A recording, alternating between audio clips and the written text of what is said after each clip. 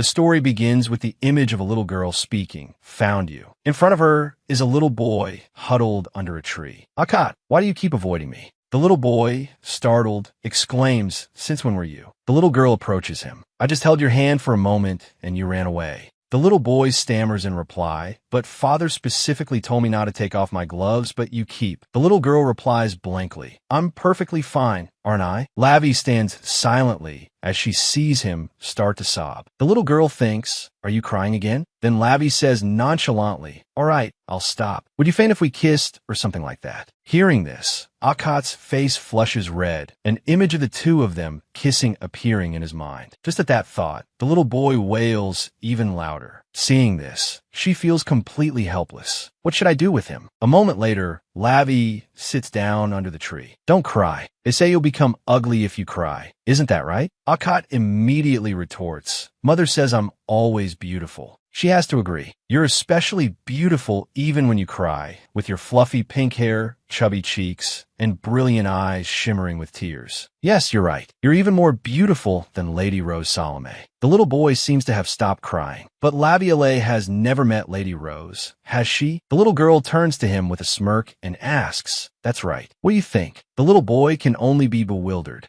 Lavi continues domineeringly, "Oh, for God's sake, stop crying before I actually kiss you." Hearing that, he starts wailing again. "Laviolette, don't say things like that." She freezes. "Huh, why are you crying even harder? I just want to make you feel comfortable." Suddenly, a pair of feet approaches. A gallant young man appears. He puts his hands on his hips and questions, "I heard crying coming from the garden, so I came to check. Are you teasing Akat again?" Lavi immediately runs over. "I didn't." Akat scared himself. He picks the little girl up and continues, "You really didn't tease him? Look at his eyes." The little girl immediately retorts, "Alan, you're my personal knight, so why are you always on Akat's side? And what about his eyes?" As soon as she turns to look at Akat, the little girl realizes they're quite swollen, aren't they? Suddenly, Alan says, "You've been acting strangely lately, my lady. Just a month ago, we were so close." "Is that so?" "A month ago, after that accident." At this mention, her face seems to fall. The little girl hugs him tightly and says, "Alan, why do I suddenly feel so cold? Can we go back quickly?" Hearing this, he becomes worried. "Oh no, this is bad. You might have caught a cold. I must get you back to your room quickly." Then he turns and asks, "Akat, would you mind if we had to walk a little faster?" The little boy is silent for a moment, but then he speaks up, "Yes, that's fine." A long while later, Lavi holds up her dirt-stained hand. "Akat, your eyes right now. They look like a rabbit's eyes because you've cried so much, you know?" Suddenly, the little girl realizes, sorry, my hand is a bit dirty. Akat says shyly, "What's important is that Laviolet's hand is injured." The little girl is still very calm. I think I just got scratched by some grass or a plant." "Why were you hiding there?" "That's the place where my brother and I usually play, so it didn't take me long to find you." The little boy asks again, "Does it hurt?" The little girl doesn't answer but asks back, "Do I look like I'm in a lot of pain?" Then she holds out her hand towards him. She says sincerely, "Then you have to hold my hand. Laviolette Daya, have a secret. This all started a month ago after I fell and lost consciousness in the garden. When I woke up again, I remembered many things. Is anyone there? Help." The setting of this world is a novel I read in my past life, and I have been reincarnated as Laviolette Daya, the younger sister of this novel's male lead, Werner Daya. And Laviolette Daya died at a very young age. Importantly, I'm also the one who causes the male lead, Werner Daya, to become corrupted, a person destined to die young. Thank heavens, Lavi, you're awake. Lavi was utterly bewildered at that moment. "What? I'm going to die at the age of 20? And I don't even remember why I died. Did I die from an illness or at the hands of the male lead? Werner, look here. Do you recognize your older brother? Are you hurt anywhere else?" She suddenly sits up, sobbing. This pathetic fate. It's truly ridiculous. Always fainting and getting bruised from even the slightest touch. This body of mine was so weak that priests and doctors were all prepared for the worst. The only way for you to live is to be extremely careful. I think so too. If you exert your body, you could be injured beyond what it can endure. And it seems it won't get any better as you grow older. Fortunately, even in such despair, there was still a glimmer of hope. Back in the present, Akat's cheeks are slightly flushed. He suddenly throws his gloves to the ground, and without a word, takes Lavi's hand. "Akat Enoch, my childhood friend. He has the power to heal people just by touching them. After he's done, he's a bit hesitant. I was told not to tell anyone else about this." As for her, she happily jumps onto the bed. I'll keep it a secret. Thank you, Akot. I wish Akot could always be with me. Hearing this, his face flushes bright red. That, every day, would be a bit difficult. I have to ask my mother's permission too. She replies, I know that's impossible. She sits on the bed and begins to ponder thoughtfully. In the original story, Akot will join the battlefield when he is 16, and he will soon meet the fated person of his life, his feelings for Werner. That's right, the novel I was reincarnated into is a BL novel. But I don't intend to interfere with the love story Akot will experience or follow the original plot at all costs. I have to live for myself first, don't I? I don't even know when or how I will die. I want to do everything I can while Akot is still with me. Lavi's mind is now filled with countless questions. I don't want to know if my beautiful and kind brother will become a prince or a princess, or what the sexual orientation of the future leaders of this empire will be. What I care about more is that I can't remember the problem I will face. It's truly lamentable. Akot asks with concern, are you still in pain? Why are you sighing like that? She replies,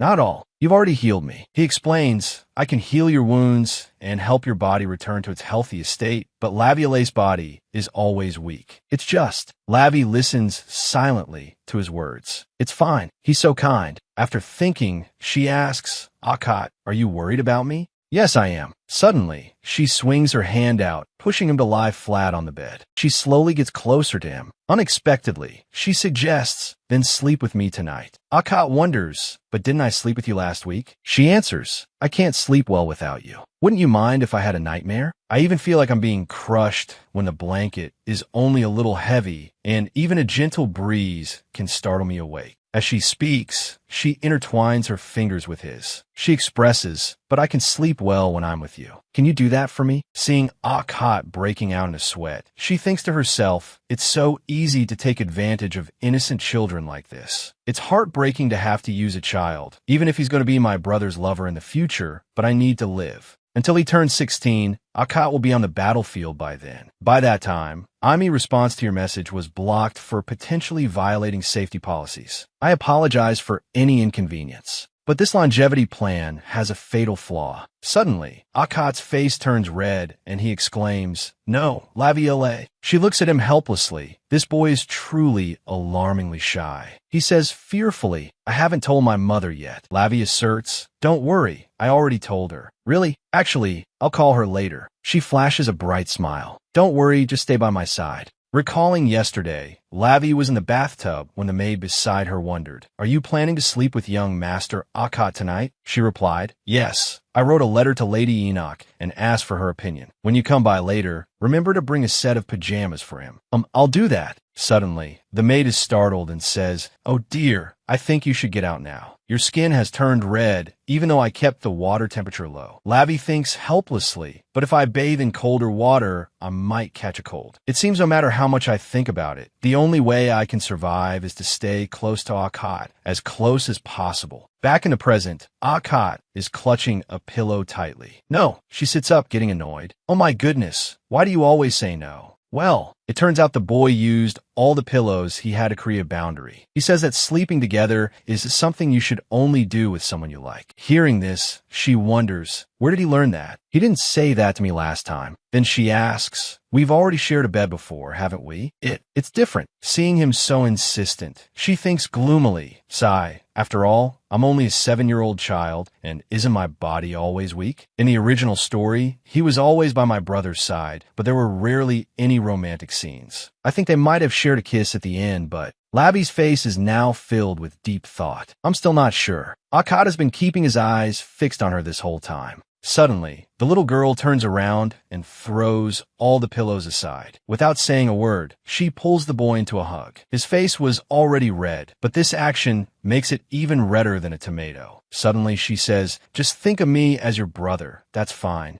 He is completely bewildered. What? I know you like him. My hair and eye color are the same as my brother's, so. At this point, he suddenly shouts, no, you're not like Werner. Lavi realizes something. Is he angry because I said I'm like the person he likes?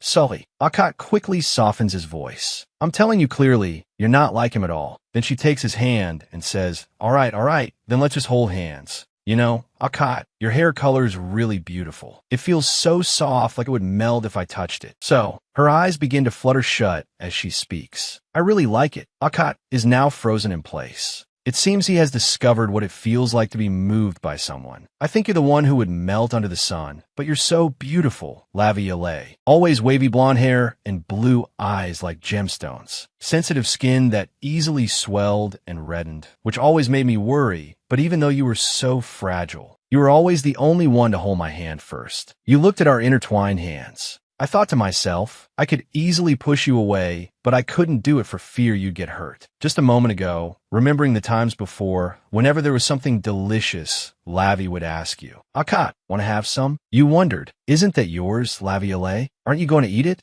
She replied helplessly. No matter what I eat, I'll just get sick quickly anyway. Hearing that, you realized, I see. Then I'll try to eat it all. After that, Lavi offered you another spoonful of food. Akat, try this.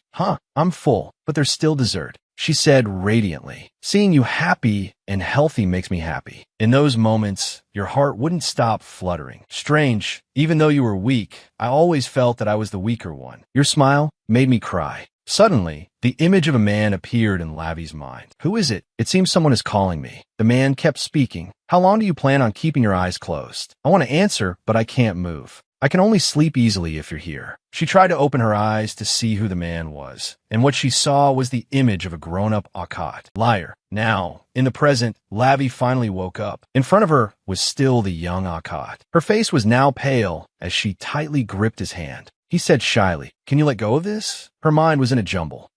I think I dreamed about something, but I can't remember. I think Akat was in it too. Akat, on the other hand, was flustered. Be careful getting up. I didn't know you would wake up. Did you wake up because I let go of your hand? As she sat up, she thought, I don't know. I should focus on reality rather than the dream. Akat kept explaining. I let go of your hand because I woke up first, but Laviolette was sleeping so soundly. Lavi questioned, no matter what, you were supposed to hold on until I told you to let go. The boy wanted to argue back. There's no way. Hearing that, she frowned at him. Akat's eyes immediately welled up with tears. I'm sorry. Laviolette, please don't be mad. Seeing this, she said, it's not that I'm mad. What's there to be mad about? Today, I was wondering what I could use to keep you here. Suddenly, her eyes lit up. She jumped up and exclaimed, that's right, I am mad. She asked with great amusement, what will you do to make me less mad? Scene change. A moment later, in a room filled with many splendid outfits and brand new shoes neatly arranged. The two of them entered this room, holding hands. Akat asked, Laviolette, did you mean what you said earlier? She replied in a sing-song voice. Akat said he would do anything. Then she chose a dress. Look at this one.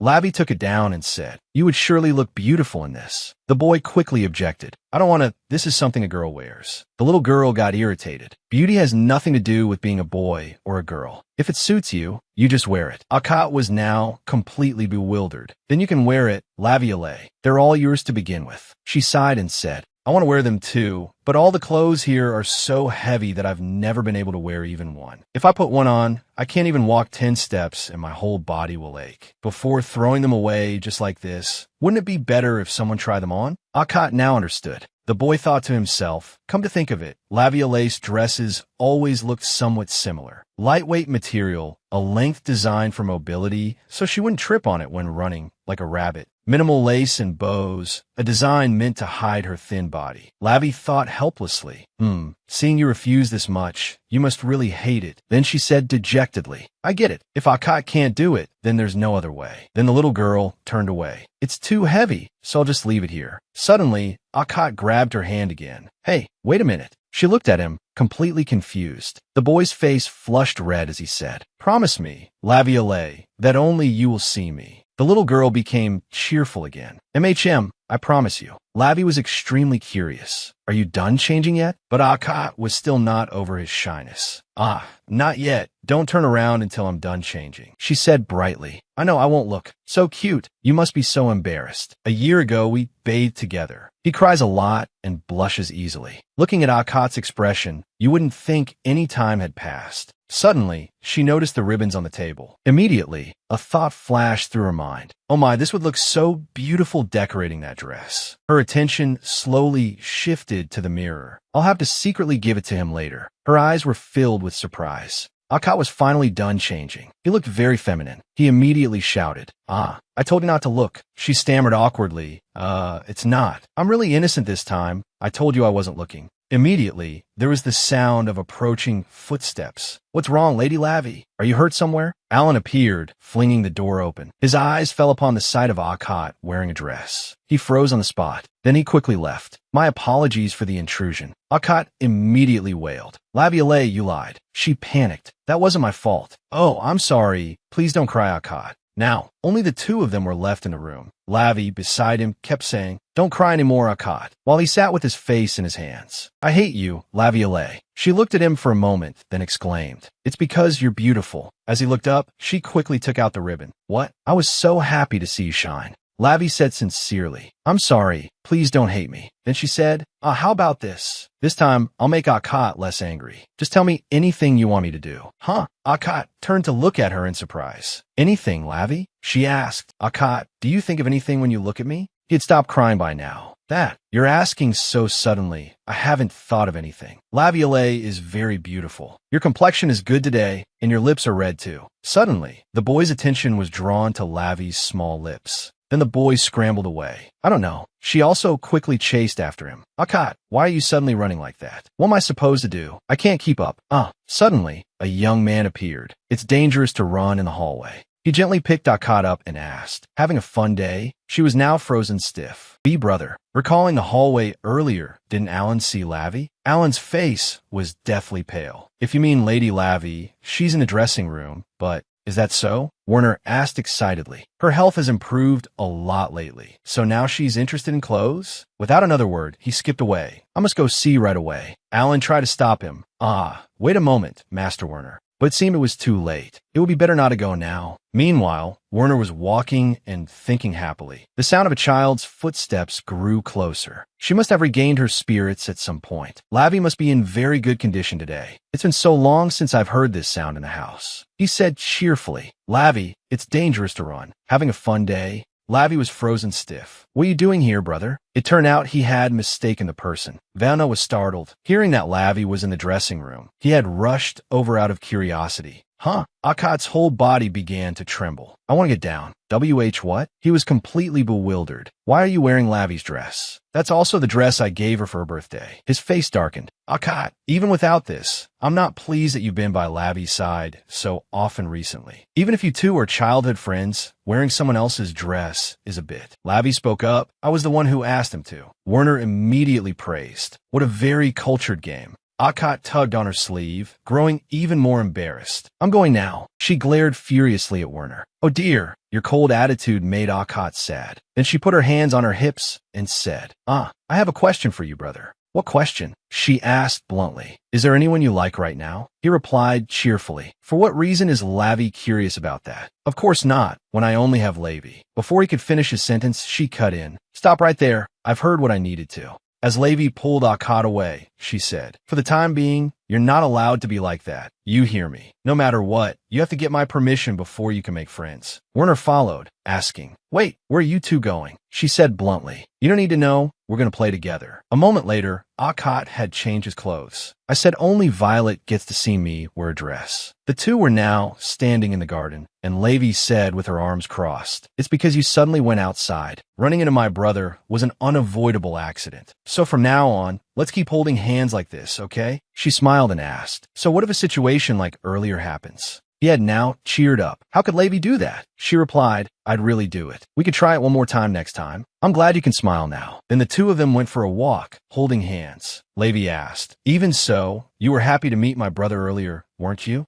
Akat's face started to cloud over again. "Why do you keep mentioning Brother Werner? I'm sure Brother Werner doesn't like me." Hearing that, she cursed inwardly. This wicked brother. My baby is discouraged again. The Akat in the novel was always one who swallowed his soul, who couldn't be touched even by a fingertip, always floating just out of reach. The person he likes won't forgive him. He'll surely be in great pain. With that thought, she called Akat's name. Suddenly, Lavi hugged him tightly. To his bewilderment, she declared, "No matter what, you still have me. You believe me, right?" She thought to herself, so that my gentle friend won't be sad, I will help you just as you've helped me as a friend. Akot replied, yeah, I believe you. The distance between their lips grew closer. Lavi wondered again, but we were just talking about wishes. Aren't you going to continue? He blushed and said, it's okay if we don't talk about it now. The next morning at the Enoch estate, his mother was in front of him. Akot, did you have fun visiting yesterday? Yes. But his expression contradicted his words, perhaps. Violet said so, but maybe you don't quite understand Violet's heart yet. You look so gloomy. You showed that side of yourself yesterday, too. Should you try again and meet her? Fedora saw this and chuckled. Lavi seemed strange indeed. Yes, she said. Look at the invitation she sent to me. Lavi seems to be very happy. She was thinking, oh my, how is her handwriting this adorable? I really want to have her as my daughter-in-law. As she said this, she couldn't see Akot anymore. So, Akot, are you still coming today? And, Akot, where did that boy run off to so quickly? It turned out he was standing outside the door. Nanny, please give me the shirt we bought last week. The servant was utterly bewildered. Why? Why are you getting it all of a sudden? That one has long sleeves, so it's being altered. The boy immediately asked, what? Then what about the shoes? Take out the brooch for me to see too. The bustling sounds continued to echo. That's right, my hair needs to be combed too. Oh, I know, just calm down. This attracted the other maids. Oh my, it's the first time I've seen Akot like this. You wouldn't know since you're always in the laundry room. He's like this every time he has to go to Marquidia's place. Spring has come for the young master too. Meanwhile, Akot was flusteredly getting ready. A moment later, the beautiful Lavi walked in the cool breeze. In front of her was Akot, now dressed in a very elegant outfit. He spoke up. Hello, Violet. Lavi exclaimed, you look so handsome today. He replied happily, Violet is also very beautiful. He thought to himself, today, I must show you my proper self. As for her, she was also having train of thought. He's dressed so nicely today. I thought he was going to a ball. Oh, could it be that my brother's reaction yesterday wasn't good? So today he has to show him this proper appearance. Then, while pulling down a blanket, she said, it's a pity, but my brother isn't home today.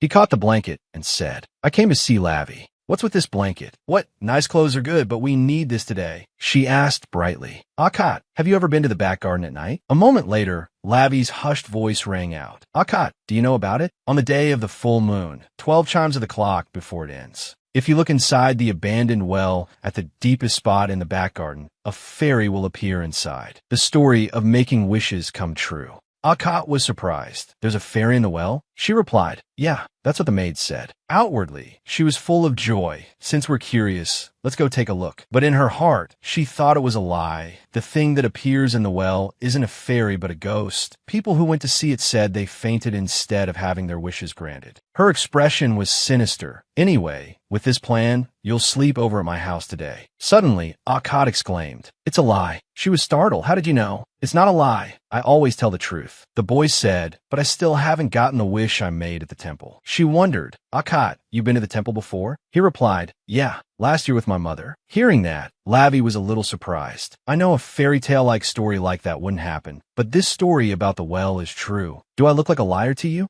That question made him turn his face away to avoid it. How much has my credibility dropped? Then she tried another trick. So, am I the only one going to meet the beautiful fairy? Since Akot is a coward, he can't come. She'll only grant my wish. Akot sighed and said, either way, we can't go at night. It's too dangerous. Really, she was now trembling with anger. Finally, she decided to play her last card. Lavi asked with teary eyes, are you really not going? I'll be so lonely by myself. Seeing that, he froze for a few seconds. Then he had no choice but to say, okay, all right, I'll go. A moment later, they both opened a door and entered a room. Lavi's voice rang out, Akot, bring the cookies here for me. He was a little puzzled. But why bring so many? The girl said cheerfully, if we wait until midnight, this might not be enough. We don't know and we'll get hungry, right? Then she picked up a glass jar of coffee beans. And the most important thing is this. But after holding it for just a few seconds, she lost her balance. Oh my, it's so heavy, Be careful. Akot quickly ran over to catch her. Both of them started trembling, their hair standing on end, unable to bear it any longer. But they couldn't stay steady, and the items fell.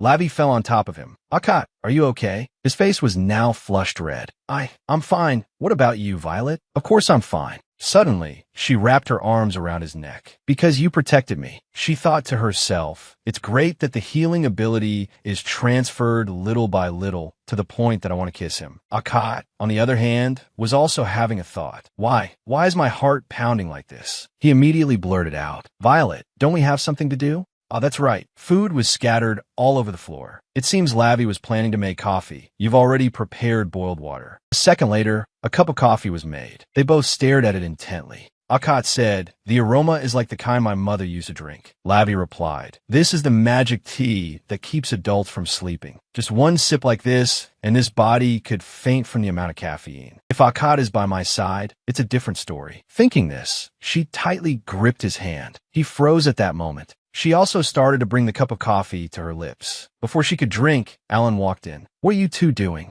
Lavi turned around in alarm. Alan, when did you get in? He was full of worry. I told you not to enter the kitchen because it's dangerous. You two come out here before I speak to the Marchioness about this. Akat felt like he was struck by lightning. Going to the Marchioness, she's angry. Now, I can't come and play anymore. He hurriedly pulled her away. We can't. Before leaving, Lavi didn't forget to tease. That's probably right. Don't come too early. You hear, come on. Alan was startled. Wait a minute, Violet. He looked at her and sighed helplessly. Honestly, since when did she become such a troublemaker? Then he took a sip of the coffee. Why on earth were you trying to drink coffee? As soon as he drank it, he spat the tea out. It's not good. At this moment, the two little ones were walking hand in hand down the hallway. Lavi said, out of breath. Akat, I'm out of breath. He was extremely worried. Sorry, we ran for too long, right? She said, you don't need to apologize. On the contrary, I actually like it. Huh, what do you mean? You held my hand until the end. If I'm with you, I can go anywhere. Those words made Akat freeze for 5 seconds.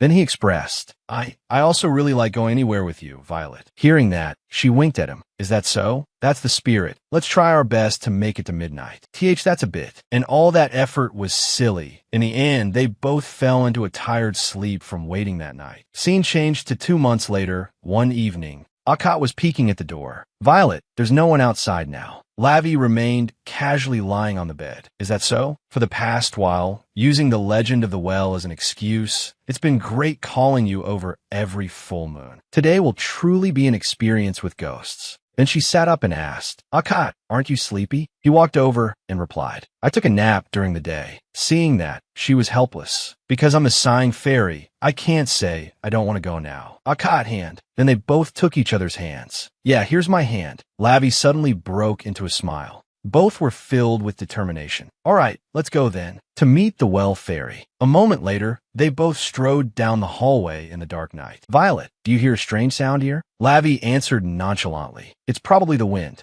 But Akat couldn't stop being afraid. Oh my hand is also unconsciously. After walking for a while, she suddenly turned her head to look. Then she said, if you're scared, just hold my hand tightly, it's okay. Or else. Her whole being now exuded an unusual beauty. Just look at me and walk. Akat was frozen by that beauty. If fairies existed in this world, they would surely have a smile like Violet's. Isn't that how they exist? Under the dark moonlight, Lavi asked, Akat, are you cold? His face was now full of embarrassment. No. Is that so? Your face is also red and hot. He said, I'm really fine. In fact, I feel hot. If so, that's a relief. Then she took her cloak and draped it over his head. It's a little stuffy, but try to bear with it. You might catch a cold. She thought to herself, the problem is that his ability doesn't connect with me. Suddenly, Akat had a question. But still, why is Violet so nice to me? She crossed her arms and answered, because your ability is special to me. He was surprised. Special? Lavi put on a pensive expression. Was the answer too vague? That's why, besides your parents, no one knows about your ability. But I know, so of course the relationship between us is very special. Finally, he understood. So that's how it is. I get it now. She continued radiantly. Because it's a special relationship, I can give you anything. Akat asked again, but even if it's something Violet treasures? While pulling him along, she replied, of course, I like you more than my toys. So Akat, from now on, holding hands like this is something you can only do with me. The little girl kept saying domineering things. You absolutely cannot do this with other friends. Okay. It made our little boy jump. Yeah, I won't do it. Lavi's heart fluttered a little. I didn't expect you to listen to me so well. I feel both guilty and praiseworthy. Suddenly she added, but it's okay with Brother Werner, along with Akat's family, including Alan, and also, as she said this, Akat's face fell. He said sadly, that's too many. Huh? she realized and said with a smile. I know. Then, only with me. He asked innocently. Really? Really only with you? Violet? She replied nonchalantly. Yeah, only with me. After speaking, she thought to herself, even if I promise this, I'll eventually have to tell Akkad, because there will be someone more important than me. After walking for a long while, the two of them finally saw the well. The night winds blew, sending a chill down one's spine. Lavi silently exclaimed, "Oh my, look at this atmosphere. This is why there are rumors of ghosts appearing." Then she urged, "Come on, make a wish quickly." Akkad, full of innocence, said, "But the fairy hasn't appeared yet." She gave a random reply. She's probably inside. But he still insisted. Violet said, "If we want to pray, we have to look inside." Seeing this, Lavi asked, "Are you really going to open it?" "I was planning to hear Akkad's wish." "All right, I'll help you too." "I can't do it. Let's just do it quickly and get it over with." After that, these two little ones started to join forces, counted to 3, and opened it. 1, 2, 3. Anyway, it was dark, so they couldn't see anything. A moment later, the well was opened, and both of them immediately peeked their heads in to look. "Violet, do you see the fairy? It seems like something is moving." And indeed, the figure of someone was looming inside. Lavi was stunned. Who's in there?" Akkad suddenly screamed. He was now extremely scared. "What? Could it be a ghost?" She quickly covered his mouth. No, it's just a bird, calm down." Then they both continued to look into the well one more time. Immediately, 2 familiar-looking pairs of eyes appeared inside. Before they could process it, Akkad's piercing scream rang out. The scream echoed all the way to everyone's rooms, causing Werner, Alan, and their parents to wake up with a start. Of course, the two of them were going to get scolded. Lavi complained. There was clearly something in the well. Werner, standing beside them, found it amusing. "Calm down, it was just your reflections." Suddenly, Alan spoke up. "That's a bit strange." "Why?" He said, "That well has been dry for a long time." That sentence made the two of them turn pale. Seeing this, Werner immediately opened his arms. "Don't worry, Lavi. If you're scared, you can sleep with me from today on." Unexpectedly, she hugged Akkad tightly. Then what on earth did we see? He froze stiff. "Fill the well as soon as it's light out." "Yes, sir." Scene changed to early the next morning. The well was being worked on by the craftsman. A passing servant was very amused. "Oh my, the ghost well is finally being filled." The two started to gossip. "What do you mean, ghost well? You don't know? There's a rumor that you can see a ghost there at night." "A ghost? How did the rumor change? It's not supposed to be that scary." "Oh my, so it was originally different?" "That's right. It's probably been so long that not many people know." "Hurry up and wash the blanket that Lady Lavi took and stop gossiping." "Hey, wait a minute. You have to tell me the rest." "The rumor is old now and has been forgotten. On the night of a full moon, before the 12 bells finished tolling, the story was that you could see the face of your fated partner in the well. So, it has always remained a mystery." Lavi was extremely panicked at that moment. "Akkad, I'm really, really sorry." Akkad covered his ears, not wanting to listen. "Violet is a liar. Everyone knows that. I'm not going to that well anymore." "All right." She was utterly helpless. "All right, now even if I wanted to go, I can't. What reason can I use to call him out now?" Scene changed to the following days. Akkad suddenly remembered the day he and she were sneaking into the kitchen to get food when she accidentally fell and he caught her in time. That made Lavi extremely grateful. "Because you protected me." That made him sigh. Suddenly, his father noticed. Sighing so early in the morning. "Akkad, is something wrong?" Akkad said hesitantly, "Father, I want to become stronger." The next day, at Lavi's mansion, her surprised voice rang out. "What?" Her expression was one of disbelief. "You're going to learn swordsmanship?" Akkad said, "Yes, I've decided to start learning from tomorrow." Unbelievable. She still couldn't believe it. "How can you hold a sword with such weak hands?" He said shyly, "I'll be able to do it if I just learn." After speaking, he fed her a piece of strawberry. "Learning swordsmanship already." Akkad is the Duke's eldest son. I've read the principles and know he's capable enough to join the war at 16, but still, it's too soon. Lavi was now very sad. "So I can't play with you anymore." Akkad quickly spoke up. "No, even so, I'll still come here often." She expressed, "Won't you be tired every day and unable to come?" He suggested, maybe once a week, but she quickly objected, once every 2 days. Every 2 days is too tiring. "I don't care. Once every 3 days. Hearing that, she sealed the deal. "Okay, then you have to come to my place once every 3 days." "Yeah, I promise." Lavi's mind was in turmoil as she thought. If we meet once every 3 days, it's the same as our current cycle. I won't have to make up excuses every time, which is actually good. Then she took his hand and instructed, "On the days you can't come, write me a letter." He was a little surprised. "A letter? We see each other often. What would I write?" She said, "Anything is fine. There will be no secrets between us. One day, I won't be able to say these words anymore. When your world opens up one day, I hope you won't forget me." She poured out her heart, because I'm the person closest to you. An indescribable feeling was now welling up inside Akkad. After that, she quickly gave an order. "Then you have to start writing tomorrow." In the following days, the two of them no longer saw each other every day. During the day, he had to train diligently. As for Lavi, she diligently wrote letters. At night, he would read them all until he fell asleep. When they met, he would look very shy as she took his letter. Day after day, they both repeated those routines. Not a day went by without letters. Scene changed to one afternoon. Akkad's swordsmanship teacher smiled and said, "You work hard in today's lesson too." Akkad hurried to the drawing room. "It seems a letter has arrived." Hearing that, his face lit up. "Yes." Then he quickly ran off. He opened the door and entered the room. The first thing he saw were two letters on the table. He happily picked them up. Violet's letter. He was full of anticipation. "I wonder what she wrote today. I always wonder what I'll do after each lesson ends." Suddenly, a stick hit his back. "You came to look at a letter?" A mocking voice rang out incessantly. "You can't even dodge something like this. Did you really attend swordsmanship class?" Akkad was a bit hesitant. Now is not the time for practice. But that boy maintained his insolent attitude and knocked the letter away. "Does a weakling like you have time to practice? The Duke said you wanted to become stronger, and that was Cade, Akkad's cousin. He always despised Akkad. But you're so slow. When will you ever get stronger? You almost lost me today." He bent down to pick up the letter. "What does that have to do with you? Stop causing trouble for no reason, Cade." Cade, on the other hand, had no manners at all. "Don't like it? Is this guy really the heir to Duke Enoch? My father shares the same bloodline, but had no opportunities and had to remain a Count of Cottony. No matter how talented or gifted I am, there's no other way but to witness this. It's so unfair.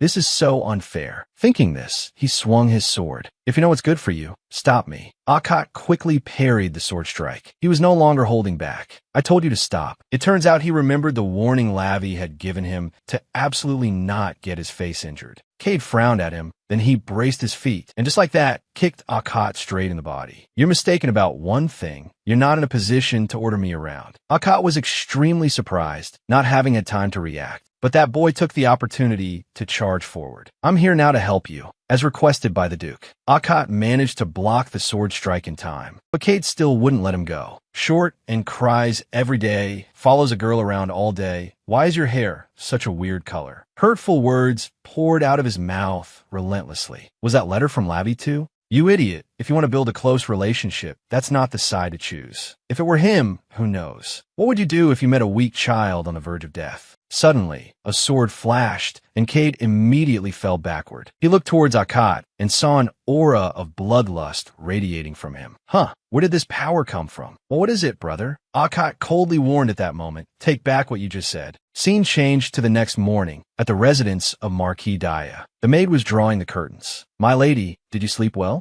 Lavi, looking exhausted, replied no. She thought dejectedly, "Because I was afraid of catching a cold. I pulled the blanket up to my neck and couldn't breathe all night. My limbs are numb, and my head hurts too." She sighed helplessly. The image of Akkad by her side every night appeared in her mind. "If Akkad were here, I would have been able to sleep well." After that, she slowly got out of bed, her face no longer sad. "Still, it's okay because I can see him today." Suddenly, a moment later, Lavi slammed her glass down on the table. "What?" The words hit her like a thunderbolt. "Akkad can't come?" Werner replied. "Yeah, only a letter came instead." She quickly snatched it. "Where? Let me see." The letter read, "Sorry, Violet. I can't come for a while due to some reasons. Your friend, Akkad." Lavi couldn't believe this truth. "Reasons? What reasons? Is swordsmanship training that interesting? Have you discovered your hidden talent? You're so engrossed that I've been cast aside, right? This isn't fair. I want to see Akkad practice swordsmanship too." Then she spoke up with a request. "Brother, I want to go to Akkad's house to play." Werner didn't seem like he would allow it. Just thinking about riding in a carriage is tiring enough to make one sick. According to the maid, "You didn't sleep much last night, did you? Just lie down and sleep obediently today." And so, she could only lie dejectedly on the table. In the end, all she could do now was write a reply. "I'm in the mansion every day, so there's very little to write about in a letter. Why is Akat's letter so short? He didn't even write a proper reply. Lavi looked out the window, thinking, I hope Akat comes here soon. If you don't come, we can't meet. At the same time, at Akat's mansion, young Master Akat, there's a letter from Marquis Daya.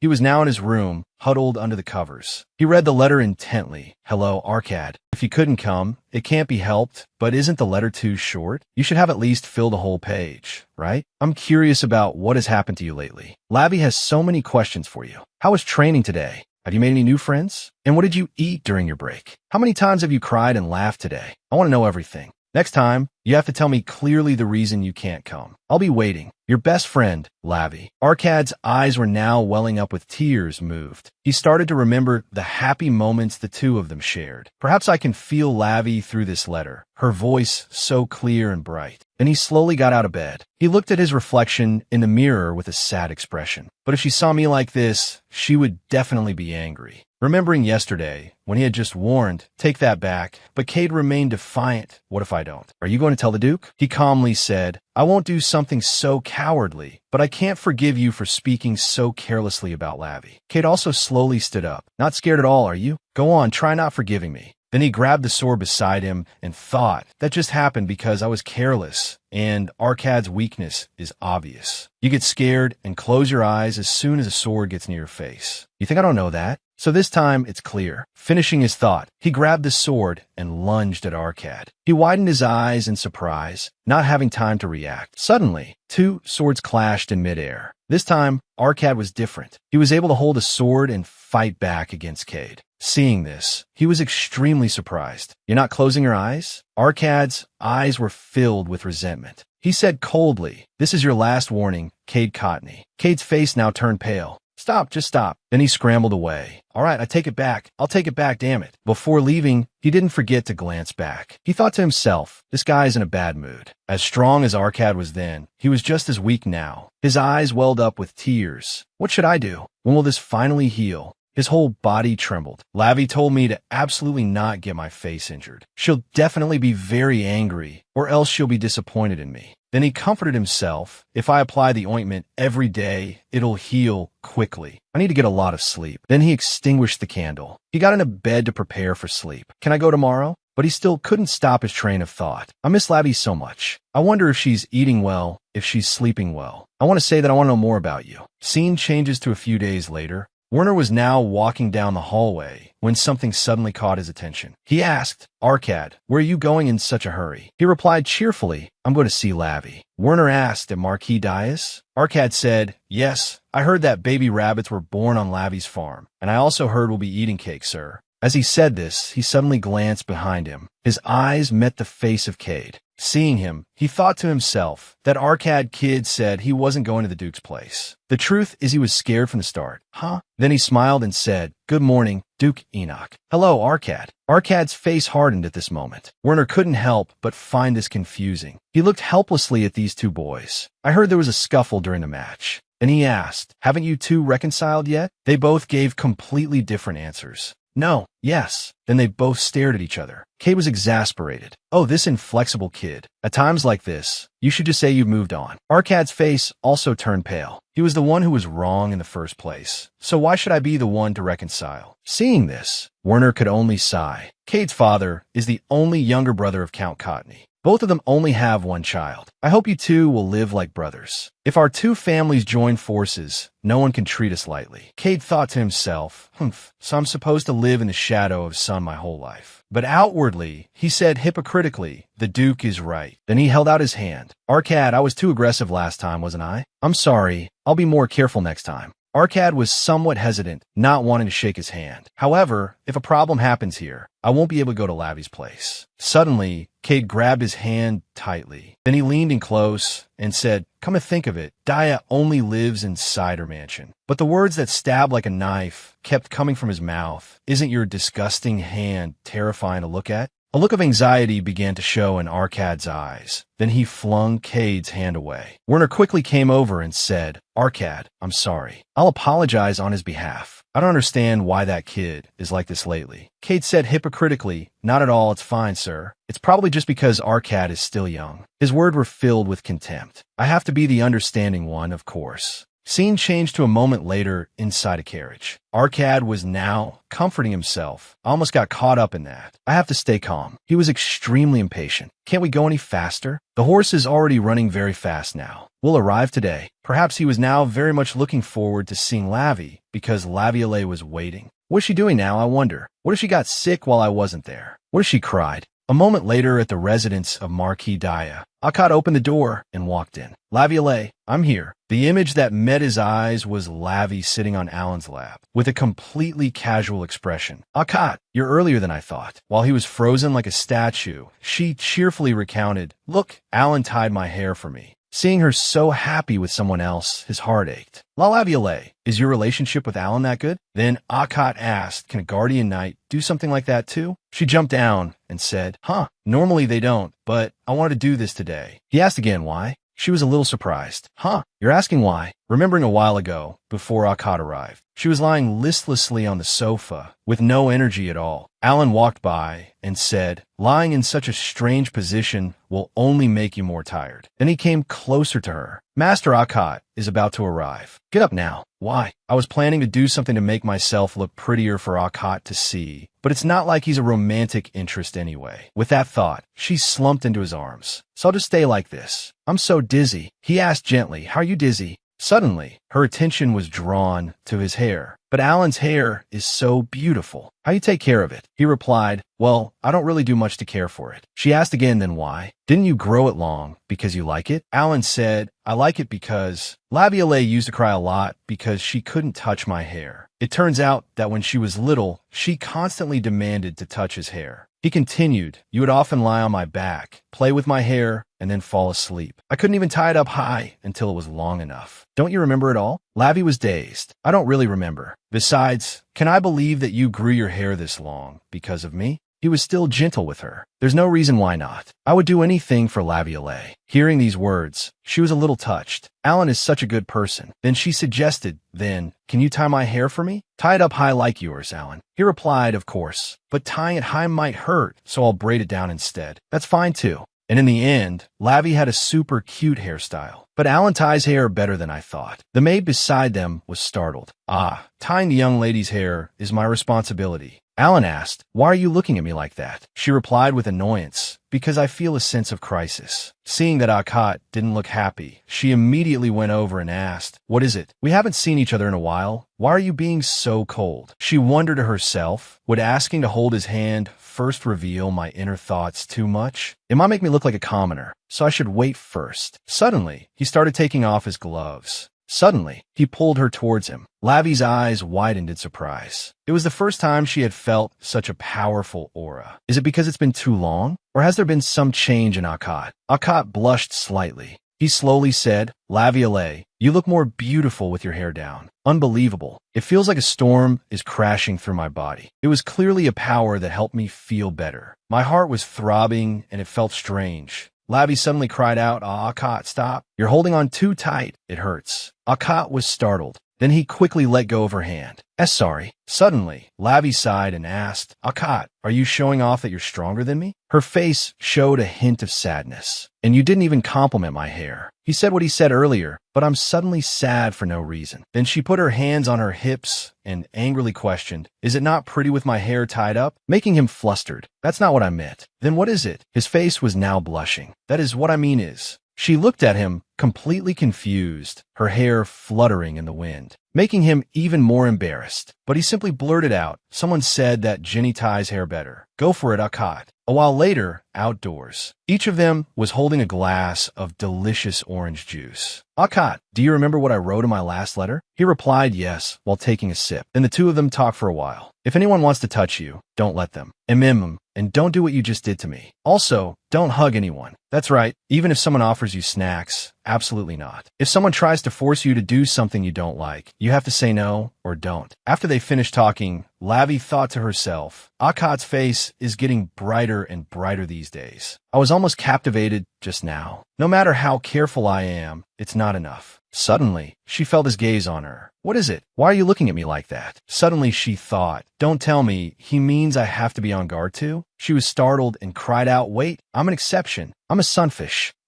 No, I'm her best friend, so it's okay. Akat put his glass down. He said, "That's not why I was looking. You just told me not to do all those things. But why does Laviolette get to hug anyone?" Her eyes were filled with confusion. He looked at her with sparkling eyes, making her flustered. "Look at him, using that face again." Akat said, "You did the same thing to Alan just now." She was startled. "What? So anyone, even Alan, is okay?" Her expression darkened. "Ah, no. I mean, you have to be careful with the wolves targeting Laviolette. Do I have to set an example too?" Alan was still standing by the tree, watching over her. Lavi said, "But Alan is my escort knight." She still didn't understand what he meant. "You pulling my hand is even more of a problem. How could you just do that without saying anything?" Alan, standing to the side, thought the young lady often does that to Akat too. Then she continued, "No matter how happy you are, getting that close to someone's face is a big deal. I'm fine, but normally it would be misunderstood. It's an expression of joy." Akat now looked sad. "But," she said bluntly, "Akat, Alan is fine." He wondered why. She answered without a hint of hesitation, "Because he's handsome."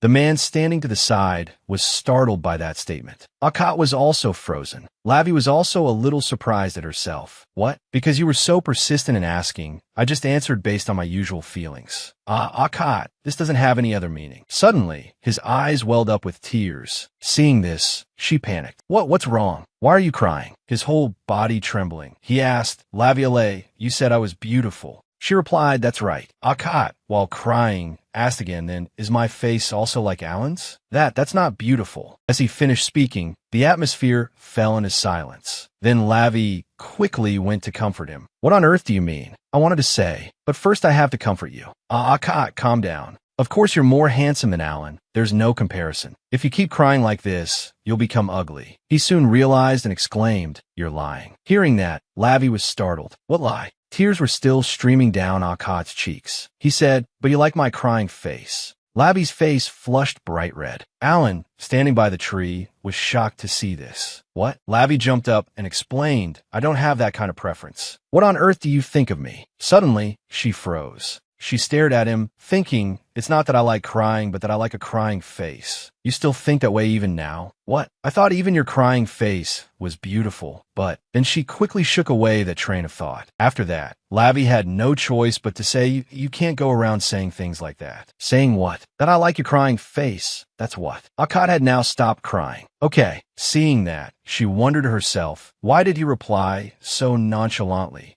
I have to be careful. What if Akat says something like that in front of Duke and Duchess Enoch? Thinking this, she affirmed, "Really, you have to promise not to say that. This is a secret promise between just the two of us." Then they both held out their hands and made a pinky promise like an eternal vow. "Okay, Laviolette, but you really do like it." Scene changed to when the sky turned to night. Lavi was sighing in relief. She was extremely excited. "Phew, finally, I can sleep together with Akat." "Akat, are you asleep already? You haven't even taken off your gloves." She was about to take his hand when Akat suddenly flung her hand away. This left her extremely confused. "Why are you suddenly like this? During the day, just holding hands was fine. Was it because you were in pain earlier? We can just hold hands gently and sleep." Her heart was in turmoil, and this was really her limit. "Today, I want to hold your hand and have a good night's sleep." Akat sat up and sighed. He recalled Cade's words from that morning. "If she sees your disgusting hand, she will surely be horrified." Then he spoke up. "Today, my hand isn't pretty. They said it's ugly. If Laviolette sees it, she definitely won't like it." Lavi's voice dropped, which greatly surprised him. She asked, seething with a murderous aura, "Who was it? Who said that to you?" Seeing her attitude, Akat was stunned. He broke out in a sweat, thinking, "La Laviolette, this is the first time I've seen you with such a terrifying expression." Then he answered, "It was my cousin." She was furious. "Who is your cousin?" "Cade Cotney, 2 years older than me. We're learning swordsmanship together." Hearing that, Lavi immediately realized, so during the time I couldn't meet Akat, a fly like this was buzzing around?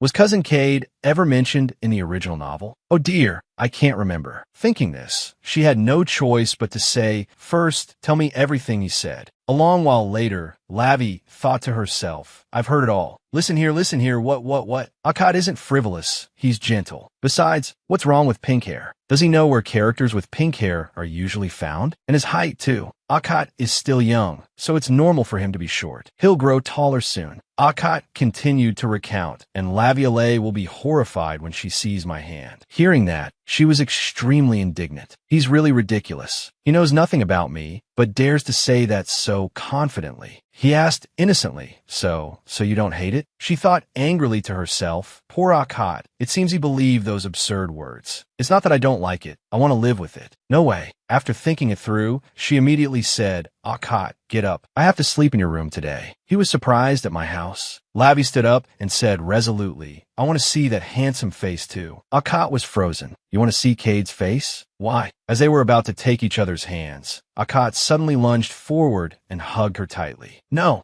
She was startled, and they both tumbled onto the bed. Lavi sighed in relief. Good thing it was on the bed. I almost got hurt. Then she asked gently, it's not that you don't like it, but that I'm not allowed? Akkad's eyes began to well up with tears. You're not allowed. Cade Corney, the first son of Count Corney. Everyone who met Cade liked him. A mature child with neat hair and a fitting smile. Excellent in swordsmanship and outstanding in his studies. Assuming it's not because of my power is a special phrase attached to him. Even if he behaves badly towards me, to everyone else he is still a good and kind child. It doesn't matter that other people like him. Seeing him like that, Lavi was extremely puzzled. Why not? He thought silently, but if even Laviolette feels that way, it's truly sad. Then he spoke up. I don't know, I just don't like it. Can you sleep here and then go? Lavi thought to herself, he's just crying. He's so kind-hearted. Then she had no choice but to reply, then I'll endure it today and go next time. Suddenly she exclaimed again, instead. She took his hand and proposed, take off your gloves.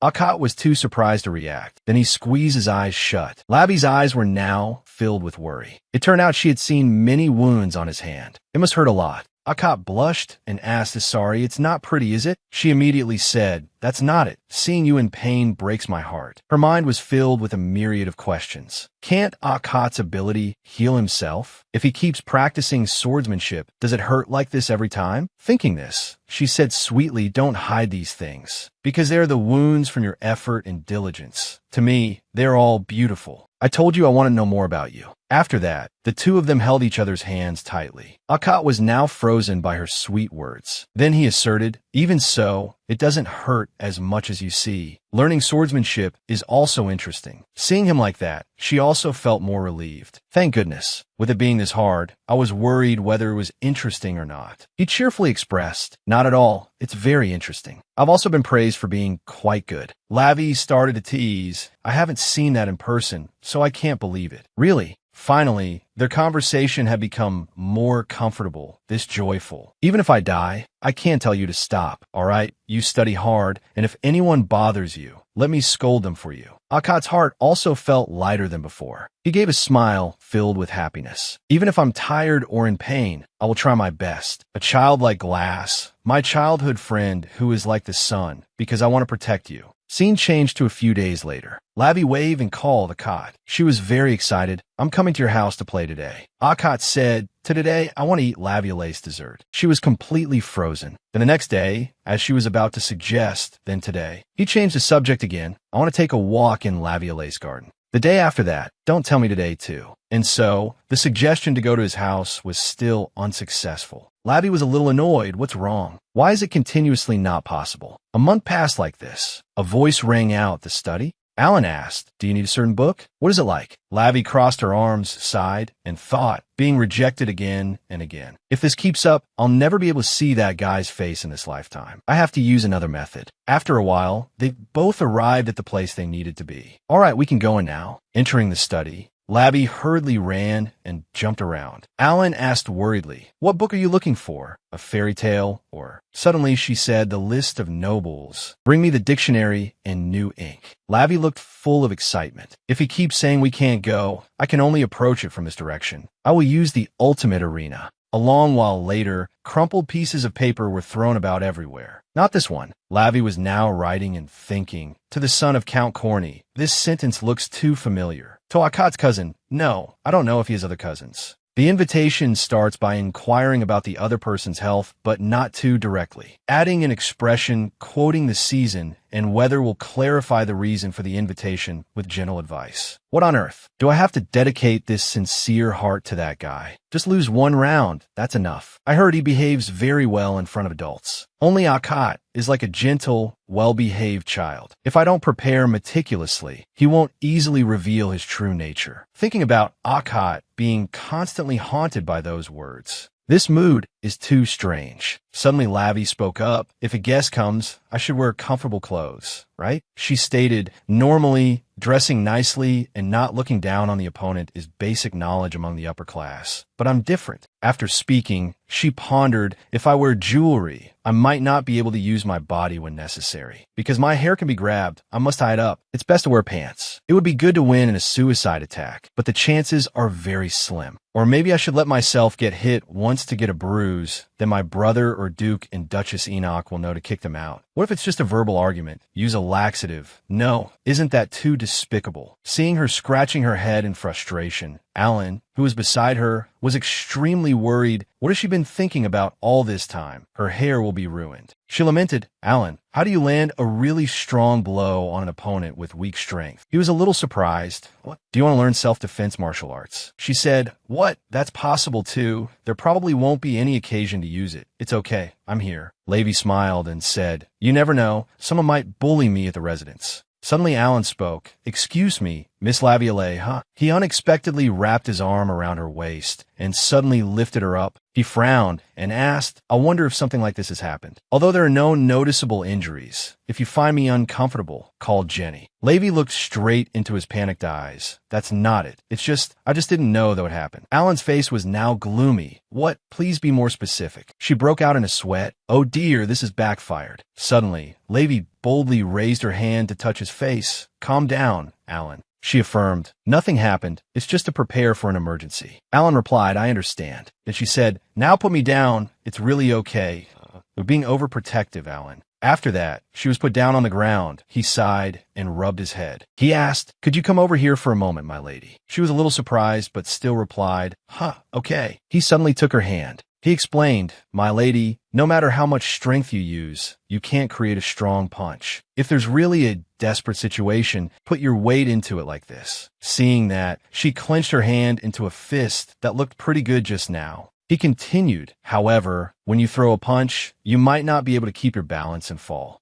Fall, is this really self-defense? He hesitated a little. Normally it's supported by leg strength, but hearing that, her face fell. I guess I can feel myself falling even if I can't do anything with this body. Then she turned away sadly. I want to rewrite the letter. Seeing that, Alan had no choice but to continue, well, if the opponent is a man, then between the legs. He suddenly covered his mouth. What am I saying? She turned and asked, what was that? He quickly waved it away. What I just said was a slip of the tongue. Miss Laviolette, you don't have any strength at all, so please stop. Then he walked over to comfort her. Anyway, don't worry. I will absolutely not let you have to do that. So it's not necessary to learn this. She replied, what I have now is enough. Alan now felt more relieved. Miss Levi. She chuckled inwardly. If it's a man, then between the legs, that's enough. He, on the other hand, thought differently. Thank goodness, she must have understood. A moment later, the trash can was filled with paper. Lavi stretched. Good. It's written. I have to ask Jenny to send it later, and Alan has gone to get snacks. Suddenly the books on the table fell. She sighed in frustration and bent down to pick them up, always causing trouble. She suddenly saw something. The family tree of the imperial family. Prince Felix and Crown Prince Jocket. In the future, these two powers will clash with the main character in the middle, my brother Winter. In the end, my brother will join hands with Prince Felix, the opposing side who is often in conflict, to drive out Crown Prince Jocket and Salome. And the person who helps pave that path is Arcad. He participated in wars since he was young. Those hands have been stained with a lot of blood. If I think about the Arcad of now, it's unimaginable. Duke and Duchess Enoch loved and cared for the current Arcad. So how could their only son be sent to the battlefield? Lavi was now scratching her head in frustration. I can't remember any of the important things. Then she looked up at the sky and thought, the novel and the present are so different that I can feel the distance. Sometimes I also think that unfortunate future is not actually a dream. It's the fanciful illusion of a child. If it were really like that, how great it would be. His future will be full of storms, Arcad's unhappy life. I don't need to worry about my own end. If I could become an adult. Scene change at the Enoch residence. An invitation has been sent from the Marquis's carriage. Arcad wondered, why is that? Lately, even though I haven't sent any letters, I've been visiting frequently. Then he said, yes, give it to me, but the butler said, this time it's not for you, Arcad, this is for Cade. He was struck as if by lightning. Sent to Cade, son of Count Cottony. While Cade was reading the letter, he happened to see Arcad. He turned to ask, "Why have you been following me all this time? Are you that curious about the contents of this invitation?" Arcad turned his face away and said, no, I was just heading in this direction." Seeing that, he narrowed his eyes. Then he turned away cheerfully. "Then I'll continue reading by myself, since day has sent it to me." As for Arcad, he was sighing worriedly. He thought to himself, that Arcad, so proud of knowing how to use a sword lately. Look how flustered this letter makes him. He doesn't seem very confident. This is interesting. Suddenly Cade spoke. I'm so thirsty. If someone brought me a glass of lemonade, I'd be willing to let them see it too." Arcad heard that remark. A moment later in the kitchen, "Lemonade?" The maid said, "If you ask a servant, they will bring it to you." Arcad said, "I was just passing by." "Well, here it is, young Master Arcad."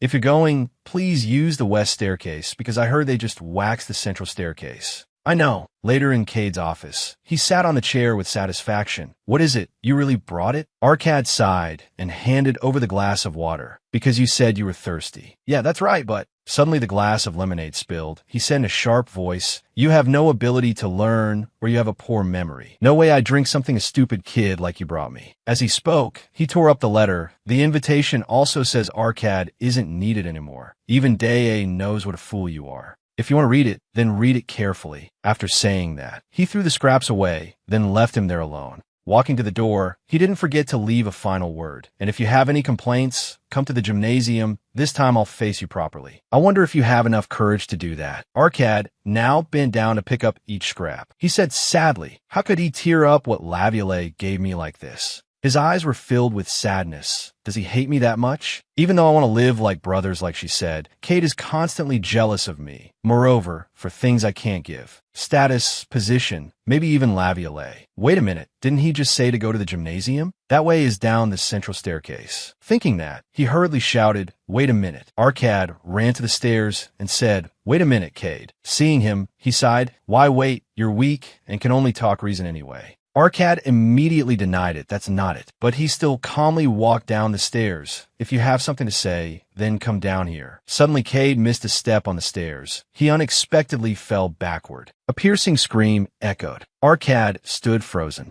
and Cade cried out in pain, damn it, it hurts. It hurts so much. Why the stairs?" He, on this side, was extremely worried. "Wait a minute." Suddenly, Cade said it. "This guy, I get it." Arcad affirmed, "No, I was just trying to help." He yelled, "Don't laugh. You deliberately told me late. You want to see me writhing because of a torn piece of paper, didn't you?" Seeing that, Arcad was lost in thought. It would be a lie to say I didn't hesitate. "But Cade, you dislike me no matter what I do." In that case, thinking, he finally spoke. "All right, maybe you already knew." Arcad's face was filled with sadness. "My memory isn't very good. I won't be friendly with you anymore either." The sky tonight let out a downpour. Lavi stood by the window, exhausted. "Oh dear, it's raining so my whole body aches." The invitation arrived safely, right? Suddenly there was a knock on the door. She rushed out. "Who is it?" She opened the door and said, "I'm going to sleep right now." Her eyes met Arcad's face, which was covered in rainwater. Lavi was startled. "Arcad, what's the matter at this hour? Why are your clothes so wet? Did you get caught in the rain? Hurry, a towel." He suddenly held out his hand, then hugged her tightly. She was utterly surprised. With tears welling in his eyes, he said, "Don't hate me, okay?" At the same time, over at Cade's place, he was shouting, "Father, why do I have to endure this? We obviously can't let Marquis d'A go. When my leg heals, I will reply to Marquis d'A." But his father snapped, "Stop it." He was still indignant. "Why? Isn't having a relationship with the Marquis good for us? I could do better than Arcad." Count Cottony turned around angrily. "Be quiet. This is the Duke's residence. What if someone hears?" Seeing that, Cade could only fall silent. A second later, the man's face turned sinister. "Don't worry. This father is not giving up. Everything has its principles." At the same time, over at Lavi's place, there was a hot cup of tea. "Tell me why it's like this." She was now extremely worried. "There must be a reason for you to say that at night, right?" She wondered, did he get into this state right after I sent the letter? Thinking, she asked, "Could it be because of your cousin?"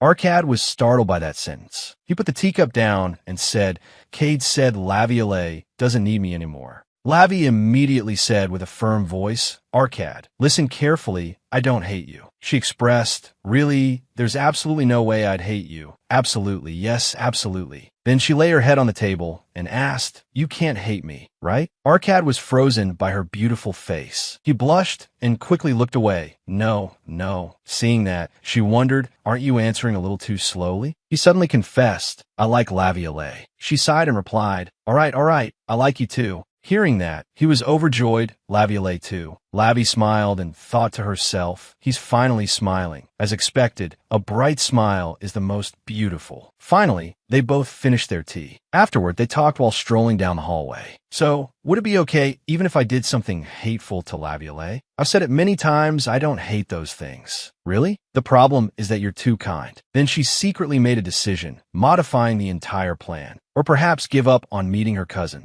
"This is what I want to do for Arcad, but what's the use if he's uneasy? If that guy makes him cry, I'll make him laugh even more." A moment later, Arcad brought her a flower wreath. She was extremely surprised. "Oh my, did you make this yourself? It's so beautiful. It would look great on Laviolette." As for her, she was only holding a small flower, her expression a bit awkward. "Arcad, lower your head." "Okay." Then she pinned the flower onto his hair. Lavi also placed his wreath on her head. "If we both do this, it's like we're a couple. It's nice, isn't it?" She looked extremely happy at this moment. Even if nothing special was happening, it was good as long as Arcad was there. One day, lying in a sunny spot, watching him read a book. And one day, listening to the sound of rain and falling asleep leaning on each other. In the end, they held hands every day. One night, without the usual nightmares, I had a feeling that this peace would last forever. And so, 2 seasons passed. Alan was extremely exasperated at this moment. "Lavi, where's she gone off to again?" Seeing this, the maid chuckled. "You've worked hard today." He turned and sighed, saying, "Don't say it. The moment I turn away, she's out of sight. I'll grow old as Lady Lavi grows healthier." The maid replied, "Even so, it's a good thing." Looking at the current Lady Lavi, the old days seem like a lie. Her height and weight have clearly increased. Her complexion has improved so much, and she has become very beautiful. Meanwhile, over here, Lavi was up to something. She really couldn't be seen. She kept calling out, "If that's the case, then don't let me hear your voice." Arcad walked over indulgently. "Be careful, you'll get hurt that way." She was startled and turned to chide him. "You're so mean. I just saw you, and you're already here." With sparkling eyes, she said, "I'm curious what they're doing at the festival. I'll just take a little peek over the wall." He was still insistent. "Even so, you can't. If you want to go out, you just have to ask for permission properly." Seeing this, she immediately put on a sad face. "I know it won't be allowed. Arcad has changed. I've been playing at Arcad's house for 2 years. Now, no matter what I do here, it doesn't feel new anymore." As the days went by, we became familiar with each other. Meanwhile, Arcad had grown much taller and more mature. Arcad then held out a purple flower and explained, "Even though it's a festival, there's nothing special. They just hang flowers on the parade floats of distinguished guests from other countries, and that's it. If you want to see it, I'll pass on a message for you." As he spoke, he pinned the flower onto her clothes. Lavi looked up in surprise, "But it will still be the same, for sure." As she took his hand, he asked, "Of course, you'll play something else instead of going out, right?" She looked at him with sparkling eyes. "What should we play now?" She answered enthusiastically, "Let's play hide and seek. What do you think?" A moment later, Arcad was standing with his face to a tree trunk. 19:20. "Lavi, are you done hiding?" "Over here." Lavi was extremely excited. "Not yet, not yet." She was busy doing something. "Silly Arcad, I knew you would stop me, so I prepared in advance." She put on a cloak, then crawled through the doggy door. "Just this once. After I come back, holding Arcad's hand will be enough. If I bring back things that are only sold outside, Arcad will surely be very surprised. That expression will definitely be very cute." The scenery seemed to continue day after day. The sadness of the anxiety within it was gradually disappearing, feeling the warmth surrounding me, compared to a distant dream. "Just a little peek. I'm getting confused like this." Suddenly, panicked voices echoed in her head. "She's been found. Is Lavi safe and sound?" She drowsily wondered, "It's so noisy. Where is this? Am I home?" Meanwhile, everyone was anxiously worried. Oh my goodness. "Priest, call the priest here. She has severe bleeding. Bring hemostatic medicine and bandages here." "Yes, I'll bring everything we have." Seeing this, she thought with difficulty, "Why is everyone acting like this? Their shouting is giving me a headache." She wanted to tell everyone to stop, but she couldn't even move a finger. Her mother and brother were even more worried about her. What kind of grudge do they have against this child? "Mother, please calm down. Lavi will be fine." Arcad was hiding behind the door when suddenly a hand tapped his shoulder. "You can't be here, Arcad." He immediately turned and asked, "But can I just see Lavi's face for a moment?" Alan said, "She hasn't regained consciousness yet, so it would be better to see her later." His face was extremely sad. "Can't I just check on her condition?" But Alan could only say, "The priests are coming. Young Master Arcad, please go home. And I'm sorry about earlier." With that, Arcad dejectedly got into the carriage. He sat there alone, endlessly blaming himself in his heart. "It's all my fault." A few hours earlier, Arcad was searching for her during their game of hide and seek. He kept calling out, "Lavi, I can't find you. Come on out." He stood there looking around, but no matter how hard he tried, he still couldn't find her. It's strange. Hiding inside the mansion is against the rules. Suddenly, his gaze hardened. He accidentally saw the doggy door. His complexion also paled. Could it be? Arcad said in a panic. Did Lavi go outside? Hearing that, Lavi's mother jumped to her feet. "Out? When did she go out?" "I think an hour. No, about 2 hours ago. She probably wanted to play with me and was waiting." He felt extremely guilty. "I'm sorry." She hugged him tightly and said, "No, thank you for telling me. She probably couldn't have gone far, so don't worry too much." A moment later, Lavi's wardrobe was being rummaged through. Alan asked, "Do you know which of the young lady's outfits is missing?" The maid replied, "The cloak with the white flower. I remember we bought it last week." Arcad could only stand there and watch the adults search desperately for Lavi. Cases of being cornered in a dead end in a busy alley. Because it's a festival, the crowds are huge. There are a lot of people gathered in the capital right now. She didn't run into a bad person, did she? Alan said urgently, "Maximize the number of searchers. I will also go out immediately." Seeing this, Arcad went over. Alan, wait a moment. I'll go with you." He said, "I told Lavi about the festival. I know exactly what clothes she's wearing, so I can help." Alan refused. "No, it would be very dangerous for you to go searching, young Master Arcad." He still insisted, "Don't worry. I know the capital well. It's geography, and I can use a sword too." Seeing him like this, he frowned and said, "No, leave this to the knights. No matter how strong you are, Arcad, the fact that we are the ones who protect the young lady does not change. Right now, I don't have enough time to protect you. Since there's nothing you could do to help, please do me a favor and go back." After saying that, he turned and left, leaving Arcad standing there stunned. The words from just now kept echoing in his head. "Leave it to the knights." He thought sadly, "I said I wanted to protect Lavi, but I can't do anything at all. If only I were a knight too." At the same time, on Lavi's side, she was standing in front of the wall, thinking, what's out there? The scents, the music, it all came from the other side. A desire for a place she herself could not set foot in. "I can't be satisfied with just the scenery described to me. I want to see it and talk about it. I also know it's not allowed because it's dangerous. I only plan to take a quick look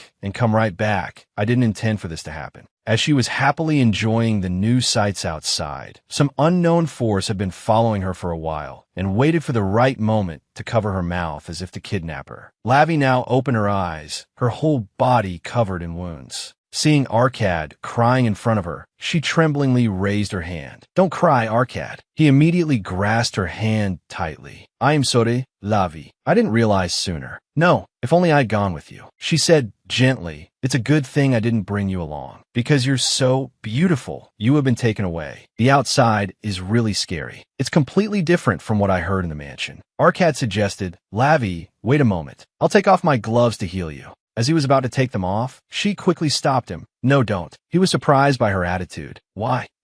Lavi asked, "Are you angry?" Arcad burst into tears. "I'm the one who did wrong and got hurt. Why would I be angry at you?" She said, "Then why are you like this? Hold my hand. I don't know about small wounds, but this wound can't heal quickly." Hearing that, he was stunned for a moment. Then he said worriedly, "But Lavi, you look like you're in a lot of pain. I don't want you to be in pain. How could there be such a kind child? To me, Arcad was just one of the characters in a novel. I am Arcad's important friend, and I dragged you around to recover my body." Thinking this, she raised her hand and patted his head. "You don't cry often anymore, but today everyone is crying." Lavi comforted him. "Don't worry, I can bear it. Another priest will come tomorrow, so it's okay." As she spoke, a lot of blood started flowing from her mouth without her realizing. Arcad cried out in panic, "Lavi, your lip is bleeding." She said helplessly, "It's not just 1 or 2 places that are bleeding, so don't shout like that. Can I really not recover completely?" "No, this story ends here." Lavi sighed and thought, besides, even for Arcad, it's not hard to heal these things. Suddenly Arcad asked, "Not even just the lips?" She was extremely surprised by that question.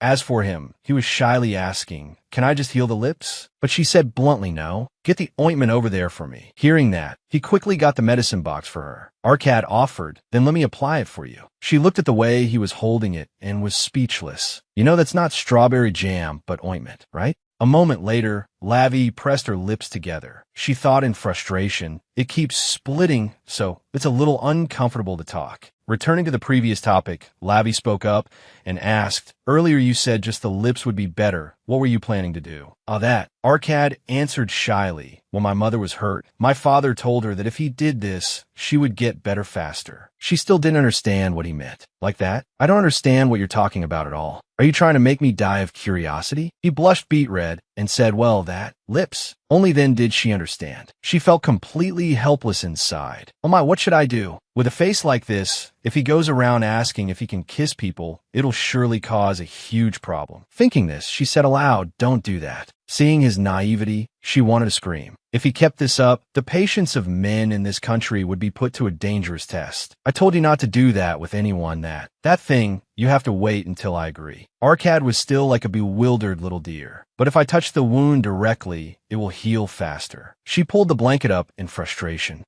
Let's meet when I'm better. I'll have to train you properly." On the table now were medicine vials and blood-soaked bandages that had just been changed. Arcad sat there in silence, while Lavi had closed her eyes and fallen asleep. As he was about to reach his hand toward her, he suddenly stopped. He thought sadly, "I'm sorry, Lavi. I will quickly become stronger. I will become someone who can protect you." And in the days that followed, her wounds gradually disappeared. Her expression looked uncomfortable. In her dream, she saw the figure of her older brother with a woman. Her brother's expression looked incredibly cold, and images of her brother diligently taking care of her constantly appeared in her mind. Seeing this, she told herself, "Don't worry, brother, this won't kill me. Today, I can't let Arcad lose a friend." Suddenly, the maid came over and woke her up. Lady Lavi, "I'm sorry for waking you. It's time to change your bandages." Lavi woke with a start. She raised her hand and began to change the bandages. The small wounds had healed a lot. She looked at her hand in bewilderment. "Thank you, Jenny. What did I dream about? It seems like it was a memory from the original story, but why was I sick?" It seems the cause was coming back from somewhere. It was clearly related to Arcad. Suddenly, Arcad's sad expression appeared in her mind. She clutched her head and screamed. Lavi was now extremely worried. "Jenny, I have to go to Arcad." The maid immediately held her. Why are you suddenly saying that?" "Master Werner said you're not to leave the room until you're fully recovered." Her hand trembled as she said, "That's not important right now." She insisted, "Hurry, there's no time. I have to see Arcad." At 16, I remember the reason Arcad had to join the war. A few years before that, Arcad's uncle had staged a carriage accident and killed Duke and Duchess Enoch, then seized the position of head of the house,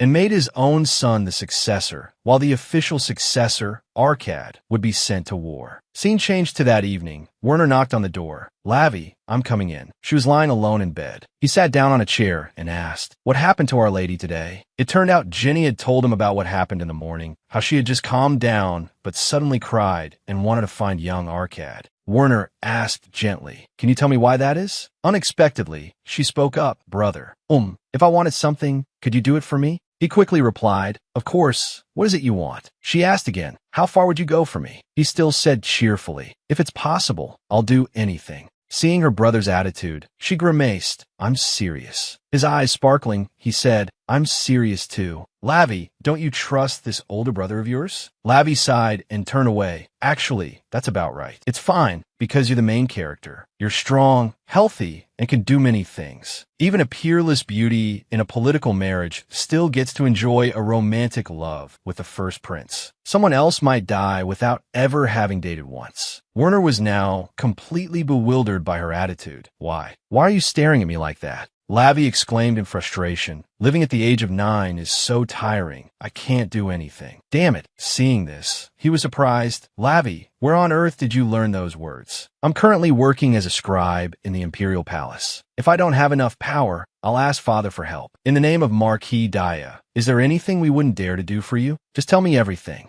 Her expression darkened. "Really?" She turned and asked, "Even if I ask you to get rid of someone?" Hearing that, Werner was extremely puzzled. "Get rid of who?" His eyes narrowed. "Lavi, don't tell me you." Seeing her brother's reaction, she wondered, I must have brought this up too hastily. He asked naively, You're not asking me to get rid of Arcad, are you? She was startled. What? Then he quickly scratched his head and laughed it off. Good, it's not him. I wonder if you two had a fight? She thought in annoyance. Do people normally have such cruel thoughts when they fight? Werner asked again. Then who is it? Lavi replied. No, I'll tell you later. After that, he held out his hand and said, All right, then let's promise. You have to tell me later. I don't tell you everything either. No, wait, there's nothing I wouldn't tell Lavi. Lavi retorted playfully. How can you say that? For example, when will you have a political marriage? Lavi, who told you that? She got carried away and continued speaking nonstop. By the way, the odds are bad. Even if it's a political marriage, you have to love and respect the other person otherwise. Reaching this point, she quickly covered her mouth. She immediately pulled up the blanket. I unconsciously said too much. Oh my, I'm suddenly so tired. I have to sleep now. Werner gently placed his hand on her blanket. Whether it's a political marriage or an opportunity, Lavi won't be doing anything worrisome, so don't worry. He said warmly, Sleep well, Lavi. Lavi now thought with a somber face. He treats me so well. Why was there a wind blowing in the novel? After a while, Werner was still sitting there, looking at her. She wondered, Isn't it time for you to leave? He replied with sparkling eyes. That's right, but on second thought, I'm still worried. Suddenly, he suggested, Lavi, sleep with me tonight, okay? She was horrified. No way, it's too inconvenient. If I thrash around in my sleep, I might die. As she spoke,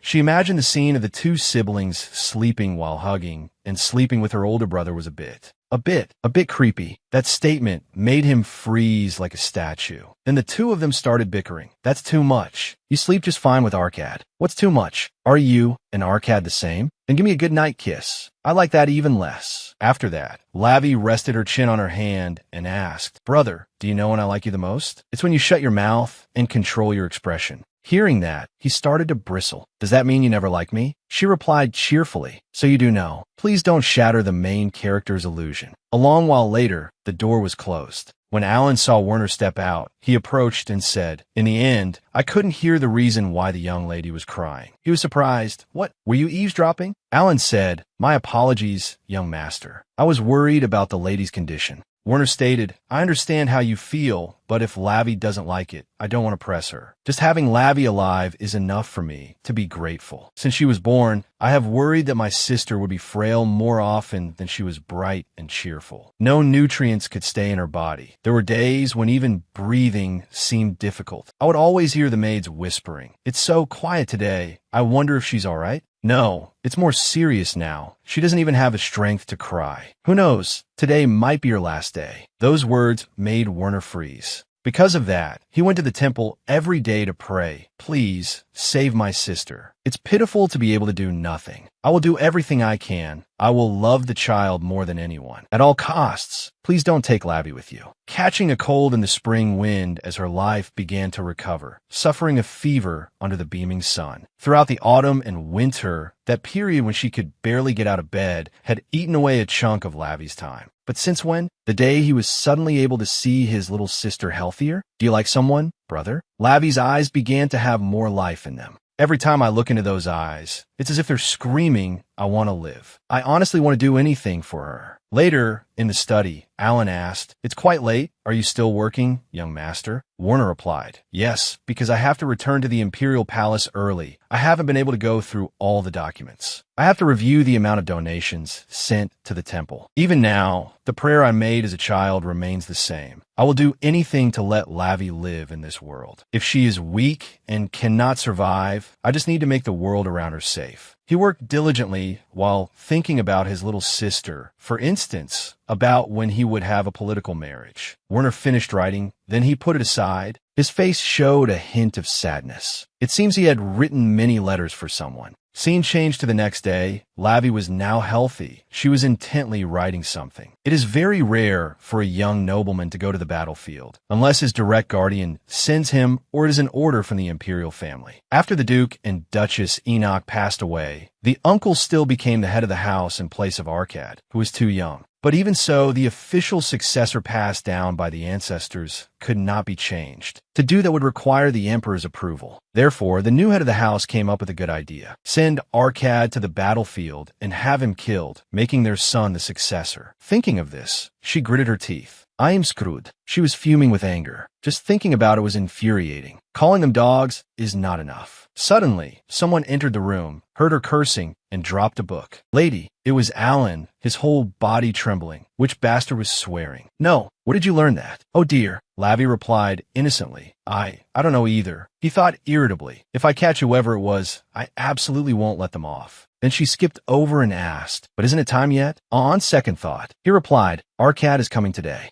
A moment later, Lavi happily ran out into the courtyard. Arkad was holding a bouquet of flowers. Lavi, you seem much better. She skipped and replied, yeah, I look okay now, right? He exclaimed, Lavi is always beautiful, covered in blood and wounds, but then he held out his hand, suggesting, so, can we hold hand again now? She quickly agreed. Oh my, so you were thinking about it. Can we? Of course. Suddenly, he pulled her into a hug. Lavi was completely surprised. Huh? I asked if we could hold hands. So why are you hugging me? It's just that, Lavi, he said shyly. I have something I want to tell you. Lavi was curious. What do you want to say? But she waved it away. You must be all better now. Shall we go for a walk and talk? I've waited for you for so many years. I even have a list of things I want to do. Arkad pursed his lips in silence. Then he spoke. I'm sorry. I don't think we can do them together. Because I'm going down to the domain. Later, they both went inside the house. Lavi asked, if you want to be officially knighted, you have to train in the domain? He replied, yes, my father also has a lot of things to resolve. She asked again, so, when will you come back? He answered, I don't know yet, I'm leaving tomorrow. Hearing this, she was startled and exclaimed, tomorrow, that's so sudden,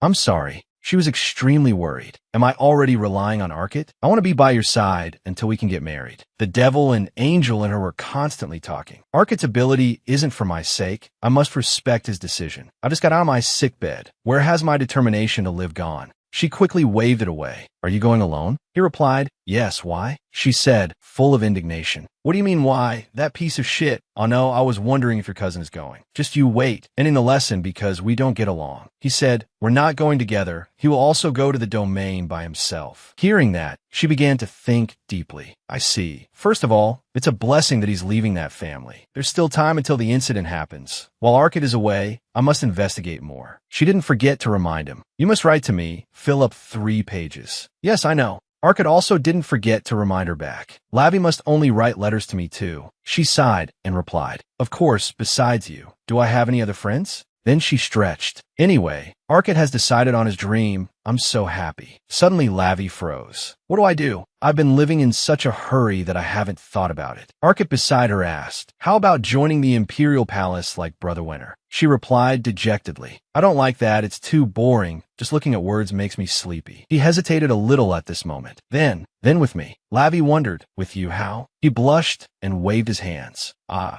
mean because I'm a knight, Lavi would be the lady, something like that. Hearing that, she laughed. A knight and a lady. So Arkad is my knight? She suddenly stood up. That's good. I know what to do now. Lavi pulled out a cotton stalk. She stood in front of him, her face extremely happy, and asked, Arkad Enoch, do you promise to become my knight? Arkad was now frozen by her beauty. He quickly gave his answer. Yes, I will become Violetta Dia's sword. The next day, Arkad left. Lavi was also here to see him off. Winter beside her said, Lavi, you should go inside now. Yes, she thought sadly. It suddenly feels so empty. Suddenly she asked, Brother, if I want to become a lady, what must I do first? Huh, why so suddenly? And many days later, Lavi always asked herself, Arkad, are you doing well? These days she was all alone. The time staying in the domain is longer than I thought. How can it be that even after a year, you still can't come to see me? Don't you miss me? If I write this, you'll want to come even less. Suddenly Lavi's hand ached. She looked at her hand and wondered, you're still busy with swordsmanship practice, right? Are your palms heavily calloused? When on earth will this heal? Out of curiosity, I went to Alan to practice with a wooden sword and my wrist got swollen. For that reason, I had to see the priest several times. When the priest treated her, they exclaimed. It's strange. Although the wound isn't large, it's recovering very slowly. Winter was worried. Can we get a higher-ranking priest to come? The priest said, at this time, it's difficult for high-ranking priests to be absent. The new officials from other countries are also gathering. Alan beside him whispered in his ear. It's always been like this after the founding of a nation. Last year, when a young lady was injured. Then he asked again. Even so, there must be one person who can go, right? The priest replied. Let me ask. We owe the Jia house a great deal. Lavi on this side observed silently. Compared to you, all the priests seem like fraudulent imposters. Arkit, why does time seem to stop and be so boring every day without you? I want to see you quickly and play where the sunlight shines. That time is the most comfortable moment for me. My brother is still well. It seems he's so busy with work, he doesn't have the mind for anything else. He's taller and more handsome, but it seems he's not meeting anyone, so I'm relieved. And what else is there? A long while later, Jenny came in and called. My lady, class is about to start. Lavi sighed and replied, I know. Then the two of them walked hand in hand down the hallway. Lavi opened the door and said, Hello, Madam Oscar.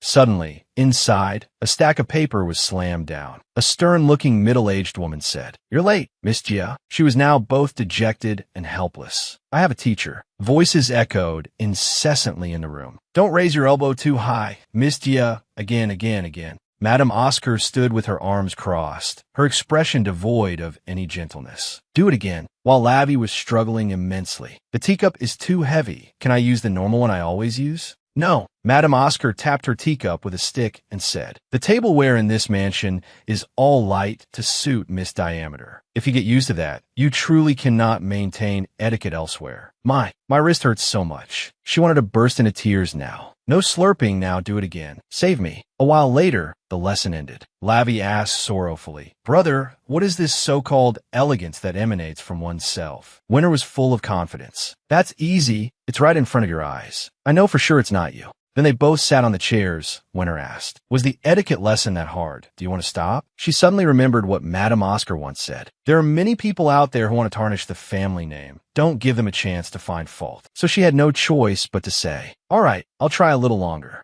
Seeing her like this, he stood up abruptly and said, Then I must give Lavi a reward for working so hard. Then he took out a stack of paper. He held it out and said, You asked for this last time. Lavi's eyes widened in surprise. She quickly snatched it. You should have told me right away. She hastily read through the papers. As soon as Arkit left, I asked my brother to find out why Count Courtney is aiming for the Duke's position. This isn't something children can talk about. He had a hard time obscuring the source of information. Finally, the result was obtained after setting an unusual condition. But as soon as she finished reading, she cried out in alarm. What is this all? It's just supreme management and illegal acts committed. Are you sure this is what you found? Winter replied nonchalantly. Of course, Lavi, you're worrying too much. Even after a relatively specific investigation, there was nothing else. Her face was now ashen. He can do so many things, but can't do these, such as exile to another country or execution. Seeing her like this, he said, We have to do our best to punish them. It's not our business, so we can't step in directly. Even within the ducal house, they won't be left alone. Lavi scoffed and thought, If I get involved in a situation without evidence or circumstances, it will be very difficult, because externally, they are allies with the Enoch. Then she sighed in frustration. Winter knelt down and said, Lavi, as I said before,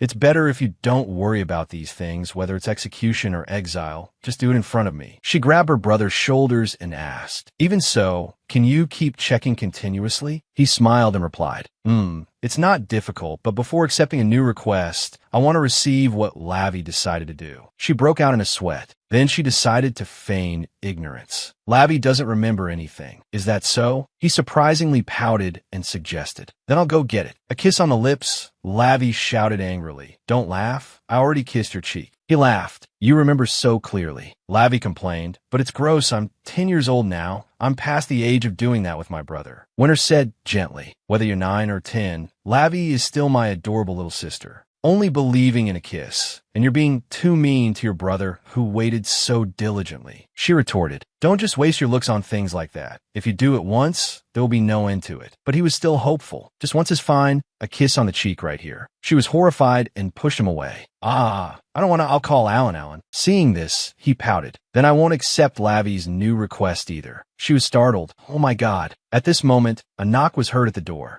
Alan stood outside and spoke. Pardon the intrusion. Miss Lavi called for me. Winter said cheerfully, don't mind him, Alan. Lavi is just saying goodnight. Her face was fuming beside him. Alan found this a bit hard to believe. It clearly doesn't look like that. Seeing her, as if she was about to collapse, he said, please don't bother the young lady too much. She's just being shy. After Lavi left, Alan bent down to pick up all the papers that fell on the floor. If you keep this up, she might come to hate you. Winter was highly amused. I know, but if she really didn't like it, Lavi would kick me out even if she broke her toe. It's like that no matter what. Suddenly, he turned back and called, that's right, Alan. I'll give you authority over Lavi's lessons. Can you stay by Lavi's side during her lessons? Also as an escort for Madame Oscar, who is tutoring her? I understand. Alan hesitated a bit, but I'm not well versed in etiquette. Is that all right? As for escorting, I myself. He encouraged, don't worry about that. Just do as you normally do. Lavi on this side was running and complaining, Arcad, you idiot, you don't know what humiliation I've been through while you were away. Is there any protagonist in this world as sloppy as this? Thank you for listening to me without asking for reasons. But Arcad, hurry up and come see me. But contrary to my wishes, Arcad did not return to the capital for a long time. Scene changed to 2 weeks later at the Jet Domain. Lavi was now wearing new dress. Jenny, do I really have to wear this? Seeing her struggling a bit, the maid said, I'm sorry, my lady. The Countess said you must wear a dress today. I'll have to tighten a bit. This dress is so suffocating. She looked at her hand and thought. Now not only her wrist, but her whole body ached. Jenny spoke up. It seems the Countess has arrived. Huh? Lavi went to the window and looked out dejectedly. She's never a day late. As she looked out, she saw Alan greeting her. Even more surprisingly, Madame Oscar reached out and caressed his face. Lavi froze stiff, while Jenny beside her was completely nonchalant. Oh my, their relationship is still so good today. She turned in surprise and asked, still today? Isn't this the first time they've done that? Jenny replied, you didn't know? Alan has always escorted the Countess during her time at the mansion. Hearing that, she started to recall, is that so? Alan, you'll be there observing constantly? Yes, please don't mind me. Come to think of it, it seems he has been by my side throughout the entire lesson recently. Thinking about this, she became very amused. Could it be that Alan is interested in the Countess? A moment later, Lavi returned to her usual dejected state. Meanwhile, Madame Oscar was still relentlessly and strictly instructing her. Miss Dia, how many times have I told you that it is rude to stare at others like that? She replied perfunctorily. I'm sorry. Seeing this, she looked like she was about to fume. Miss Laviolette has a lot to learn in terms of etiquette. Lavi thought with distaste. In any case, I want Alan to meet someone gentler. She recalled what Jenny had said earlier, Alan and Countess Oscar. If that's the case, it would be a good thing from Alan's perspective. If he marries Madame Oscar, he could receive the title of Count. Lavi also understood, come to think of it, the title of Count Oscar is currently vacant. Even as a knight, Alan is still a nobleman. If there are no issues between them, he could become a candidate for the Countess's remarriage. Returning to the present, Madame Oscar had also become gentler. So, shall we begin our lesson now? As for her, she had also cheered up. At least the Countess was showing enough goodwill. That's right, someone like Alan would be no problem. Young, affectionate, trustworthy, handsome. Not even a few seconds later, Oscar snapped, Miss Laviolette, don't smile like that. Why are you so boisterous? Yes. She herself was looking at Alan with a mischievous smile and only replied once, yes. A moment later, a pair of blue doll-like shoes was before her eyes. Today's lesson is this. Lavi was bewildered. I have no reason to wear such shoes. Madame Oscar said with her hands on her hips, we don't know if it will be necessary in the future, so we must prepare in advance. You have to wear shoes to be able to correct your gait. She said helplessly, Madam, that's not it. I will never need to wear shoes like these in my entire life. But she remained determined. Who knows? Will you not attend balls or dances? Seeing this, she sighed helplessly. If things stay as they are now, then probably so. It'd be nice if I could. As she thought this, she put on the shoes. Her whole leg trembled. It seemed she wasn't used to them. So inconvenient. And so, Madame Oscar began her instruction. Walk slowly to the end. Yes, every now and then, she would glance behind her. Those eyes were directed towards Alan. The two of them looked at each other with ambiguous, entangled gazes. Lavi, on her end, was also more comfortable. Even so, she was fortunately somewhat confident in her walking. If it's just this, there's nothing to criticize. Suddenly, she turned and saw the gazes of the two's budding love. He's not looking, though. She resigned herself to it. I will endure this tale of youthful romance. Suddenly, Madame Oscar shouted, Miss Laviolette is smiling like that again. I wasn't paying attention earlier. As she spoke, she brandished a whip. Seeing this, Lavi's eyes started to well up with tears. Madam, are you going to hit me now? Alan quickly came forward. He stood in front of Lavi, shielding her. What is the meaning of this action? Oscar also softened her tone. Alan, don't misunderstand. Overreacting like this is not good for her education, if you're surprised by this kind of training. But his voice was filled with coldness. Lady Lavi's case does not warrant this. It seems you have not been listening to what Lady Lavi has been saying all this time. She also started to get annoyed at this point. I am listening properly, but her hands don't hurt and her feet don't hurt. Seeing this, Alan's eyebrows knitted together. Lavi, for her part, was feeling guilty. Oh no, I'm going to ruin Alan's relationship. Then she spoke up. Stop it, Alan. We're in the middle of a lesson. Surprisingly, he said, today's lesson is over, Lady Lavi. Madame Oscar was furious. What did you say? Can an escort knight act on his own like this? Alan picked her up in his arms and said, the authority to decide on the young lady's lessons has been entrusted to me. I am well aware of your bad habit with your hands, madam, but I did not expect you to take it out on the young lady's body like this. She trembled with anger. What are you talking about? What about my habit with my hands? He said coldly, it's always like this. In fact, earlier when he went to greet her, he felt extremely uncomfortable when she caressed him, but he endured it for his lady's sake. Now he decided to speak frankly, you should not touch others here and there. Madame Oscar's face flushed red, but you've expressed private feelings to me before. He replied firmly, there was no such thing. I don't know what on earth made you think that, madam. Meanwhile, Lavi was petrified. Don't be so ridiculous. Suddenly, she started to sob, her eyes also gradually filling with tears. If it wasn't good, well, then why couldn't you take your eyes off me during every lesson? Alan replied innocently, I was looking at the young lady. If it wasn't her, then it wasn't you, madam. You must have been looking at that. At this point, she looked like her blood pressure was about to skyrocket. She shouted in anger, all of you, you are truly terrible. After that, the mansion was in a great uproar. My brother was furious about me being hit. Cancel the contract. From now on, don't do anything, just lie down. That's a bit. My parents cried with worry. Madame Oscar would spread rumors about Alan's disrespect. It was truly chaotic. Alan was ready to propose a duel with Madame Oscar's knight. In the end, the lessons were maintained, but things only calmed down after the contract fee was doubled. Scene changed to a beautiful day. Lavi spoke up. I saw Alan in a new light because of this. I thought you were just a pushover. Alan, beside her, was completely bewildered. Me? She smiled and said, normally, you never say you don't like something. If I just plead a little, you always let it go. What do you mean, is that my fault? Am I wrong? He held the umbrella for her. What do you mean? Madame Oscar is no longer as strict with me. However, the direction of her nagging has changed. She started to switch to other topics. Not all men have good intentions towards you. That man who sticks close by, but you don't know what he's thinking inside. But those words seemed intended for Alan to hear. He asked, exasperated, is that really necessary content for the lesson? She immediately turned and snapped, of course it is. Don't interfere. Seeing the two of them bickering, Lavi leaned back in her chair, helplessly. It's starting again. She looked up at the sky and thought, a man's heart. Arcot is also confusing at times. He's too kind. For my sake, he won't let things slide just like Alan. When will I be able to understand my brother's heart? Maybe I'll have to ask in a letter later. Time flew by. 5 years later, at the domain of Duke Enoch, a red cape fluttered. Here was a dashing knight. A woman's voice rang out, congratulations, Arcot. It was Fedora.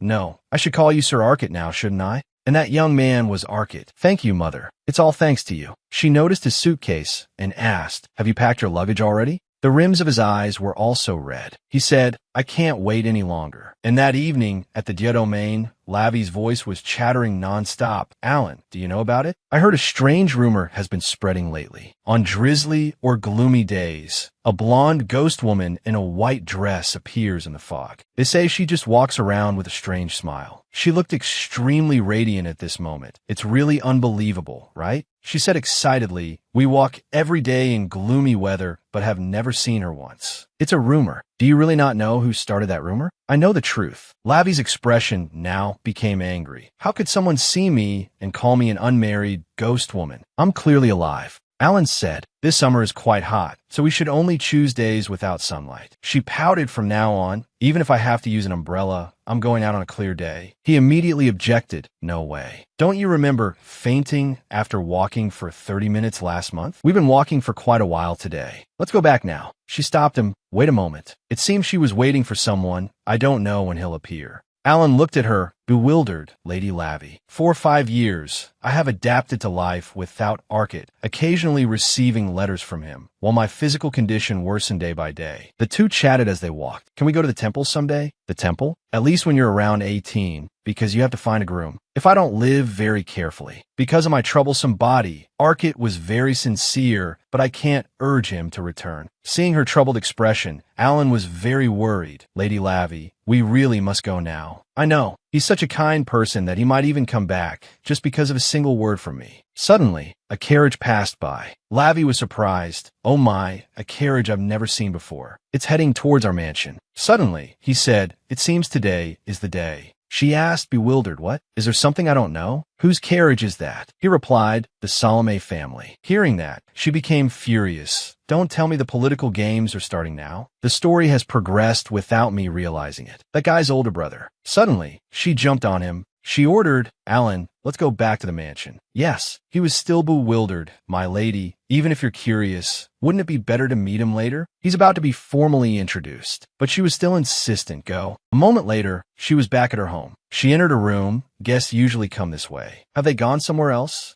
Suddenly, a red-haired girl approached her and asked, who is it? But it seemed Lavi was too focused on what was ahead and said, who else could it be? The red-haired villainess. A moment later, she jumped in shock. The girl said, oh my, I'm sorry for startling you. She made a guess. The redhead. It seems to be just like in my story. I didn't even know I had the nickname the villain. Lavi felt like she could die from this humiliation. I am doomed. No, I'm not like that. The girl began to introduce herself. As you may know, I am Rose Salome. It's a pleasure to meet such a lovely lady. Her whole body trembled. I am Lavi, no. Diameter Rose smiled and held out her hand. You don't need to be so tense, yeah? Suddenly, Werner's voice rang out. Stop it, Miss Salome. He walked over to where the two girls were. Lavi turned her head in surprise to look. He came over and supported her. Lavi, are you all right? It seems there's a misunderstanding. I was just introducing myself. Rose laughed and said, I'm very sad that I haven't been invited to the Marquis family lately. You haven't been bad-mouthing me to your sister, have you? He asked coldly, what is that supposed to mean? Lavi, on the side, was panicking. If this continues, I'll be the cause of discord, which isn't what my brother wants. Then she quickly spoke up. Miss Salome, I am Violetta. You can just call me Lavi. If you don't mind, could we go out for a cup of tea together? As soon as she finished speaking, the atmosphere turned gloomy. Rose said, it's because of the rain, so we can't go out. Lavi quickly said, don't worry. She suggested with delight. The Marquis' garden is most beautiful when it's drizzling. A moment later, the three of them headed out to the garden. The air here was extremely fresh and clear. Rose looked around in awe. A garden tea party on a rainy day?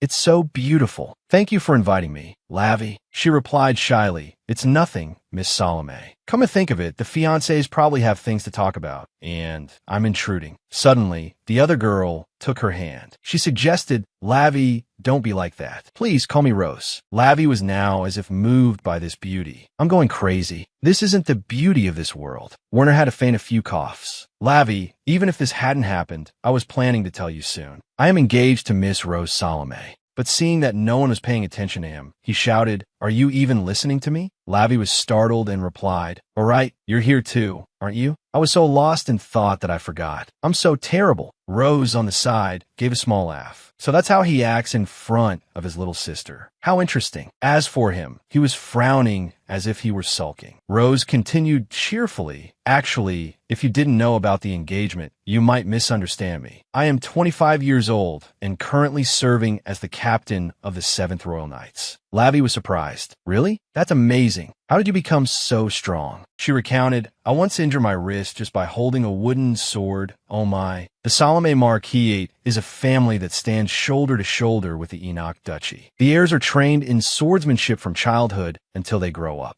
Rose said with great amusement, although I was a bit of a standout. Lavi was now even more admiring. I'm so jealous. This is the life I wanted. Suddenly Rose asked, well, should I let you know? As the fiancé, what do you think? Werner put down his teacup. He said seriously, enough with the small talk. Let's get to the main point. The engagement ceremony will be held simply. We could even skip it. This dry statement made the two girls freeze as if turned to stone. Lavi thought in dismay. The atmosphere was actually getting better. Why is he like this? The original Werner betrays Salome, and Salome is determined to take revenge on Werner. She was now seething with anger. I'm curious as to why a guy like this exists. Even before the engagement, he's already a ticking time bomb. Werner sighed and said, in any case, we're both busy, so we don't have much time. Lavi switched to gossip mode. Does Sister Rose really want to marry such an insensitive man? Rose's expression was extremely calm. Fine. Instead, let's start preparing for the wedding. Of course, the wedding ceremony will also be held simply. In truth, she really wanted to have one.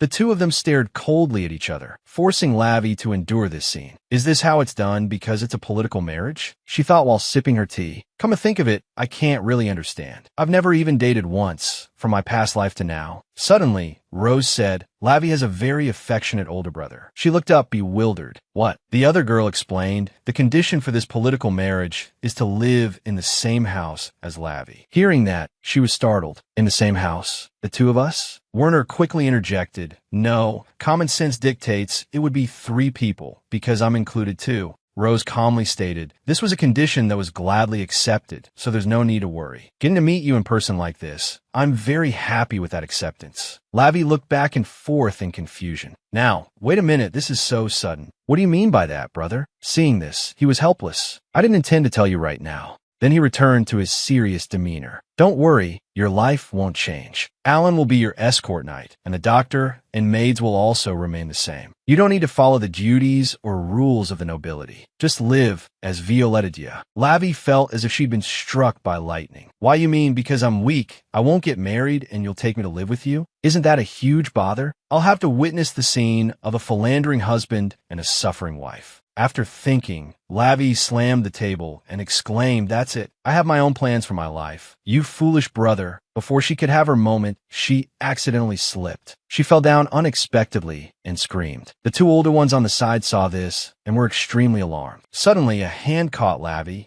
A head of pink hair slowly came into view. The cups on the table also fell down. Lavi was scared out of her wits. That was almost a disaster. Thanks to you, I'm alive. Then she smiled and said, I'm sorry. You must have been very scared, right? Rose replied with her hands on her hips. It's fine. I'm sure Lavi was more scared than I was. Compared to that, could you introduce the friend who is holding Lavi? Then she turned around. Ah, this is Alan. Come to think of it, when did he get here? Suddenly, her eyes widened in surprise. It turned out the person who caught her was Arcad. It's been a long time, Lavi. She was so surprised she froze for a few seconds. She still couldn't believe it. Is it really you? I have so many things I want to say now that I see you again. Why were you gone for so long? Why didn't you send me any letters? Did you forget about me? He replied, yeah, it's me. Lavi's face was now bright red. But I can't say anything. Arcad, why have you become so gentle? You've gotten taller, and your shoulders too. Why is your hair wet with rain, and your neck too? Seeing her like this, Arcad said, Lavi, if you keep hugging me so tightly. But she was still stunned. Lavi, are you okay?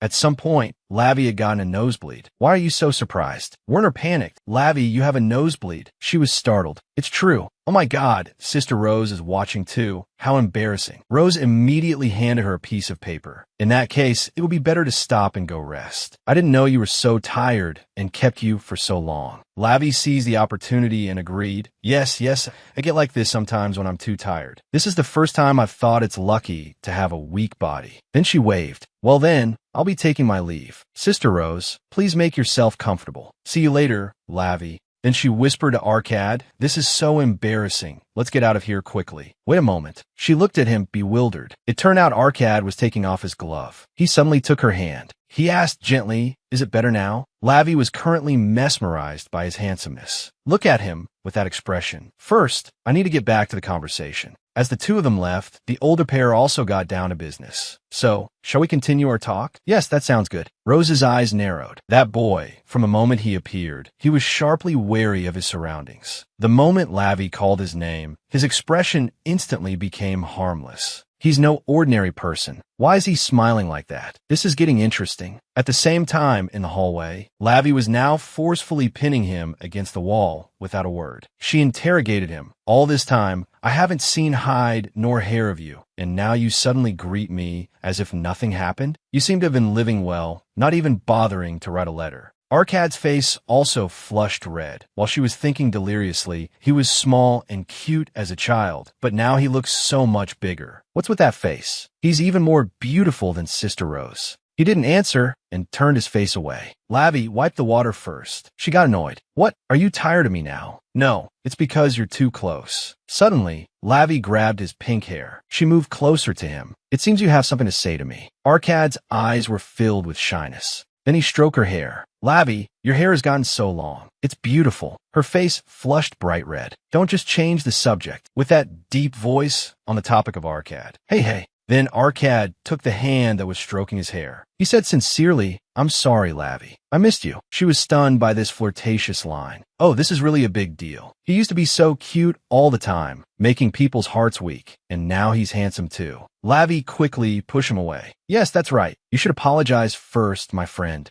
Suddenly, she felt something was off. She wondered, Lavi, I pushed with all my might, but he didn't even budge. And this solid feeling, what's under here? This is definitely yours, my friend. She only just realized it now, her face turning 10 times redder than before. Lavi, this time it's from both sides. I'm going crazy. Oh my God, if he's changed this much, how am I supposed to adapt? A while later, in Lavi's room, the two of them were sitting on the bed. Arkad sighed and spoke. Lavi, it seems you haven't been very well lately. Meanwhile, she was looking at her hand, thinking, I can still feel it. Seeing this, he immediately took off his glove. When he took Lavi's hand, she looked at him with confused eyes. He asked gently, can I help you? And so, they held hands for a long time. Lavi wondered, it doesn't recover right away, does it? Can you control it now? He replied, yes. I can only do it when I want to. I don't need to wear gloves anymore. Just like that, they held hands. Arkad was trying to transfer his power to her. A fresh breeze wafted in. It's like my body is absorbing Arkad's life force. His eyes had been fixed on her this whole time. Within his eyes were many stories he had not yet dared to express. From the gentle touch of their hands, Arkad grew bolder, intertwining his fingers with hers. Lavi was utterly surprised. She recalled him carrying her earlier. I was out of it earlier, so I didn't realize. Just like that, the two of them slowly gazed into each other's eyes. Her heart was fluttering nonstop. How can he have such a powerful aura? It's strange. The nosebleed has stopped, and my strength has been restored.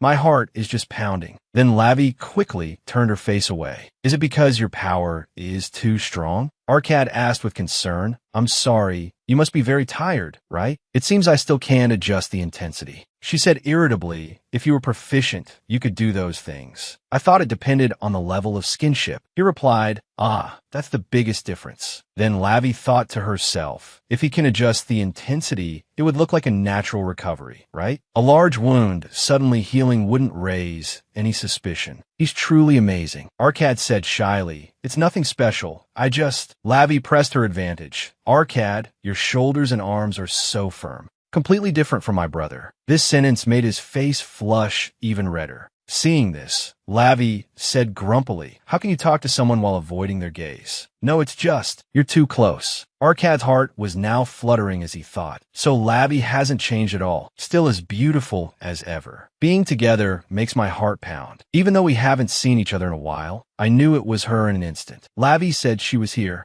After not seeing each other for a while, what he saw in her was a radiant smile. It was always bright around Lavi. Even on gloomy days, just thinking of Lavi gave me a warm feeling, so I was able to endure. Every night, he would always wonder, is Lavi still well? Is she hurt anywhere? Or maybe I should go see her. The promise they made when they were little always appeared in his mind. Promise you'll become my knight. On unusually tiring and shaky days, I tried to endure, hoping not to be ashamed of the reflection in your eyes. Arkad thought pensively, this isn't working at all. I can't control my expression. On her side, Lavi frowned and asked, "Isn't Arcad's face getting redder?" Suddenly, her eyes lit up. "Wait a minute, could this be?" She jumped up in surprise. "Arcad, could it be you?" A moment later, there was a towel on his head. She was wiping him down. "I should have wiped you down first instead of holding your hand," he said. "I'm fine, you don't need to worry." She said grumpily, "What do you mean you're fine? You have a high fever right now, don't you? A cold is terrifying. You could die if you're not careful. This won't do. Lavi, from now on, you don't have to worry about things like this anymore." He smiled at her and said, "Because I'm here now." Lavi was stunned and bewildered. "What could it be?" She asked with great interest. "Are you still in the capital now?" "Yes." Then he took her hand. "I'm sorry for not writing to you often. It took longer than I thought. I didn't know you were waiting like this, because I never said I would come back. I thought I had to become a knight as promised before I could come." He placed her hand on his cheek. "Actually, I miss you a lot too." Lavi frowned and said, "You fool. I thought you had forgotten all about me." I was planning to scold you when we met, but I couldn't bring myself to do it." Suddenly, he said, "But the letters were only about Werner, to the point where I wasn't sure if they were really for me." She shouted angrily this. "Just saying I like you throws everything into chaos. Why does it have to be about liking someone?" Suddenly, Lavi lost her balance. Arcad was startled. She involuntarily stumbled forward, and so their lips met. This was the first kiss for both of them. The kiss lasted for several seconds. Lavi jumped back, startled. "I'm sorry." She frowned with worry. As for him, his face turned as red as a tomato. "I've caused trouble." Lavi asked worriedly, "Arcad, are you okay?" He said shyly, "Lavi, did we just kiss?" He uttered those words innocently. As if struck by lightning, she said, "It was an accident." He looked at her with a puzzled expression. She thought in a fluster, this is a big deal. In the past, he would cry just at the mention of a kiss. She broke into a sweat and explained, "I just slipped. It wasn't on purpose. It was 100 an accident." Hearing that, he asked sadly, "An accident?" She was startled. His expression is even worse now. "Was kissing me that much of a shock?" Thinking this, she sighed helplessly. "I'm sorry. If not, do you want to kiss this time? Just think of it as revenge." Those words hit him like a ton of bricks. Lavi winked and continued, "Just think of it as practice for your future partner. But your lips are really soft and smooth." "I'm sorry, but even so, you don't have to make that face." Scene change. A while later at the dining table, Alan was pouring water and said, "It might just be my mood, but it seems you two are trying to avoid each other now. Did something happen between you two?" "Nothing." Arcad thought anxiously. "I thought I had changed a lot, but it seems Lavi doesn't notice me at all." Meanwhile, Lavi was worrying endlessly. He didn't like the apology, and revenge didn't work either. So what should I do? Or should I just pretend nothing happened? Thinking back, it feels unfair. That was my first kiss too. It was my first time. Alan came over and whispered, "Lady Lavi, if you're shy because it's been a long time since you've met, try talking gently about recent events or something you're curious about." "Ah, that's right." She quickly turned back and asked, "Arcad, have you heard any news about your uncle?" Arcad replied, "You mean the letter Werner sent last time, right? Count Cottony is involved in illegal activities. Father's opinion is that it's better to watch how things develop. There's concrete evidence, so perhaps Father has also reconsidered my uncle. Father has taken back the authority that was entrusted to him in the past. Now I know he is a very ambitious person. Since I've received a specific warning, you don't have to worry." However, her expression still wasn't reassured.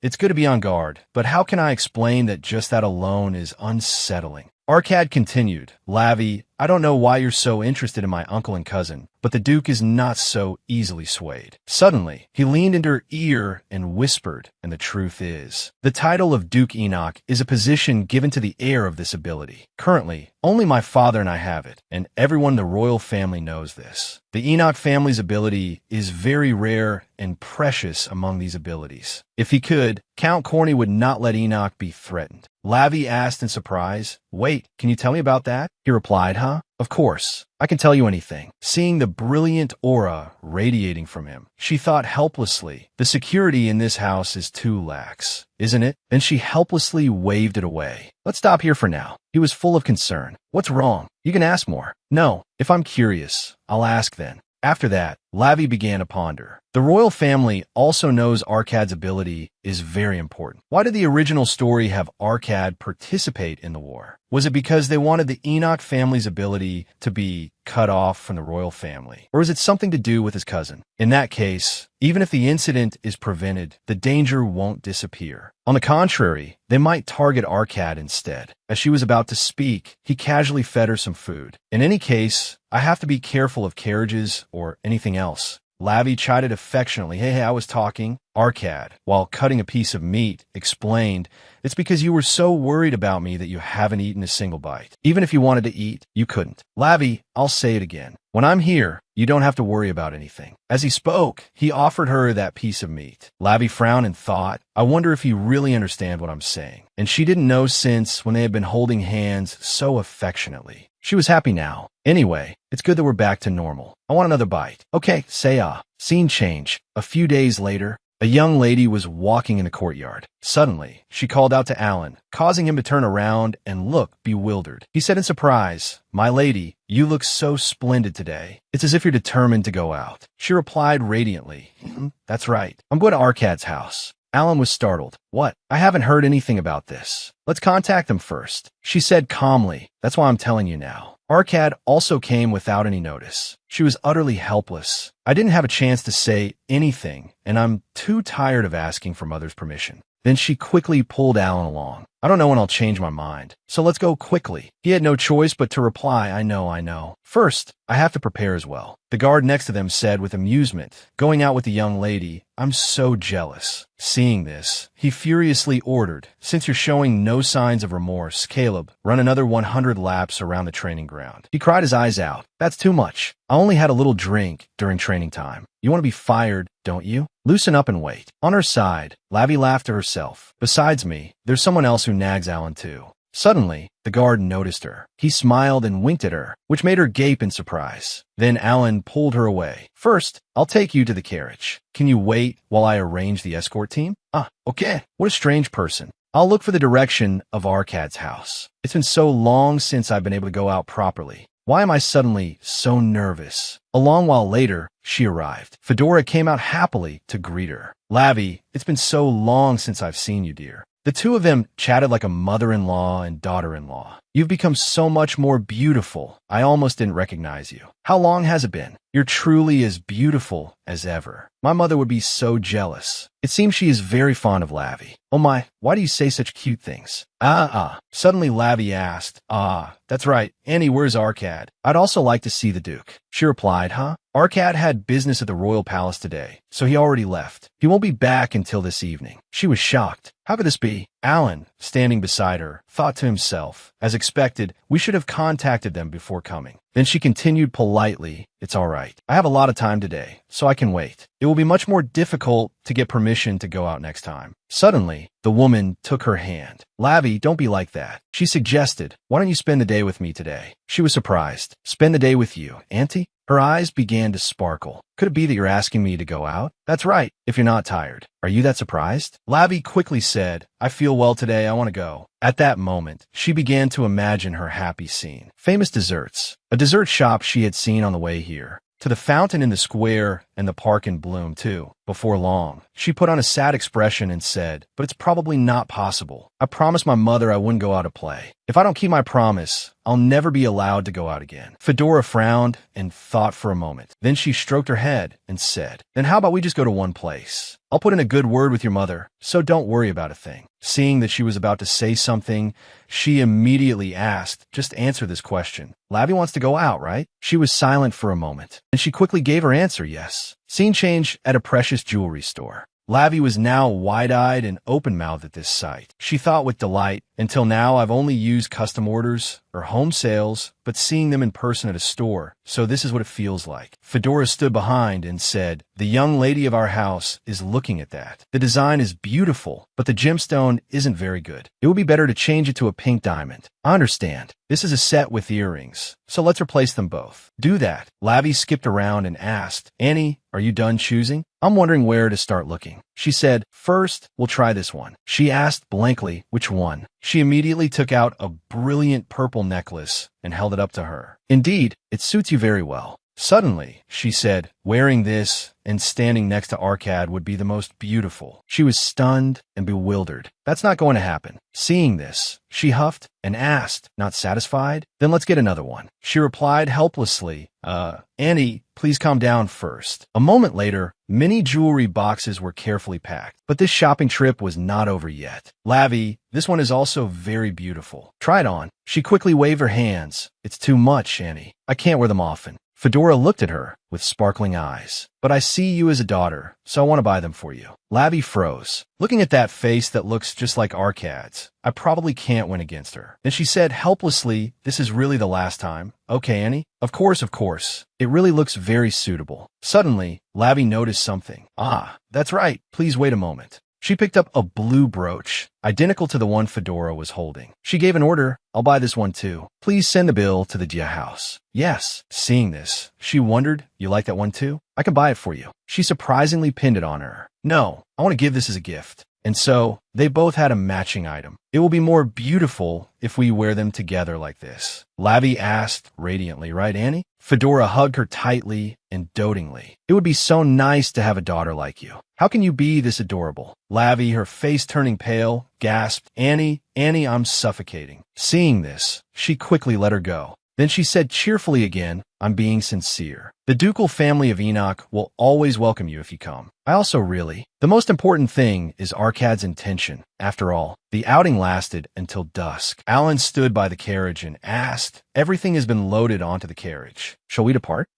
He walked over to Lavi and said, since there's so much luggage, we'll probably have to ride with the knights. She replied, I guess so. She also didn't forget to boast, she bought so many things for me, so there was no other choice. They're all designs that anyone would think of. Fedora came over and said, it's about time for Arcad to return. Let's go home. Yes, Auntie. Today, thanks to Lavi, I wasn't bored and had a lot of fun. She lamented, I originally planned to come with Arcad, but he seems to be busy lately. Do you know what's going on? Hearing that, she was surprised. How would I know? In her heart, she thought to herself, he said he was going to the royal palace. It's probably to reduce the authority of the Corny family. Pretending to know would be a bit. Fedora continued gently. It has to be that way for Arcad to do a part of the Duke's work. He has told you everything. After all, I heard he also told you about his ability, right? That sentence startled her. Lavi spoke up and asked, you already knew? She replied, of course. She explained, I heard it when he was 7 years old. Lavi was sick, so my son treated her. What did you say? So I know he cried a lot. I can only force a smile now while remembering the past. Then she had no choice but to say, I'm sorry, Auntie. This was originally a Duke's secret. She waved her hand cheerfully and said, oh my, don't mind that. Lavi knows everything anyway. After all, one day, you will become the Duchess. Suddenly, the carriage shook violently. Lavi was extremely alarmed. What is it? It wasn't this dangerous on the way here. Fedora said calmly, sit still for a moment, Lavi. She slowly looked out the window. Her face also darkened. In any case, our outing will be prolonged. Lavi suddenly realized, could it be the carriage accident? I don't know exactly how the accident in the original story happened. An attack like this? I was relieved that the Duke and Duchess were not together. It shouldn't have happened. It would have been better to stay silent. If so, I would have known earlier to take a different road. No, if I hadn't come here in the first place, maybe this wouldn't have happened. Because I acted so arrogantly. Fedora comforted her. Lavi, don't worry too much. This carriage is the sturdiest one in our family. There are knights following us, so they will catch up right away. The Duchess said, above all, I am here after all. She was extremely surprised by her aura. Lavi thought to herself, that's right, there's no time for despair. If she has such power, then we must quickly find a way to escape. There's Alan, and the Duke's knights too. We can meet Arcad again safely, and we must hug and say that it's okay now. I just need to say that the worst day of his life has disappeared, and that will be enough. Fedora turned and said, Lavia, if you're scared, close your eyes. She replied with determination, no, I'm fine. Seeing that, she was a little surprised. I had thought so before, but she really is a strange child, a frail child with eyes that seem to want to burst with life. Then she said, in that case, I will have to prepare as well. It turns out that no matter where she goes, she always keeps a sword with her. She drew her sword, full of fighting spirit. I can't lose my daughter-in-law here. Scene change at the royal palace.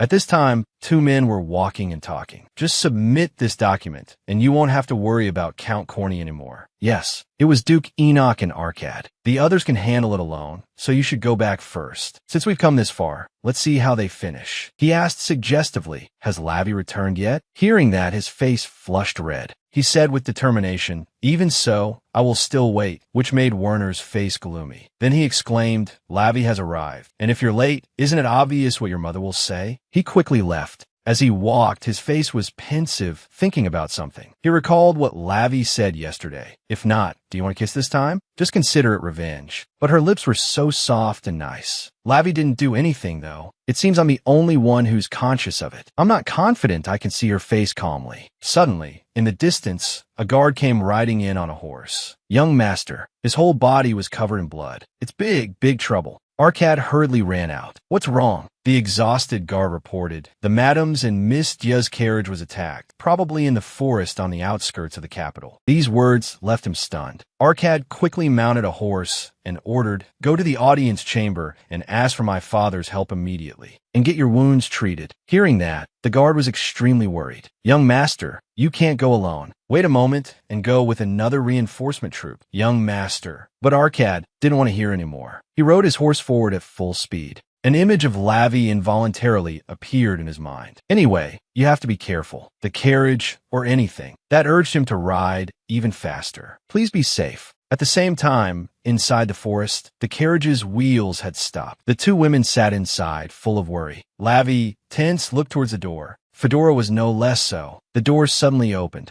As it opened, there were two assassins with covered faces. They asked each other, what are you doing? Get it over with quickly. Isn't the target the husband and wife? There are only two girls in the carriage. As soon as the words were out, Fedora swung her sword and slashed one of them. The remaining one exclaimed, hey, this bitch. She immediately turned to that guy and slashed relentlessly. A bitch, you say? My child is listening, and you dare say such filthy words. Lavi, on the side, thought with great amusement. Auntie, although I knew you were once a promising knight, I never expected you to be this strong. Fedora was still diligently finishing off the two assassins. Using this sword would be better. Lavi asked, Annie, are you okay? She turned and said, Lavi, get back in the carriage quickly. A second later, it wasn't just two of them. Now, more than a dozen were targeting the two of them. It seems they were determined and had deliberately come in force. Lavi's face turned pale. This many people want to kill us all. One of them shouted, the opponents are just two girls. Finish it. Fedora, seething with killing intent, mercilessly slashed at them. Where do you think you're going? Lavi, sitting in the carriage, was trembling uncontrollably. Oh, what should I do? If I just stay here dumbfounded, I'm afraid I'll be a hindrance. My body won't move. All she could do now was grasp the brooch on her chest. Suddenly, an assassin from behind prepared to launch a sneak attack on Fedora. Lavi saw it, her eyes widening in alarm. Without a second thought, she ran out quickly. Her feet jumped down on their own. She used the brooch to stab hard into the assassin's back, but it seemed to have no effect on him at all. Then she switched to wrapping her arms around his neck to choke him. He staggered and yelled, what are you doing? Let go. Don't touch her. If I let you go, you're dead for sure. But Lavi's strength was inherently weak, so he easily threw her off. Well now, honestly, she fell backward in pain. Then that guy started targeting her. I was going to let you go because you looked pitiful. Do you want to die?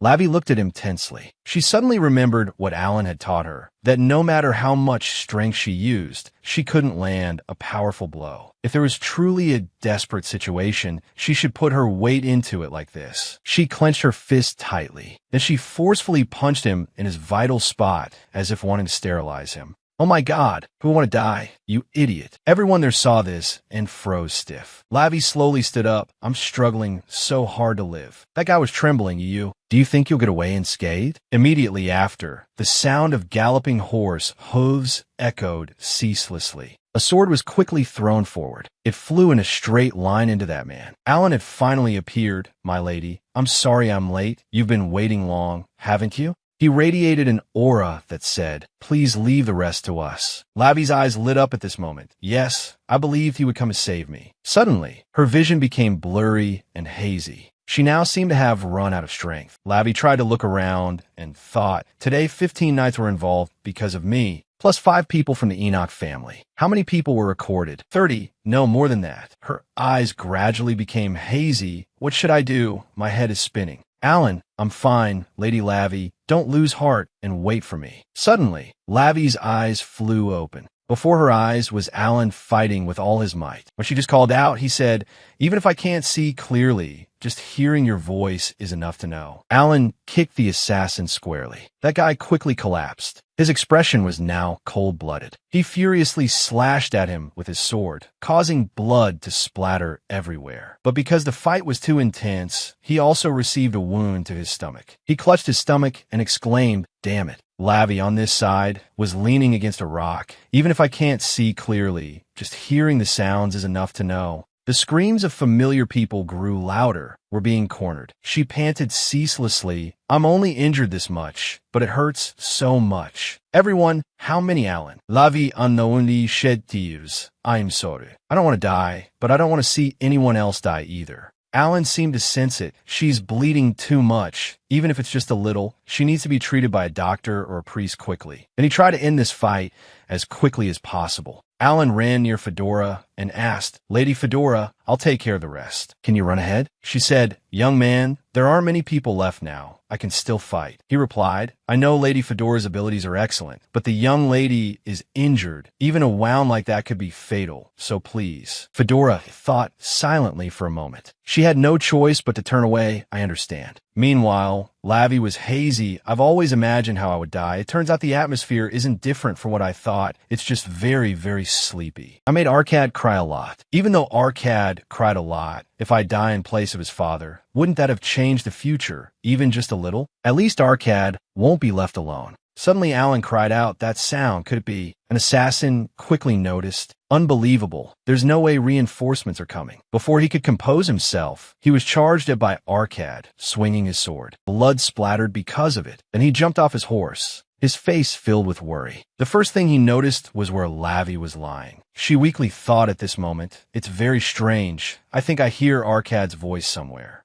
A moment later, priests were ceaselessly treating her. How is Mistia? Because her body is too weak, she can't receive divine power. Even if the recovery speed is slow, as long as she wakes up, it's fine. How can we save her? It's past the limit, but tonight is the time. If we use any more divine power, it could be dangerous. Duke Enoch was worrying incessantly. Damn it, it's my fault. I should have handled it a bit more properly. Arcad suddenly approached and called, Father. He said, I have something to say. Then he ordered, you may step back. Yes. Looking at your expression, I know you're very determined. He said, yes. In an urgent situation like this, I didn't want to proceed, but when I turn 15, I'm free to decide. Father, please don't object. He replied, I know you've used your energy for Lavi before, but his face was filled with worry. Are you really okay? Once you've decided, it can't be taken back. Arcad affirmed, I'm fine. If Lavi isn't here, this energy has no value either. A moment later, he opened the door and entered the room. Then he took her hand. He told himself, I have to be careful because she's unconscious. It might be hard for her to regain her vitality. Overdoing it, even a little, will be dangerous for Lavi. After a while, Lavi cried out, honestly, I'm dead, so why does it hurt so much? His expression grew even more worried. He undid a few buttons on her shirt. Then he loosened his tie. Don't say that. You won't die. He slowly leaned closer to her. I will do it like this. Scene changed to a recovery room. This is the place for the knights to recover after the recent battle. A voice rang out. Now, there's no need to worry about Miss Diana anymore. But the situation is not very good. Duke Enoch said, I've already used another method, so focus on treating the knights. Especially thanks to Alan of the Diana house, someone whom I have nurtured for a long time. The priest said awkwardly, if he's not a noble, the priest won't treat him. He turned and asked coldly, do we donate so little that we can't ask for a favor? You should at least be treated enough to hold a sword.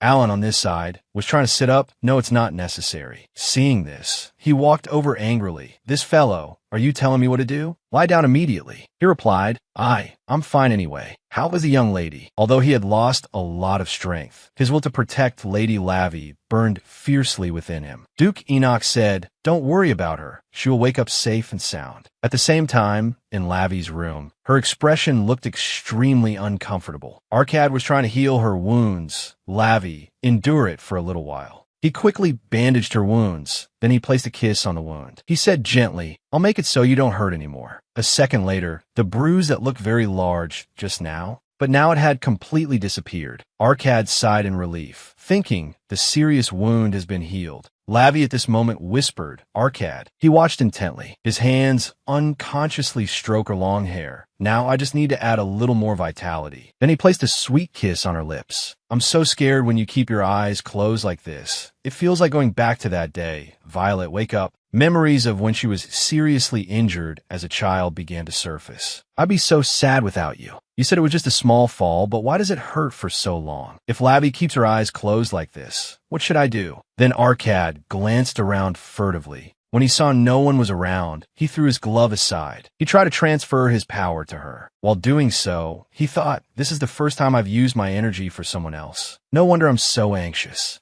Just a moment later, Lavi was able to call out, "Arkad." He sighed in relief. Then he rested his head on the bed and said, "Of course, Violet, this is a secret." Returning to the present, Arkad had his eyes shut tight, his mouth ceaselessly chanting a healing spell for her. In her dream, Lavi saw the memories from her childhood. When on earth did this happen? Was it the day I learned about my past life, seeing the lanterns before death? Her head was aching slightly at this moment. "My head has been feeling like it's about to explode. My ears are ringing. It gets worse with every breath." Thinking this, she suddenly realized. Her eyes lit up brightly. "I'm breathing, so that means..." Immediately after, Lavi woke up, but her eyes couldn't see clearly. Everything was hazy and dreamlike. "Can't I see what's in front of me?" Her trembling hand reached forward. "I don't understand what happened anymore." She pulled Arkad down to kiss her lips. "I need this right now." He sat up, startled. He said awkwardly, wait a minute, Lavi, I'll figure it out." Lavi said hazily, "A little more, I'm alive again now." Then the two of them kissed each other once more. Lavi's consciousness had not yet returned to normal. "I have to control the energy carefully." And so, the two of them held that position for a long time, as if there was no end. Scene changed to early the next morning. For some reason, Werner's expression looked very bewildered. "What are you saying, Duke?" He ran off in a hurry. Lavi and Arkad slept in the same room? Is that the problem right now? He strode forward aggressively. "Arkad, you..." As soon as he opened the door, the sight that greeted him was the two of them sleeping while holding each other tightly. Werner's face darkened. He then had no choice but to close the door again. Duke Enoch saw this and wondered, "Didn't you come wake them up?" "I wanted to pull him out of there, but..." He said, "Just this once." Lavi was probably very surprised.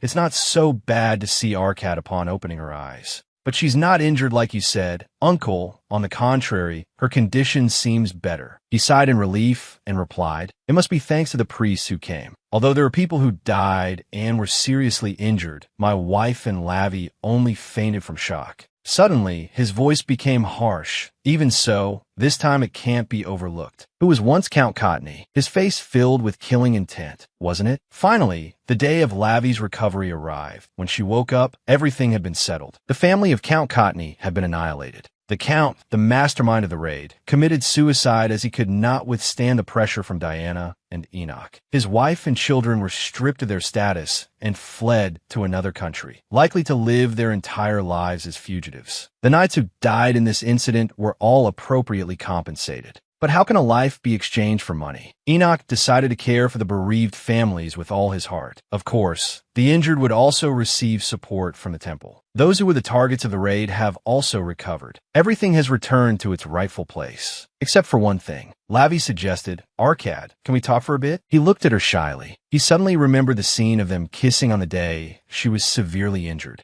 Lavi thought helplessly, "I don't know how to talk about what happened that day." She quickly turned her face away. It was a good thing she had recovered so quickly. He was flustered. "What should I say?" Then they both blurted out at the same time. That is, "I'm sorry, thank you." A second later, their four eyes met, bewildered and surprised. Lavi broke the silence. "What are you sorry for?" Arkad replied, "It's my fault that you got hurt, Lavi." He said sadly, "You warned me before, but I never expected it to become such a big deal. Well, I found you in that chaos, Lavi. My heart felt like it stopped beating. There was a heavy feeling in my chest, and the warmth from my body drained away relentlessly. It all seemed to be because of my incompetence. I still haven't been able to do anything. Now, I think I should learn the sword and succeed the family. My father will take care of the rest. But at that moment, you almost lost your life. After speaking, Arkad thought to himself, unable to confidently look her in the eye. Just because of that worry, I left Lavi alone. Maybe I don't have the right to like Lavi. Seeing him like this, she immediately stood up. Arkad, what are you talking about? Arkad looked at her, bewildered. Lavi suddenly cupped his face in her hands. She blushed and asked, do you know what I thought when I woke up yesterday? Then she expressed, I was so lucky to have you by my side.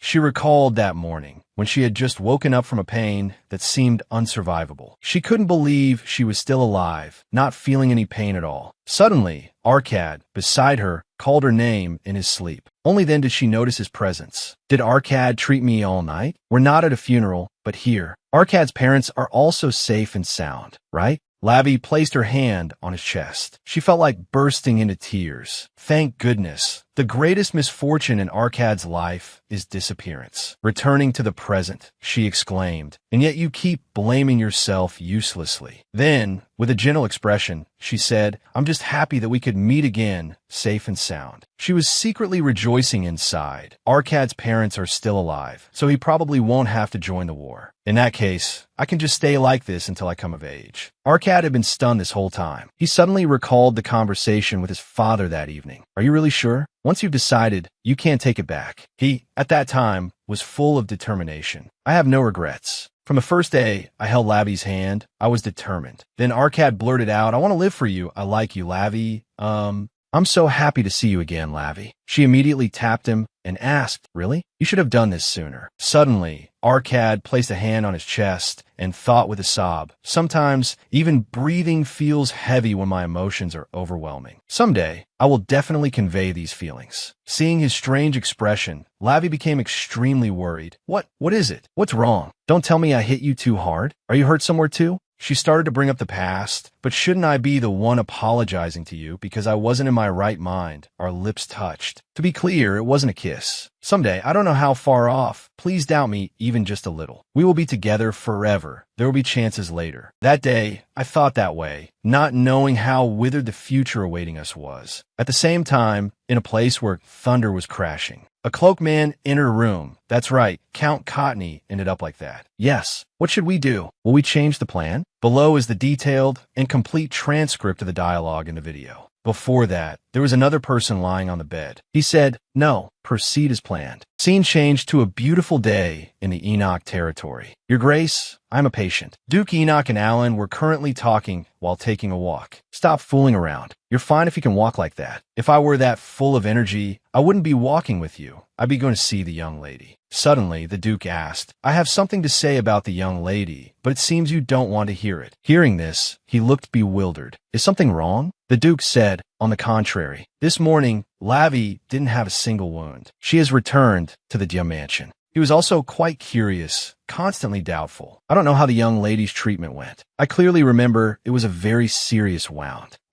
No, it was just a minor injury that the priest treated. The Werners also know it as such. No matter what the truth is, you must keep your mouth shut and say nothing more. It's related to a family secret. Alan sighed and said, if it's a family secret, I don't want to know. I just need to know that the young lady is safe and sound. The Duke replied, that child's nights are all sorted out. His face suddenly fell. That's not what I asked for, and now too. He began to lament, worrying if the young lady would fall while wandering around, or get an upset stomach from eating. Will she catch a cold from the night wind, or get burned by hot bath water, or sprain her ankle while walking, or bruise her fingers from writing letters and get dizzy from waking up suddenly? Duke Enoch was dumbfounded. I don't even think about things to that extent. Then the Duke asked, how does Lavi normally live anyway? He replied dejectedly, normally, I wouldn't be this talkative, but now, it's less about me and more about the role of the night that has become ingrained. Meanwhile, Lavi was smiling radiantly. Jenny approached and asked, oh my, Miss Lavi, you look very happy. Is it that obvious? Lavi thought happily. I'm in a great mood. The Duke and Duchess are safe and sound, and the issue with Arkad's uncle has been resolved. That means Arkad won't have to join the war. Since the plan went so smoothly, I'm indebted to Arkad for saving me, and I'll get married when I turn 20. Suddenly, She sighed and thought, it's a shame I can't solve the problem of the impending war. Anyway, etiquette class is temporarily suspended, so I should just enjoy today. It's an unconditional temporary holiday. Therefore, the joy was fleeting as I was stunned by the new information. She was embroidering when she met SOC, a new escort knight. It turned out to be the knight who was previously under Alan's command. Yes, it's a pleasure to meet you, my lady. I am Caleb, the one who will be serving as your escort knight during the break. Lavi immediately recognized him. Ah, you. Aren't you the one who winked at me last time? He scratched his head and said, how cute. You still remember me. Then he casually flopped down onto a chair. That's right. Once you've seen a handsome man, it's hard to forget. It's only natural to be good looking. She was completely frozen. What do you think you're doing? He replied nonchalantly. Aren't we in a room? She put down her embroidery cloth. That's true, but Caleb said, therefore, I'm planning to take a nap. Just wake me up when you're going somewhere. And so, 10 minutes later, he had fallen asleep while she still couldn't believe it. She started to miss Alan. Knights are usually sincere, affectionate, and very polite. I thought they were all Alan's type. She couldn't help but be confused. How can people like this exist? Later, Arcad came to her house. Seeing her hands were covered in wounds, he asked worriedly, what happened to your hands? She sighed and replied, it's because of homework. She explained that after the carriage incident, she was taking a break from etiquette class. Instead, Mistia, I heard you had a minor incident. I don't know the details, but thankfully you weren't injured. Instead of skipping class, I will give you homework, which is embroidery. I will include a needle and thread so you can practice slowly. An excellent lady must embroider her beloved's name on a handkerchief. No gift can capture a man's heart like that one. Arcad spoke up. No matter what, for it to get to this point, she looked at her hands and replied helplessly, if I don't do it, I'll get nagged a lot. Then Lavi thought to herself, besides, I don't know if this will be useful after I become a priest. This is like an investment. When can I go to the temple? After thinking, she said cheerfully, don't worry. If it doesn't go well, I could just ask Jenny for help. Arcad took her hand and said, let me see your wounds. I'll heal you. Huh? What if we get caught?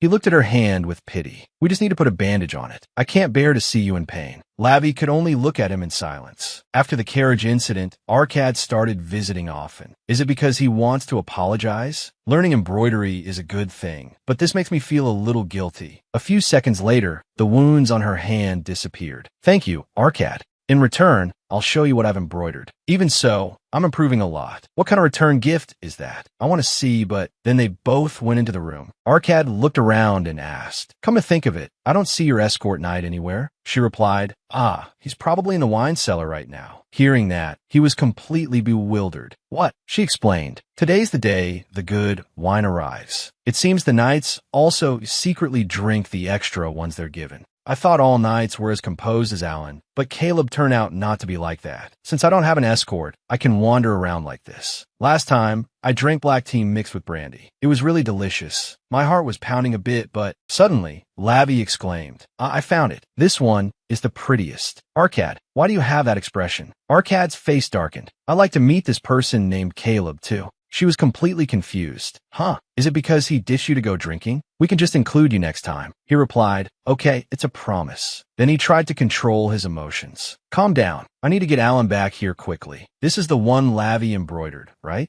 But it seems since it's my first time embroidering, the shape isn't very pretty yet. She introduced, it's Violet, my name. Seeing this, Arcad wondered, why are you practicing with your own name? Don't people usually embroider the other person's name? She replied, this is meant for someone special. You have to embroider my name to feel my presence. He asked in surprise, yours? Lavi said radiantly, MHM, if it's for someone special, it has to be for a loved one. It's like writing your name on something. If they carry my name, they'll be mine, right? Every time they see the handkerchief, they'll think of me. That would be better. Arcad's heart began to flutter. So that's how it is. Suddenly, she said dejectedly, but you can't read it, so I guess I have to practice more. He quickly stopped her. Oh no, I think it's very cute, like a child's handwriting. That means it's clumsy. Scene changed to 1 week later. Werner was always sticking by her side. It seems he's been very free lately. Isn't there anything for him? He relentlessly followed her, asking, a handkerchief or something like a handkerchief? Lavi snapped in annoyance. Ah, stop it. That's not for my brother. He looked thunderstruck. What? Then who is it for? This is why I kept it a secret from my brother. The maids already knew the story of the handkerchief and had told him. She sighed and said, "I'm not giving it to you anyway, it's mine." "Really?" Werner said confidently. "All right then, if it's not for me, it can't be for anyone else." Seeing this, she thought helplessly, how do I live with such a straight face? She walked over and pinched his cheek. "You should go see Sister Rose instead of spending time with me. Why are you suddenly saying that while we're talking?" She relentlessly questioned him. "If you're engaged, you should feel some responsibility. You're dating, right? What about gifts? Do you write letters?" Under scrutiny, Werner broke into a sweat. Oh dear, it's time for the political meeting. I have to go now. I get scared of Lavi whenever the engagement is mentioned. A moment later, the two of them were standing in front of the carriage. Before leaving, Werner didn't forget to tease his little sister. "Lavi, I'm leaving and we'll be back. What about a kiss? While you're still saying nice things, just go already. What's there to see off?" As soon as he got inside, she pouted. "So heartless. This is also cute, but..." Suddenly, a figure flashed by. He turned his head to look and saw pink hair. "Is that Arcad?" he thought with a frown. "That kid works in the royal palace, but I often see him at our house." And indeed, Arcad was currently riding his horse towards her. Werner then turned away, thinking confidently, even though I couldn't get the handkerchief, it's still 100 years too early for him to win Lavi. On this side, the horse had stopped. Lavi exclaimed, "Arcad, it seems we've been meeting every day lately. I'm not bored, but..." The two quickly held hands. "What should we play? Want some tea or a walk?" Wait a minute, Lavi." She looked bewildered. What's wrong?" Arcad said shyly, "I came here for something else today." Lavi, in a beautiful, radiant dress holding a small parasol, had a look of surprise on her face, her round eyes questioning. "Something else?" She thought to herself, could he have come to see my brother? I just told him he went to work. But contrary to her thoughts, Arcad, with a happy and shy face, said, "I want you to have this." Hearing that, Lavi was completely stunned, a giant question mark appearing in her mind. It was a light blue handkerchief embroidered with flowers, with Arcad's name embroidered on it. Lavi asked, excited and overjoyed, "Really? You made this for me? What's this you embroidered my name too?" Arcad held out the handkerchief to Lavi and gently hummed in affirmation. Looking at the meticulously embroidered handkerchief, Lavi's eyes crinkled into a smile as she marveled internally. "It's so beautiful. If you're good with a sword, you're good with a needle too, right?" She couldn't hide her joy and replied, "Thank you. I'll treasure it. But why did you make it for me?" Arcad blushed shyly and stammered, "Last time Lavi." He recalled the image of an excited Lavi standing before him, happily asking, "If it's for someone special, it has to be for a loved one, right? It's like writing your name on something. If they carry my name, they'll be mine, right?" Arcad had always remembered Lavi's words and diligently embroidered and drew. He said, "I thought about how I could give you my name with a wish of you becoming mine." He meticulously and happily embroidered the handkerchief. "I could only think of one thing in my mind. Lavi, no matter where you are, at any time, I hope you'll always think of me." Arcad seemed to have expressed all his affection for Lavi, but she just stared blankly, her confused and uncomprehending face leaving him speechless. As if to break the tense and awkward atmosphere, Arcad scratched his head and spoke up, "It's made very beautifully, but it's a bit of a waste to just leave it like that. You're the only one who's given me something like this." Lavi let out a breath and then cheered happily. "That's right. It would be a waste to look at alone." Arcad seemed a bit busy as he told Lavi, "But I have to go now." She just replied softly, "MHM." Lavi held the handkerchief, staring at it and thinking, but it's a bit strange if I'm the only one receiving something. With that thought, she quickly called out, "Arcad, wait a moment." Lavi's soft voice spoke up, "Let me give you the one I made." The handkerchief Lavi embroidered was a bit clumsy. Lavi froze, thinking to herself, "Oof, what a harsh comparison to reality." But in contrast, Arcad's eyes lit up, clearly showing his excitement. He immediately asked again, "Can I really keep it?" Lavi smiled brightly and agreed, "After seeing what you made, I know for sure I have no talent at all. I won't be doing this anymore from now on." She continued her presentation, proud and radiant, even though it might not look pretty, because it's my first and also my last time. I cherish it very much. "Is this something you treasure?" Arcad's handsome face, shy like pink cherry blossoms, crinkled into a smile. "Thank you, Lavi. I'm so happy. I want to do something else for you." Lavi thought shyly to herself, "Oh dear, you fool. Arcad seems to be at a disadvantage no matter how you look at it. It's a good thing he's so kind." Lavi's eyes suddenly sparkled as if she had an idea. She suddenly blurted out, then, can I ask you for a favor? Lavi secretly intended. Taking advantage of the kind Arcad is easier than anyone else. Arcad was a bit bewildered. He then asked, a favor? What favor? Lavi quickly grabbed his hand and said, there's a place I want to go with you. Arcad froze at Lavi's action, staring at her and thinking to himself, Lavi, your face is too close. His face flushed red as he stammered. Where is it? Lavi suggested radiantly. Can you come with me to the temple? Scene changed to the temple, a sacred white sanctuary built in the middle of the capital. Except for a few festivals, it was not open to ordinary people. Although this place was reserved for privileged classes like the royal family and nobility, all citizens believed in the presence of the divine. The proof was the miracles shown by the priests, for they possessed divine power. That light of power was passed on to a child of a high-ranking family. That brilliant white light would touch a wound and breathe new life into it. In that proof of miracles, nothing was lacking. But even without that meaning, the temple was still very special to Lavi. Arcad, a little curious, asked, why do you want to go to the temple? If it's for healing, I can heal you too, can't I? Lavi, shy with a captivating beauty and overflowing innocence, she secretly explained, actually, I have a wish I want to pray for, but it's not easy to go out at all. Arcad replied blankly, in that case. Lavi, as if about to achieve her goal, thought, honestly, I want to see the young priests I'll have to entice in the future. Thinking about the images during her treatments, she mused, most of the people who come to the house are high-ranking officials, so they're all grandfathers. No matter how urgent it is, I can't overcome that age gap. I won't check on the young candidates. With that thought, Lavi's eyes sparkled enchantingly as she clasped her hands, her teary eyes pleading. Every time I go out, there's an incident, so I'm very scared of going far to the temple. If I go with you, I won't get hurt or tired, right? Arcad's face was still flushed, his eyes looking at her with sympathy. He thought to himself, come to think of it, I'm also responsible for Lavi not being able to go out freely. Why have I never thought of taking her out? As if mesmerized by Lavi's adorable, radiant appearance, Arcad agreed without hesitation. Okay, all right, I'll take you tomorrow. Lavi was happy and grateful. Wow, thank you so much. As expected, you're the only one. Then she softly bid him farewell. Well then, see you tomorrow, Arcad. Arcad mounted his horse, preparing to leave, but didn't forget to reply. Ambisham, I'll come pick you up tomorrow morning, so wait for me. Lavi watched Arcad's figure slowly depart. Lavi thought to herself, and now I have to practice letting Arcad go. She clutched the handkerchief he gave her and told herself, I can't keep relying on you forever.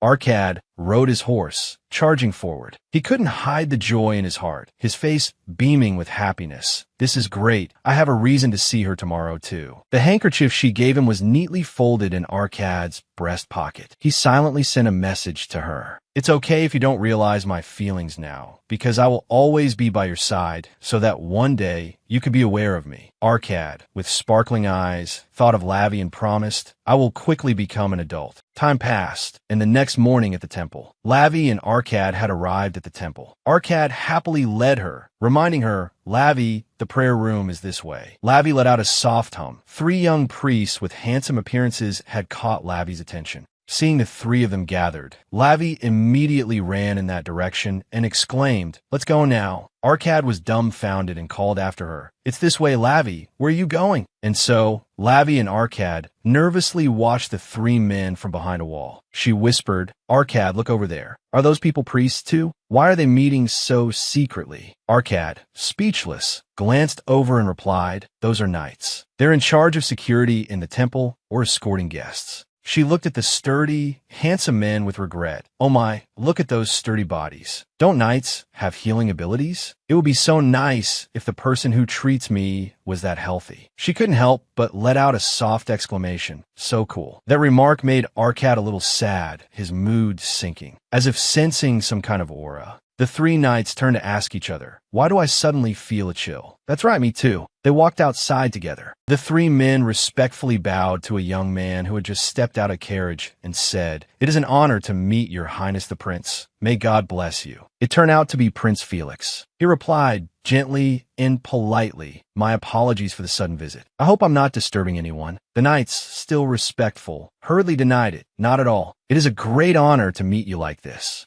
They were also a bit surprised and asked back, but what's the occasion today? Felix replied brightly, is there any other reason to come to the temple? I came to pray. The temple grounds sparkled under the golden sunlight. Young priests sat reading books. Arcad's voice called out, "Lavi, we have to go now." He looked at Lavi in frustration. The girl with eyes as bright as stars stared intently at those priests and replied curtly, "Let's watch a little longer." Arcad then whined, "It's been 30 minutes already." Then Lavi placed her hand on a pillar, a bit unsteadily, and scraped her hand, causing it to bleed. She was speaking but hesitated, but realizing her finger was bleeding, Lavi felt a sharp sting and turned to look at Arcad. He, extremely worried, asked with wide eyes, "What's wrong? Are you hurt?" Lavi held her injured hand and said, "The wall was a bit rough, so I got a scratch." Lavi was still flustered, pretending to be fine as she replied, "But this isn't important." She thought to herself, "Even if a prospective groom gets hurt, I should still consider him." But Arcad was even more worried and hurriedly pulled her hand. His gentle eyes sparkled like the morning sun. He said softly, "That must really hurt." Without hesitation, Arcad brought Lavi's finger to his lips, politely using his healing power on her. Lavi was extremely shy, her whole face flushing red, her mind a tangled mess. Arcad. In her head was a fierce scream, extreme wonder. Her inner self screamed, "Arcad, what are you doing in this sacred place?" Remembering the childhood memories between the childhood friends Arcad and Lavi, she thought to herself, "When we were little, if I helped you recover, I felt very relieved, but..." Looking at his elegant face gently healing her wound, after Arcad could control his power, perhaps the treatment method is a bit different. So, it's like this. Lavi's eyes were dreamy, full of tension. Lavi felt a bit strange. For some reason, she suddenly felt so tense. The feeling is completely different now. Thinking this, Lavi pulled her hand back, blushing at Arcad's surprised expression, and said, "This is too ticklish, but I hope it heals quickly." After that, Arcad pulled Lavi's hand and headed straight for the prayer room. "Come on, let's go pray now." Lavi sighed in frustration. Entering the prayer room, Lavi was pleasantly surprised by its splendor. She exclaimed, "Wow." The prayer room sparkled under the sunlight, shimmering and captivating everyone. Lavi skipped around the prayer room, happily exclaiming, "There aren't as many people as I thought." "Huh?" Arcad gently walked behind her and asked tenderly, "Is that so?" He thought to himself, "I did that on purpose." It turns out Arcad was the one who helped Lavi be in the prayer room alone. She stood gently to pray. Lavi silently lamented in her mind, "We only came to pray, and I couldn't even meet any priests." Arcad stood beside her, staring at Lavi, then smiled faintly and asked, "Do you remember when we were little?" Lavi was a bit skeptical. "Huh?" Arcad began to recall the childhood days he spent with Lavi. The well that listens to wishes. Lavi seemed to suddenly remember her childhood and the wishing well, exclaiming, "Ah?" Lavi smiled, unable to hide her amusement, and asked Arcad, "What, you still remember that?" Arcad replied shyly, "I remember everything we've ever done together." Lavi started teasing. "Well then, what I remember most is that Arcad cried a lot." Arcad, blushing beet red, denied it. "I didn't cry that much." He was so embarrassed, he quickly interjected, "Lavi cried too." Lavi clutched her stomach, laughing loudly, and said, "No way. Everyone came running because of Arcad's crying, but why bring up such unpleasant memories?" Arcad gently raised a hand to his mouth and hesitated. "Ah, no. Although we couldn't pray together back then, I'm so glad I could bring her here safely today." Lavi looked at Arcad with a hint of sadness in her eyes. Arcad, curious about Lavi's wish, asked, "But what did you wish for?" "The same wishes back then." Lavi was startled. She blushed, turned away, and replied, "It's a secret. Who would say their wish out loud?" She screamed in her head, "I can't do anything with someone so gentle and innocent." My wish. In reality, Lavi's wish was to be granted a very careful and sincere groom. Arcad seemed very curious and pleaded, "I might be able to help. Can you tell me just a little?" Lavi firmly refused. "No way. I'm not telling you. Let's go back." She broke out in a cold sweat, thinking to herself, "I have to keep it a secret before I get married." Arcad sighed, chiding her affectionately. "So stingy. Well then, I'll keep my wish a secret too." Lavi's eyes glanced at Arcad, bright and sparkling, as she thought. Arcad's wish is obvious. It's probably related to his older brother. Lavi clasped her hands tightly. In her heart and mind, wishes sparkled before God. "Dear God, please grant me a soulmate who is truly gentle and careful." Lavi prayed sincerely. The corners of her lips curved into a slight smile. Please send me a good man like Arcad. Suddenly, the atmosphere around her turned a bit gloomy. A sorrowful prayer echoed in her mind. Not a philanderer like my brother Werner. Suddenly, footsteps echoed from behind, entering the prayer room. It was Felix. He walked in and said loudly, "Oh my, I didn't know there were guests."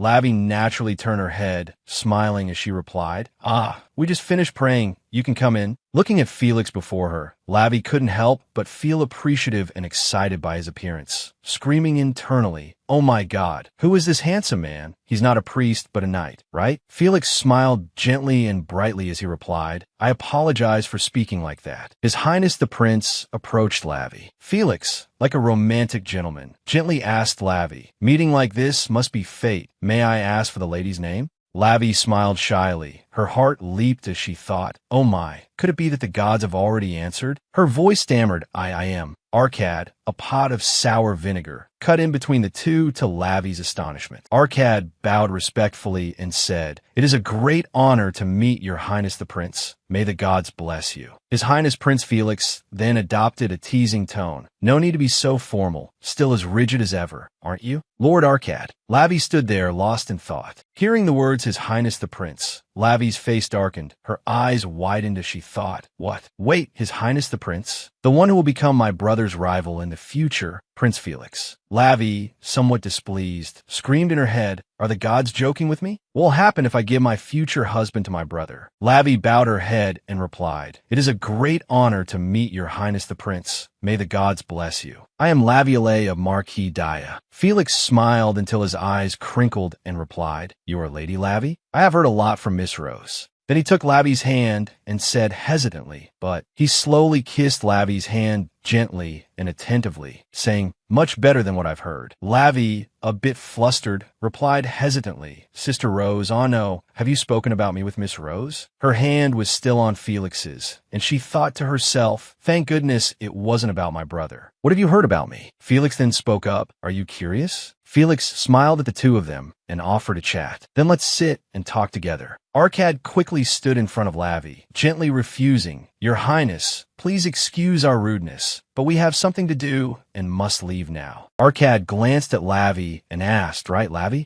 Lavi was a bit surprised, but didn't deny it, only saying softly, She thought to herself, "I actually wanted to talk a little longer, but..." Lavi looked at Arcad, facing Felix, and sensed a strange atmosphere. It seemed Arcad was on guard against the prince. Suddenly, Lavi's eyes lit up like stars, as if she had a new and novel idea. Lavi looked at the two in alarm and cried out, "Is this the instinct to control a future enemy?" Laviolette watched Arcad and Felix looking at each other with sharp eyes. Laviolette stood in the middle. Seeing the situation, she didn't know how to handle it.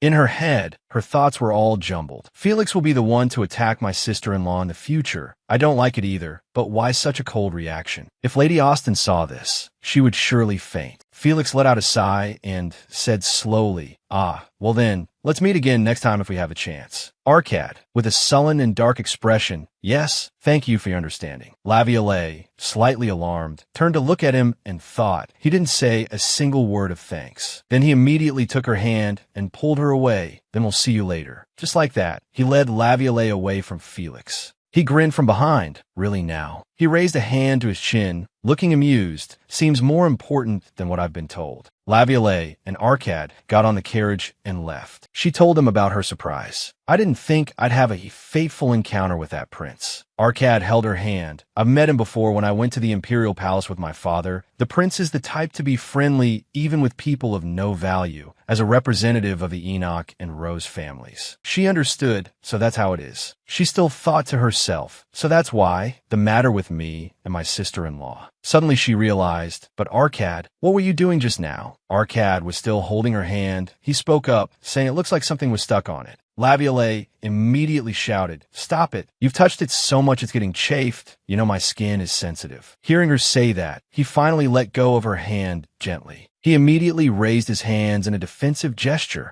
"I'm sorry." She looked at his expression and thought, giving the disease and the cure at the same time. Laviolette said helplessly to him, Arcad, I don't know why, but while we're at it, I'll make this clear. She remembered the image of him in the future. You're the most handsome man I've ever met, and you always smell nice. After hearing this, Arcad was startled, his face flushing red. He felt a bit confused. Why so suddenly? She screamed in her heart, I told you not to be timid when facing the main character. She then told him, I thought so when we were little too, but do you know how surprised I was when you finished your night training and came back? She began to describe Arcad's appearance in the future. You're tall, and your shoulders are broad too. Your face is really cool, right? Plus, you're very good with the sword. Actually, I don't remember that part. Arcad stammered, Teach, thank you. Her hands clenched her dress. More than anything, you are so gentle and kind. I'm the one who knows that best. How well you've lived for the person you like. Those words made Arcad's face turn beet red. He was about to lose his composure. Wait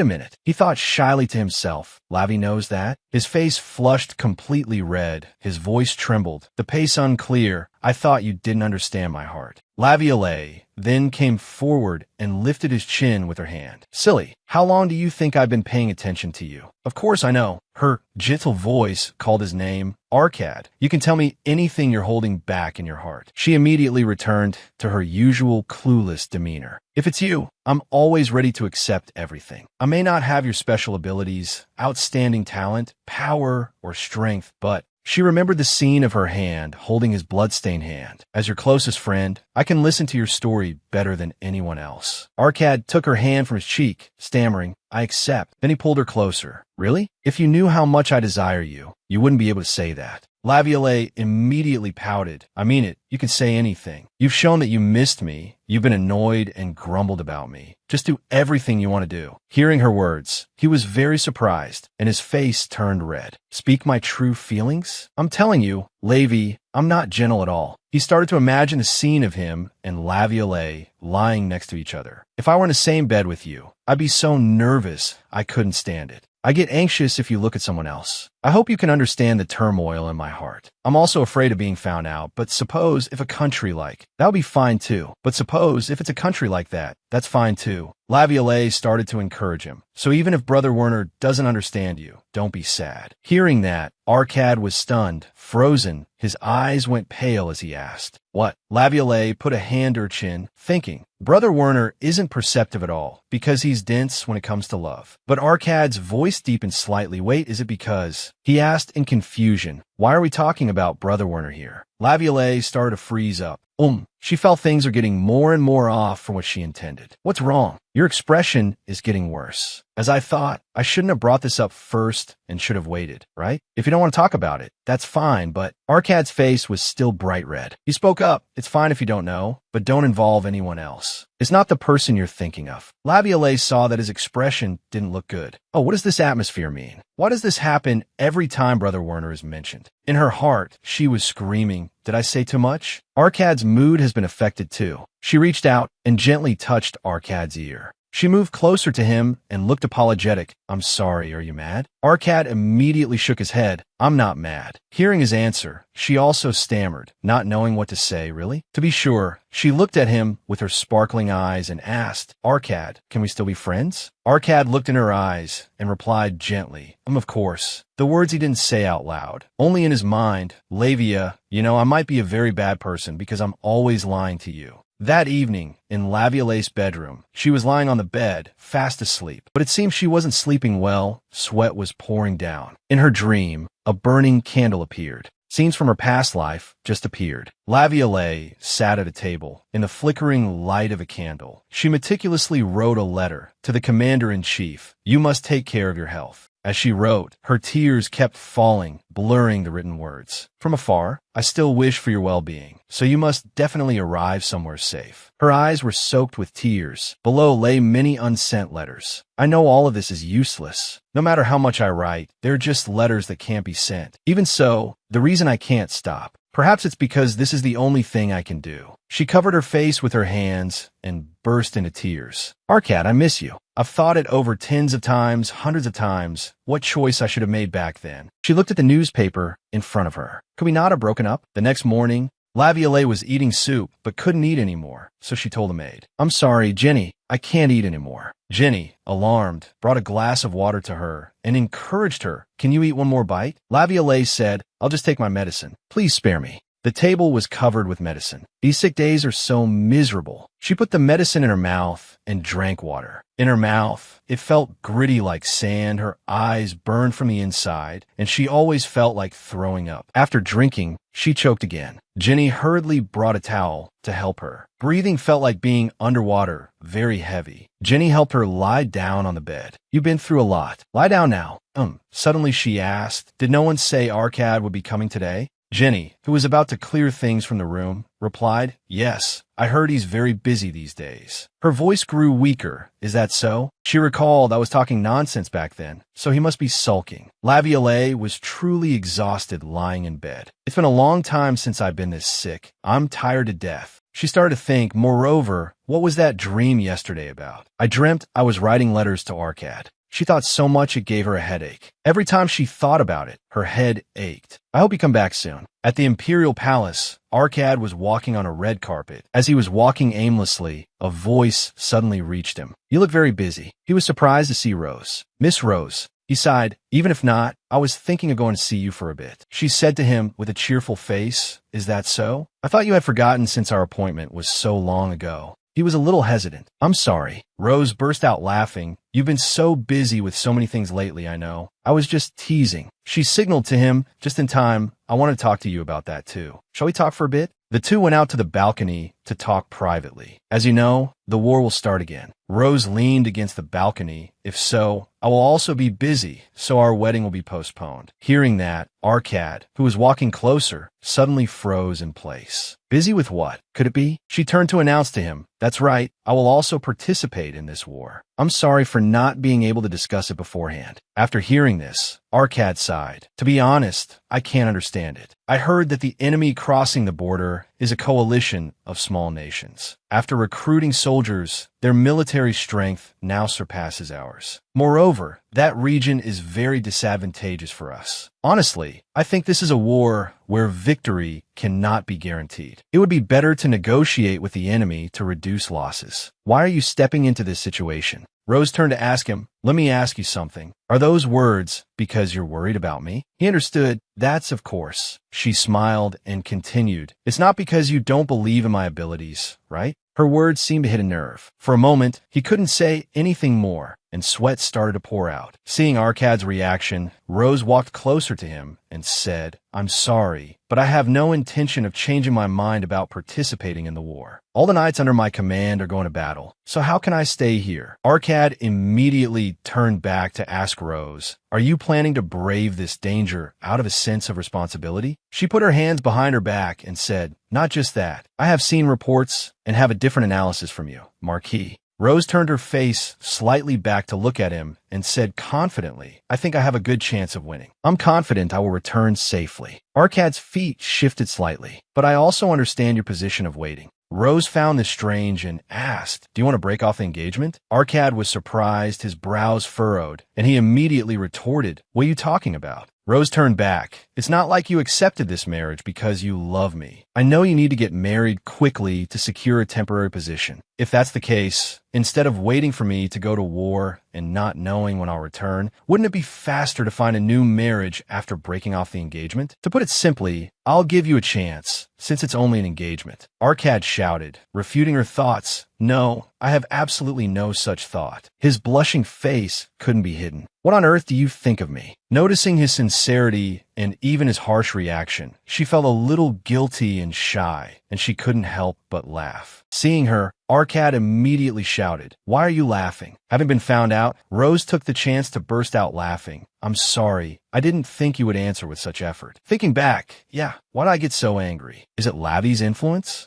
Rose, move a little closer to Arcad, then wait for me. I will return as quickly as possible. Her finger gently touched his soft lips. And don't say that we will lose. Arcad shyly turned his face away. Rose teased, "This isn't something I should be telling you, sorry." Arcad was clearly embarrassed, but still replied, "Huh? That's okay." Rose moved close to him and acted threateningly. "But you can't be careless, so be careful. Remember that it was you, Marquis, who gave up the opportunity and chose me." Seeing her like that, he was a bit intimidated. "I know, calm down." Rose looked away, letting out a sigh of relief. "That's all I have to say. Are you curious about anything else?" Arcad sighed and then asked, "Do you think the Enoch family will participate in the war?" Rose put a hand to her chin and pondered. "You will participate in the war, whether you are from the Enoch family, Lavi's friend, or even a Marquis. The Emperor has given a direct order." This was what Arcad was worried about. As expected, his thoughts were in a mess. "In the end, what will be best? I haven't had any feeling about it for a while. Lavi will be very sad." That evening, a hand came and used its power to cool Laviolet's forehead. The hand is so cool. That hand belonged to Arcad. Although Laviolet didn't speak, she fell in her heart. How can it soothe my mood so well? So affectionate and gentle. Because of that, Laviolet raised her trembling hand to touch the source of that coolness. Realizing who it was, she looked towards Arcad and smiled. "Arcad, you're here." Arcad was a bit shy and embarrassed. "I'm sorry for waking you." The medicine on the table had also been taken by Laviolet. Laviolet asked, "It's okay. What did you get here?" Arcad replied, "I just got here. If you were this sick, you should have told me right away." She was happy in her heart. "I was just scolding myself because I thought you were mad, and that's why you didn't come. You seem a bit flustered." "That's not at all. I couldn't come because I was too busy. There was just so much to do at the Imperial Palace." Laviolet sat up, wondering what work, but seeing her about to sit up, he gently laid her back down on the bed and touched her forehead. "I'll tell you when you're better. For now, you should sleep a little longer." She lay on her side again. Seeming to have a little trouble breathing, she said, "I'll listen as soon as I wake up. Don't go anywhere. Please stay with me." Felix blushed with embarrassment at those words, and he himself knew that he held an important place in Laviolet's heart.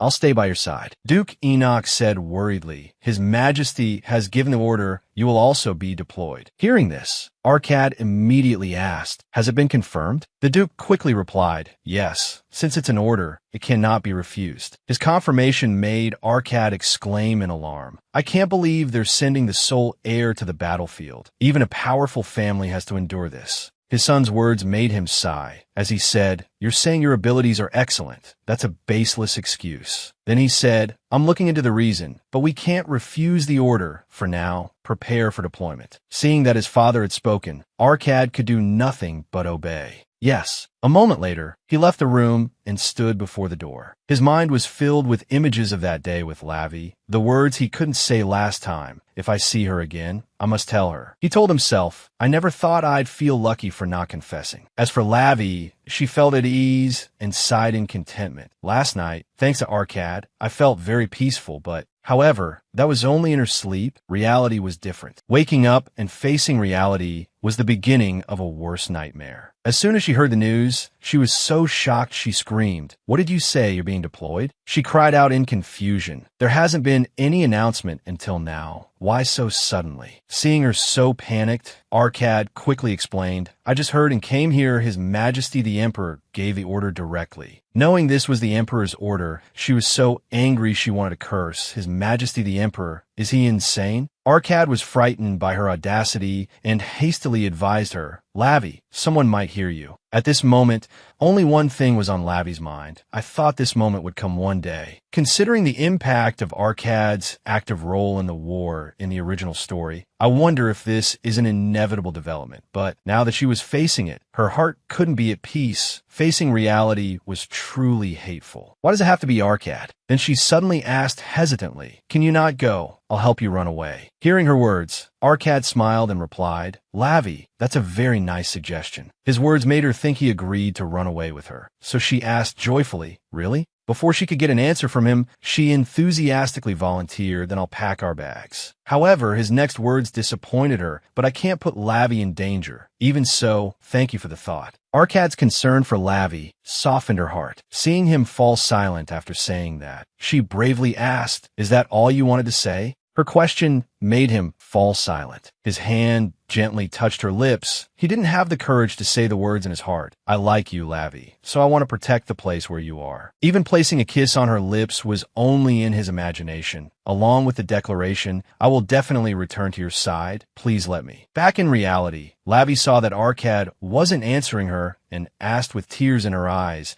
are you just going to leave me with just that one sentence? Seeing her like that, he himself felt flustered but still didn't dare to confess his feelings. If only I could convey my heart to you. But I don't know what will happen, how many years it will take. So he could only reassure her, although I haven't been a knight for long, I'm confident in my experience. He then added gently, so you don't need to worry too much. Seeing him like this, Lavi hesitantly called out Arcad. In her heart, she was crying helplessly with worry for him. That's why I'm even more worried. Why are they sending you to a place with only those grimy men? What did I teach you? At that moment, Lavi suddenly reached out. She gently hugged Arcad and asked, when do you leave? Arcad enjoyed the hug and replied, next week, only the knights will depart early in the morning. Hearing this, she said worriedly, without a farewell from the people, Arcad replied, we're going to protect someone. In response to her worry was a loving reply from him, I only need Lavi. Suddenly, Lavi gripped Arcad's hand tightly and declared loudly, I'm not enough. All of a sudden, she found the courage to suggest, sleep with me before you go.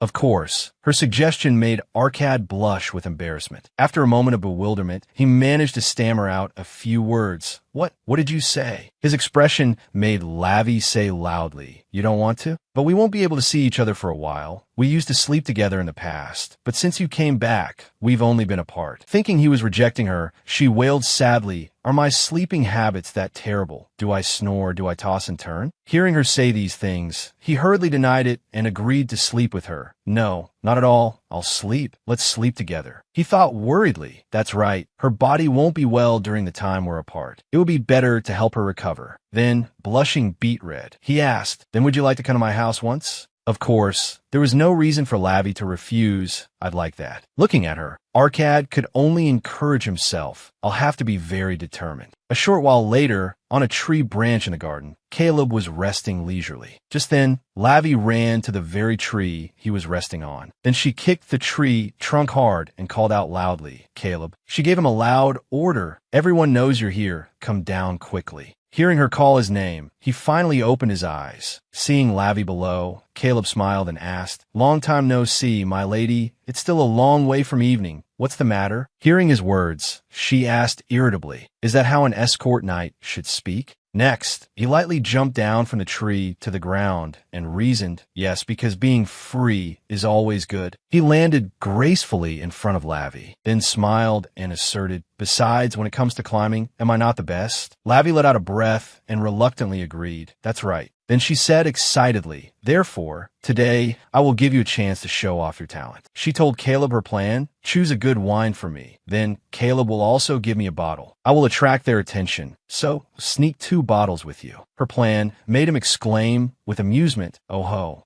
Even though he liked the idea, he still had to restrain his excitement and asked worriedly, but my lady, wouldn't just a few drops of brandy be too much for your heart? As for why she was bringing a bottle, Lavi naturally wouldn't let him know easily.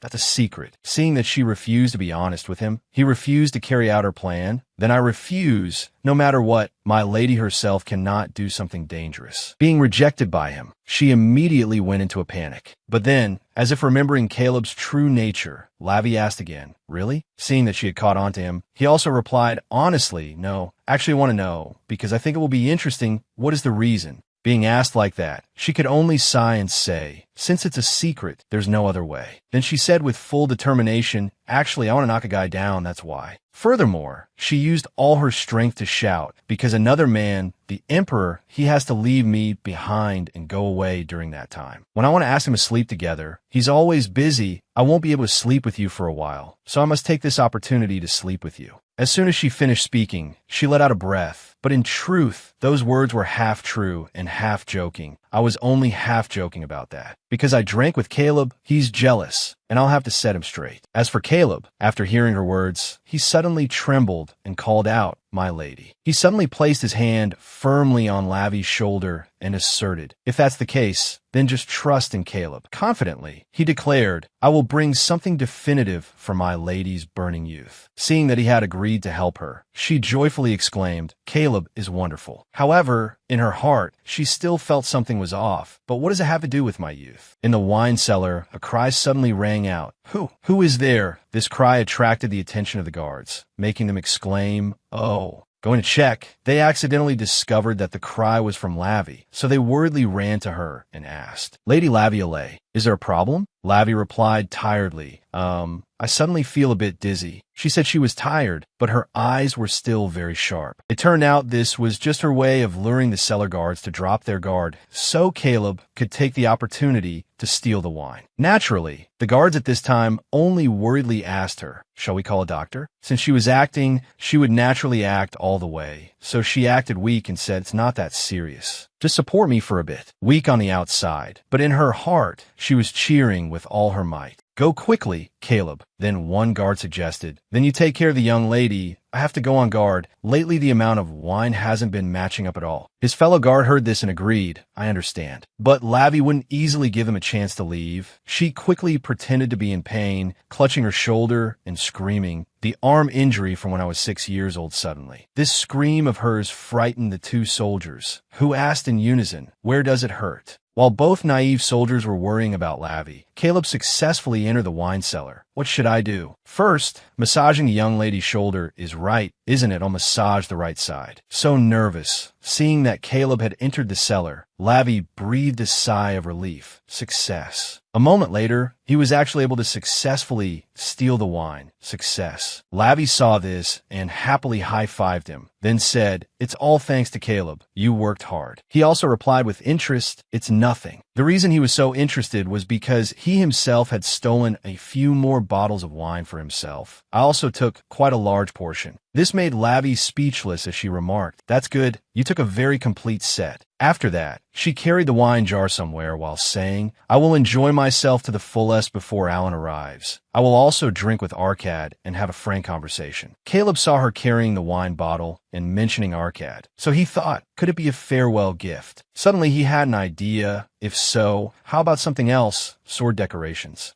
The item he suggested left Lavi a bit bewildered, a sword decoration. Seeing that she didn't know the meaning of this gift, he explained it to her. Yes, it's the charm attached to the end of the sword. This is a knot made with a wish for a safe return, which is the dream of all knights. He added, normally, it would be made in the color of the lady's eyes. Hearing this, Lavi pondered for a moment and uttered, A while later at Arcad's residence, he kept pacing back and forth in his room, seemingly worried about something. It turned out he was remembering the day Lavi suggested sleeping with her and his invitation for her to come to his house. "Come sleep with me, then come to my house once." Remembering this, he became flustered and asked himself, why did I say that? Just as he was helplessly thinking, no matter how hard I try to leave no regrets, why do I keep getting swept up by Lavi? He suddenly heard the sound of a carriage in the courtyard. Through the window, he saw Lavi's carriage. "She's here already?" At that moment, a servant was opening the carriage door for her. As soon as she stepped out,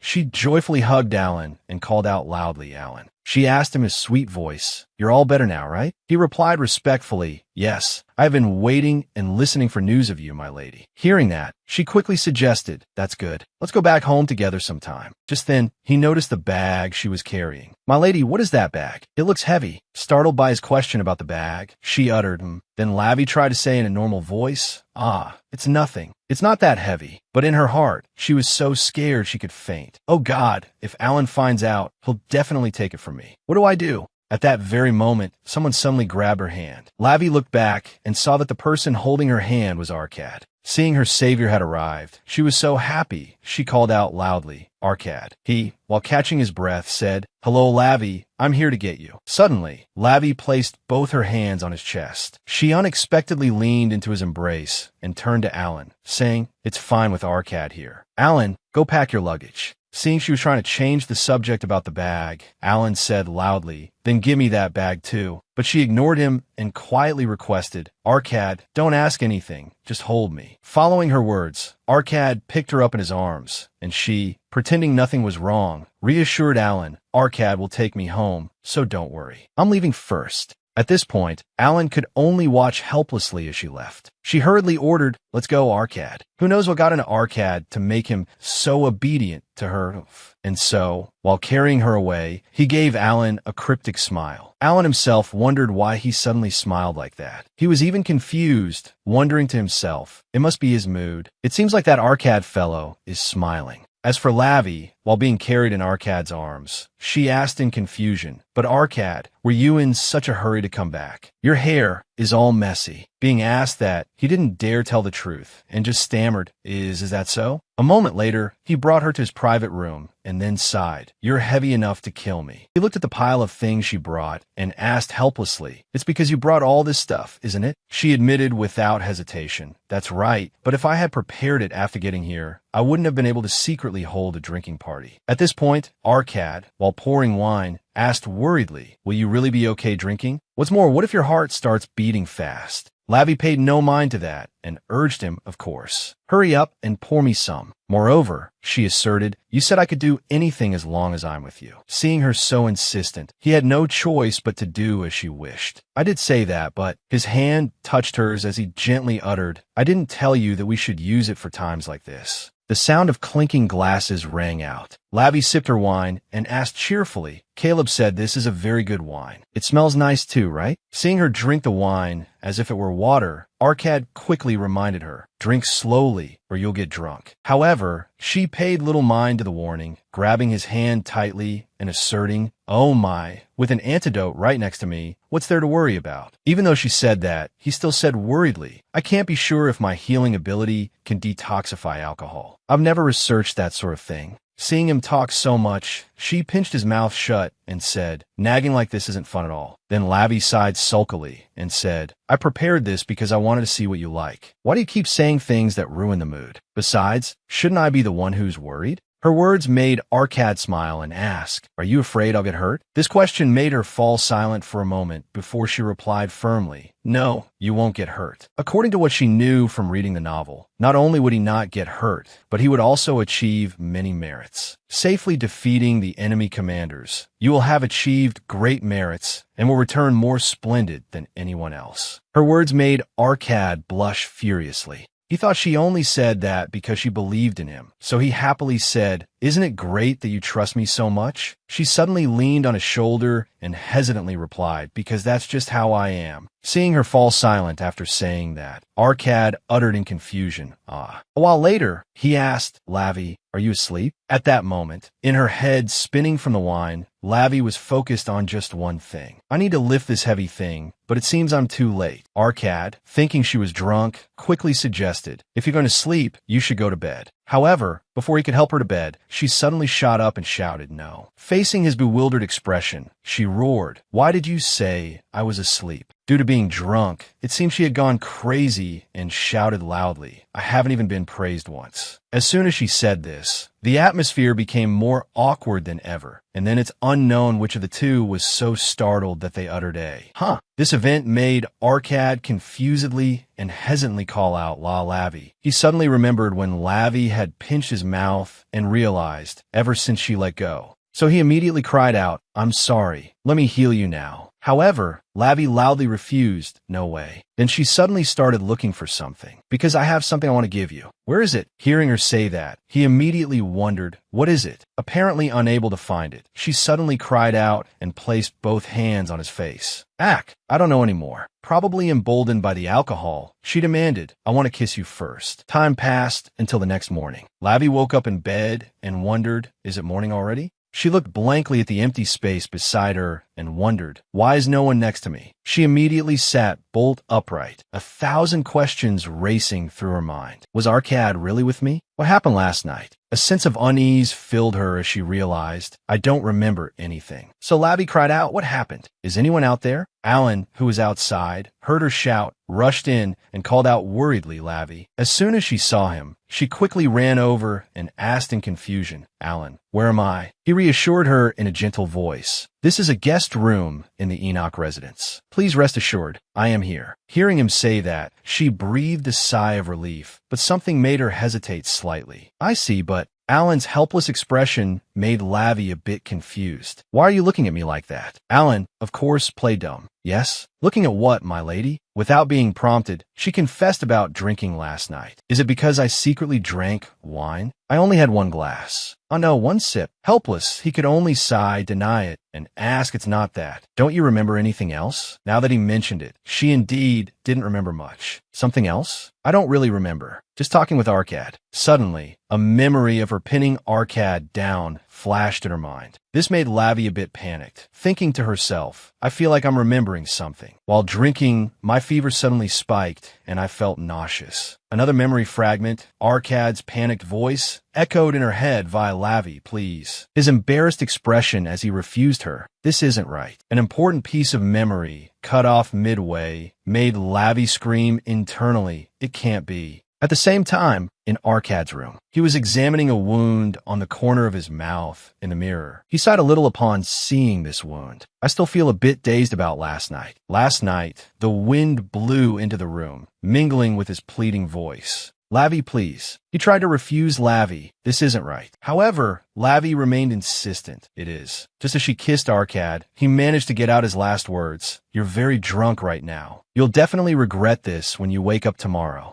Her kiss made him freeze and blush. After the kiss, she said with dissatisfaction, why are you so stiff? This isn't the way to ensure your safe return. Her words made Arcad wonder in confusion. What is she talking about? In that perilous moment, he prayed for Alan to come and save him quickly. If Alan doesn't come by, something terrible is going to happen. And luckily for him, Alan opened the door and walked in at that very moment. He saw what he shouldn't have while saying, I've finished packing. Now let's go home. Of course, the scene made him so shocked he yelled, Labby, what are you doing? Back in the present, Arcad was thinking about Labby. I hurriedly had her sleep in the guest room. She must be awake by now. Suddenly, he heard a commotion outside and wondered, but why is it so noisy outside? It turned out to be Labby trying to persuade someone. Alan, don't stop me. I need to see Arcad right now. However, Alan was also trying to stop her. Please wait a moment. Arcad needs some time too, my lady. But she didn't listen and asked him bluntly, if you're going to stop me like this, then why don't you tell me what I did? Being asked that, he again played dumb and replied, I don't know the exact details of this matter, my lady. Even so, she didn't let up and pressed, then tell me what you saw. So, just as he was about to describe the scene he saw yesterday, the thing is the young lady attacked Lord Arcad. Arcad suddenly threw open the door with a bang. Not only did he appear suddenly, he even spoke up shyly, hello, Labby. Seeing him greet her so casually, Labby shyly thought that he was acting so nonchalant at a time like this. But she managed to suppress her embarrassment and greeted him back, good morning, Arcad. Then, for some reason, the young man and woman became shyly lost in their own thoughts. The man was flustered, thinking I was so eager to stop Alan that I rushed out too quickly. The woman was bewildered, wondering, I don't remember anything, but why do I feel so regretful? Seeing this scene, Alan felt helpless. So, he straightforwardly pushed Labby into Arcad's room and said, there's no other way. I will go call for a carriage, so you two can talk about your unfinished business. His action made Labby cry out in alarm. Alan, why would you do that? You're my escort. Hearing her words, a surge of anger rose within him, causing him to both laugh and warn her, officially, it's still a holiday, so I will do as I please. This is also punishment for bullying me yesterday, so you'd better watch your words. And so, Labby was locked in the room with Arcad by him. She could only shed resentful tears and tell herself, how could you, Alan? How dare you abandon me at a time like this? She was so worried that she asked herself, what should I do now? Then she mustered all her courage and called out, Arcad. After calling Arcad, she quickly made a decision. I don't know anything, so I'll just apologize first. As soon as she thought it, she did it. She immediately bowed her head and sincerely apologized to him. I'm sorry. Please don't cut ties with me. She even cried while explaining actions she herself couldn't remember. I just wanted to create beautiful memories for myself. There's nothing more shameful than leaving behind terrible memories. I can't even remember exactly. When Arcad heard that Lavi didn't remember anything about last night, he happily asked again, wait, hold on, Lavi, you really don't remember? Lavi blankly confirmed. Machem. See her confirmation, he then wondered, then why are you apologizing? Asked this, she was at a loss for words.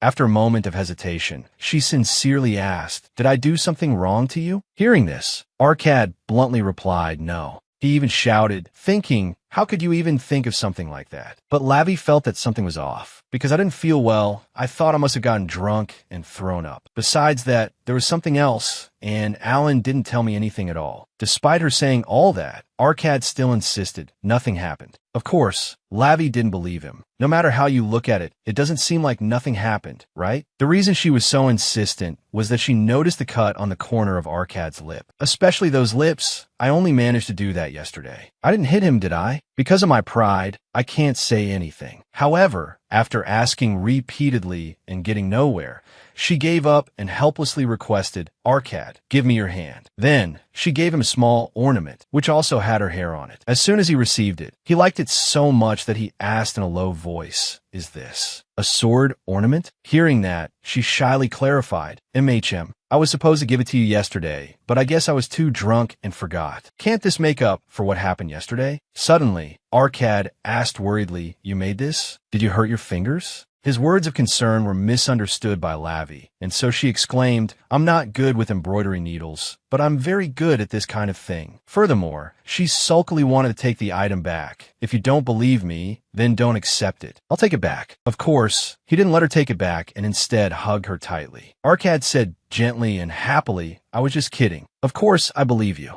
He stroked Lavi's hair and affirmed, there's no way I wouldn't recognize your hair color. Then he promised, thank you. I will return safely. Hearing that, Lavi replied softly, MHM, farewell, Arcad. And 2 days later, Arcad left. Just like in a novel, turning each page, how wonderful it would be if time just passed. In any case, preparing for a farewell is truly difficult. The longing always lingers. As Lavi stood by the window, watching for Arcad to leave with the army for battle, Alan approached and said, my lady, you can't see from here. Hearing this, Lavi replied softly, I know. Even though she knew she wouldn't see Arcad anymore, she remained resolute. However, I will still wait. And then, what was bound to happen, happened. Although there was no news from Arcad for the next 3 years, the war began. The entire sky was dyed a deep crimson red. The commander-in-chief leading the attack on Enoch, Duke Enoch, rode on horseback, raising his sword with great vigor as the army advanced. The armies of Prince Philip's, Rose, and Arcad led the southern front, and the enemy's morale seemed to have diminished slightly. But in every battle, our forces suffered considerable losses. The enemy's allies also stood firm, and the war was not yet over. Dawn broke, the sunlight creeping up from behind the mountains, illuminating a blood-soaked sword stuck in the ground along with the remnants of the war. The scene shifts to the Diem mansion with warm sunlight, lush green leaves, and energetic butterflies. Time passed just like that. Lavi at the mansion met with other noble ladies and young lords to socialize and pass the time, until the red maple leaves appeared, rustling in the air, heralding the arrival of autumn. Then came the time when dry leaves fell gently from the branches, until the bare tree trunks, without a single leaf, were covered in falling white snow. The scenery visible through the mansion's window, a letter Lavi wrote to her childhood friend. It was now winter, the mansion dotted with white from the falling snowflakes. Lavi wrote worriedly in her letter, is Arcad still doing well? It's warm where you are in the south, but I'm always worried if you've caught a cold. Her appearance was now much more mature, her shimmering golden hair causing many young men at the Sim Temple to be infatuated and blush shyly. In the letter, she also told her friend about her brilliant older brother. My brother is still doing well. I heard he's recently been recognized in the royal palace. It seems he also corresponds with Sister Rose a lot. She could say that because she had hidden behind her brother many times to secretly read their letters. Fortunately, the two of them are not separated this time, but she stood before the statue of the goddess, her hands clasped and her face flushed red, emitting a murderous aura that made the young men who were just blushing turn pale with fear. She screamed silently in her heart, "Why don't you write back to me?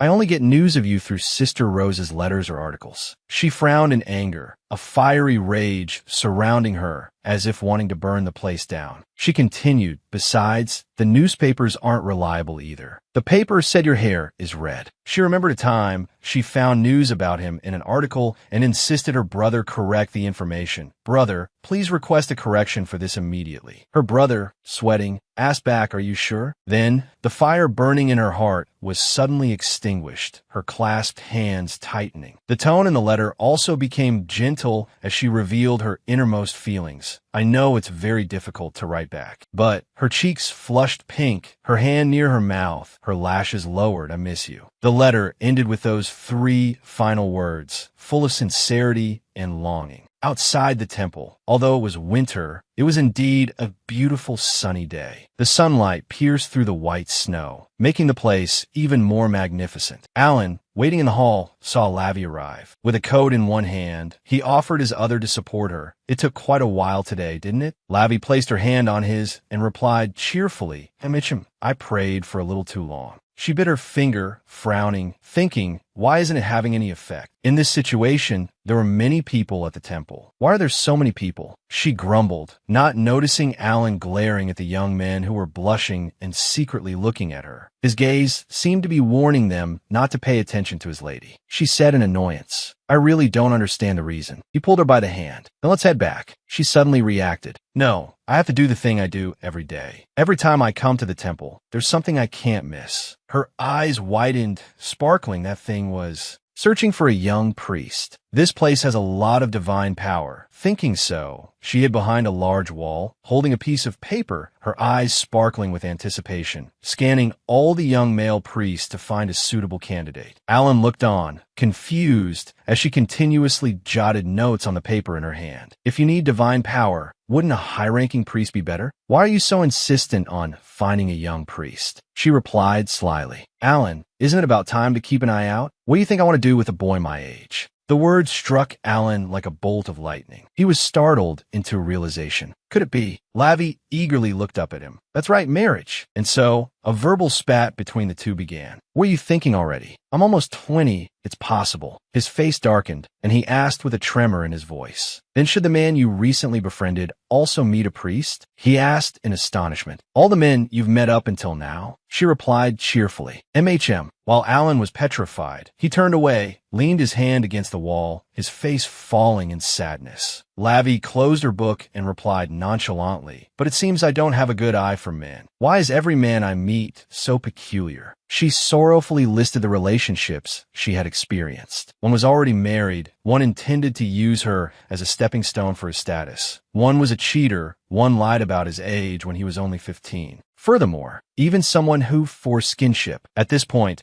both of them simultaneously thought of that deceitful priest, the time he had tightly gripped Lavi's hand. Anand commented, "That guy was terrible, but that guy wasn't a knight, right? Thanks to you, we ended up fighting." Indeed, that day he had stood in front of her, his hand brandishing a sharp sword, while that fraud trembled uncontrollably. She raised an eyebrow and explained. Caleb lied that a knight also had healing abilities. "I'm sorry. But, my lady, have you written about these men in your letters to Arcad?" He suddenly asked. She turned her face back. "Of course. I don't know if he'll get to read it, but..." At that moment on the southern front, that letter had been opened and read by Arcad and was neatly placed on his desk. Beside it were many other envelopes, all handwritten letters from her to him. Arcad gently fastened his gloves. Then he attached his sword to his belt. His light pink hair and handsome face were highlighted by the sturdy battle armor, especially the charming mole beneath his eyelid. At that moment, a figure lifted the tent flap and called inside. "Is the captain here? I have prepared everything you mentioned." Arcad turned his head, his eyes sharp as he asked, "Levin, were we robbed last time?"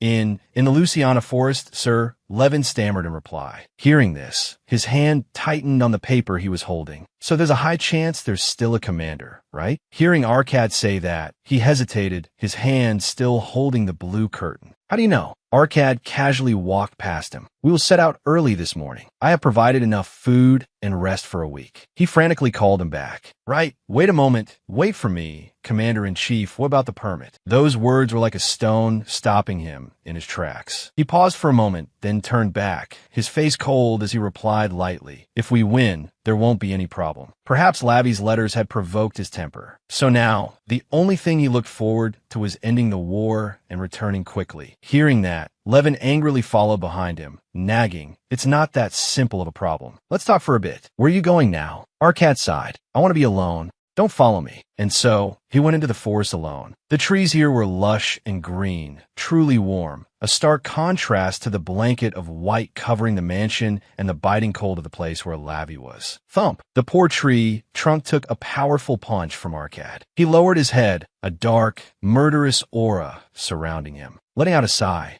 His expression was as gloomy as a high school senior who just finished their final exams as he grumbled. "What boyfriend? What are Werner and Alan doing? I'm almost 20 and can meet someone too, but their character is not good at all. Besides, why are they all priests? Is it because I go to the temple so often?" At this thought, he imagined the beautiful Lavi in an elegant white dress, standing beside some priest in a white suit, obscured by a white veil. The scene was like a wedding hall. Then he sadly thought about his own relationship with her. With me, even after living together for so long, we couldn't become lovers. For some reason, his face flushed red. Perhaps it was shyness from thinking of Lavi, the reason for him to survive and want to end the war quickly. Damn it, he leaned his head helplessly against the tree trunk. What have those beasts done to a child who is slow to understand feelings of love? He couldn't believe Lavi had made the first move. He stared ahead, his eyes full of resentment, the murderous aura around him intensifying. At the border where he was stationed, the sky was gloomy, covered by a thick fog, yet he couldn't stop thinking. For people, no, more than 5. What should I do when I get back? Back with Lavi, she suddenly sneezed. Alan hurriedly brought a coat, intending to drape it over her. "Oh my, do you have a cold?" Her body shivered slightly. "No, I just suddenly felt a chill. I wonder why."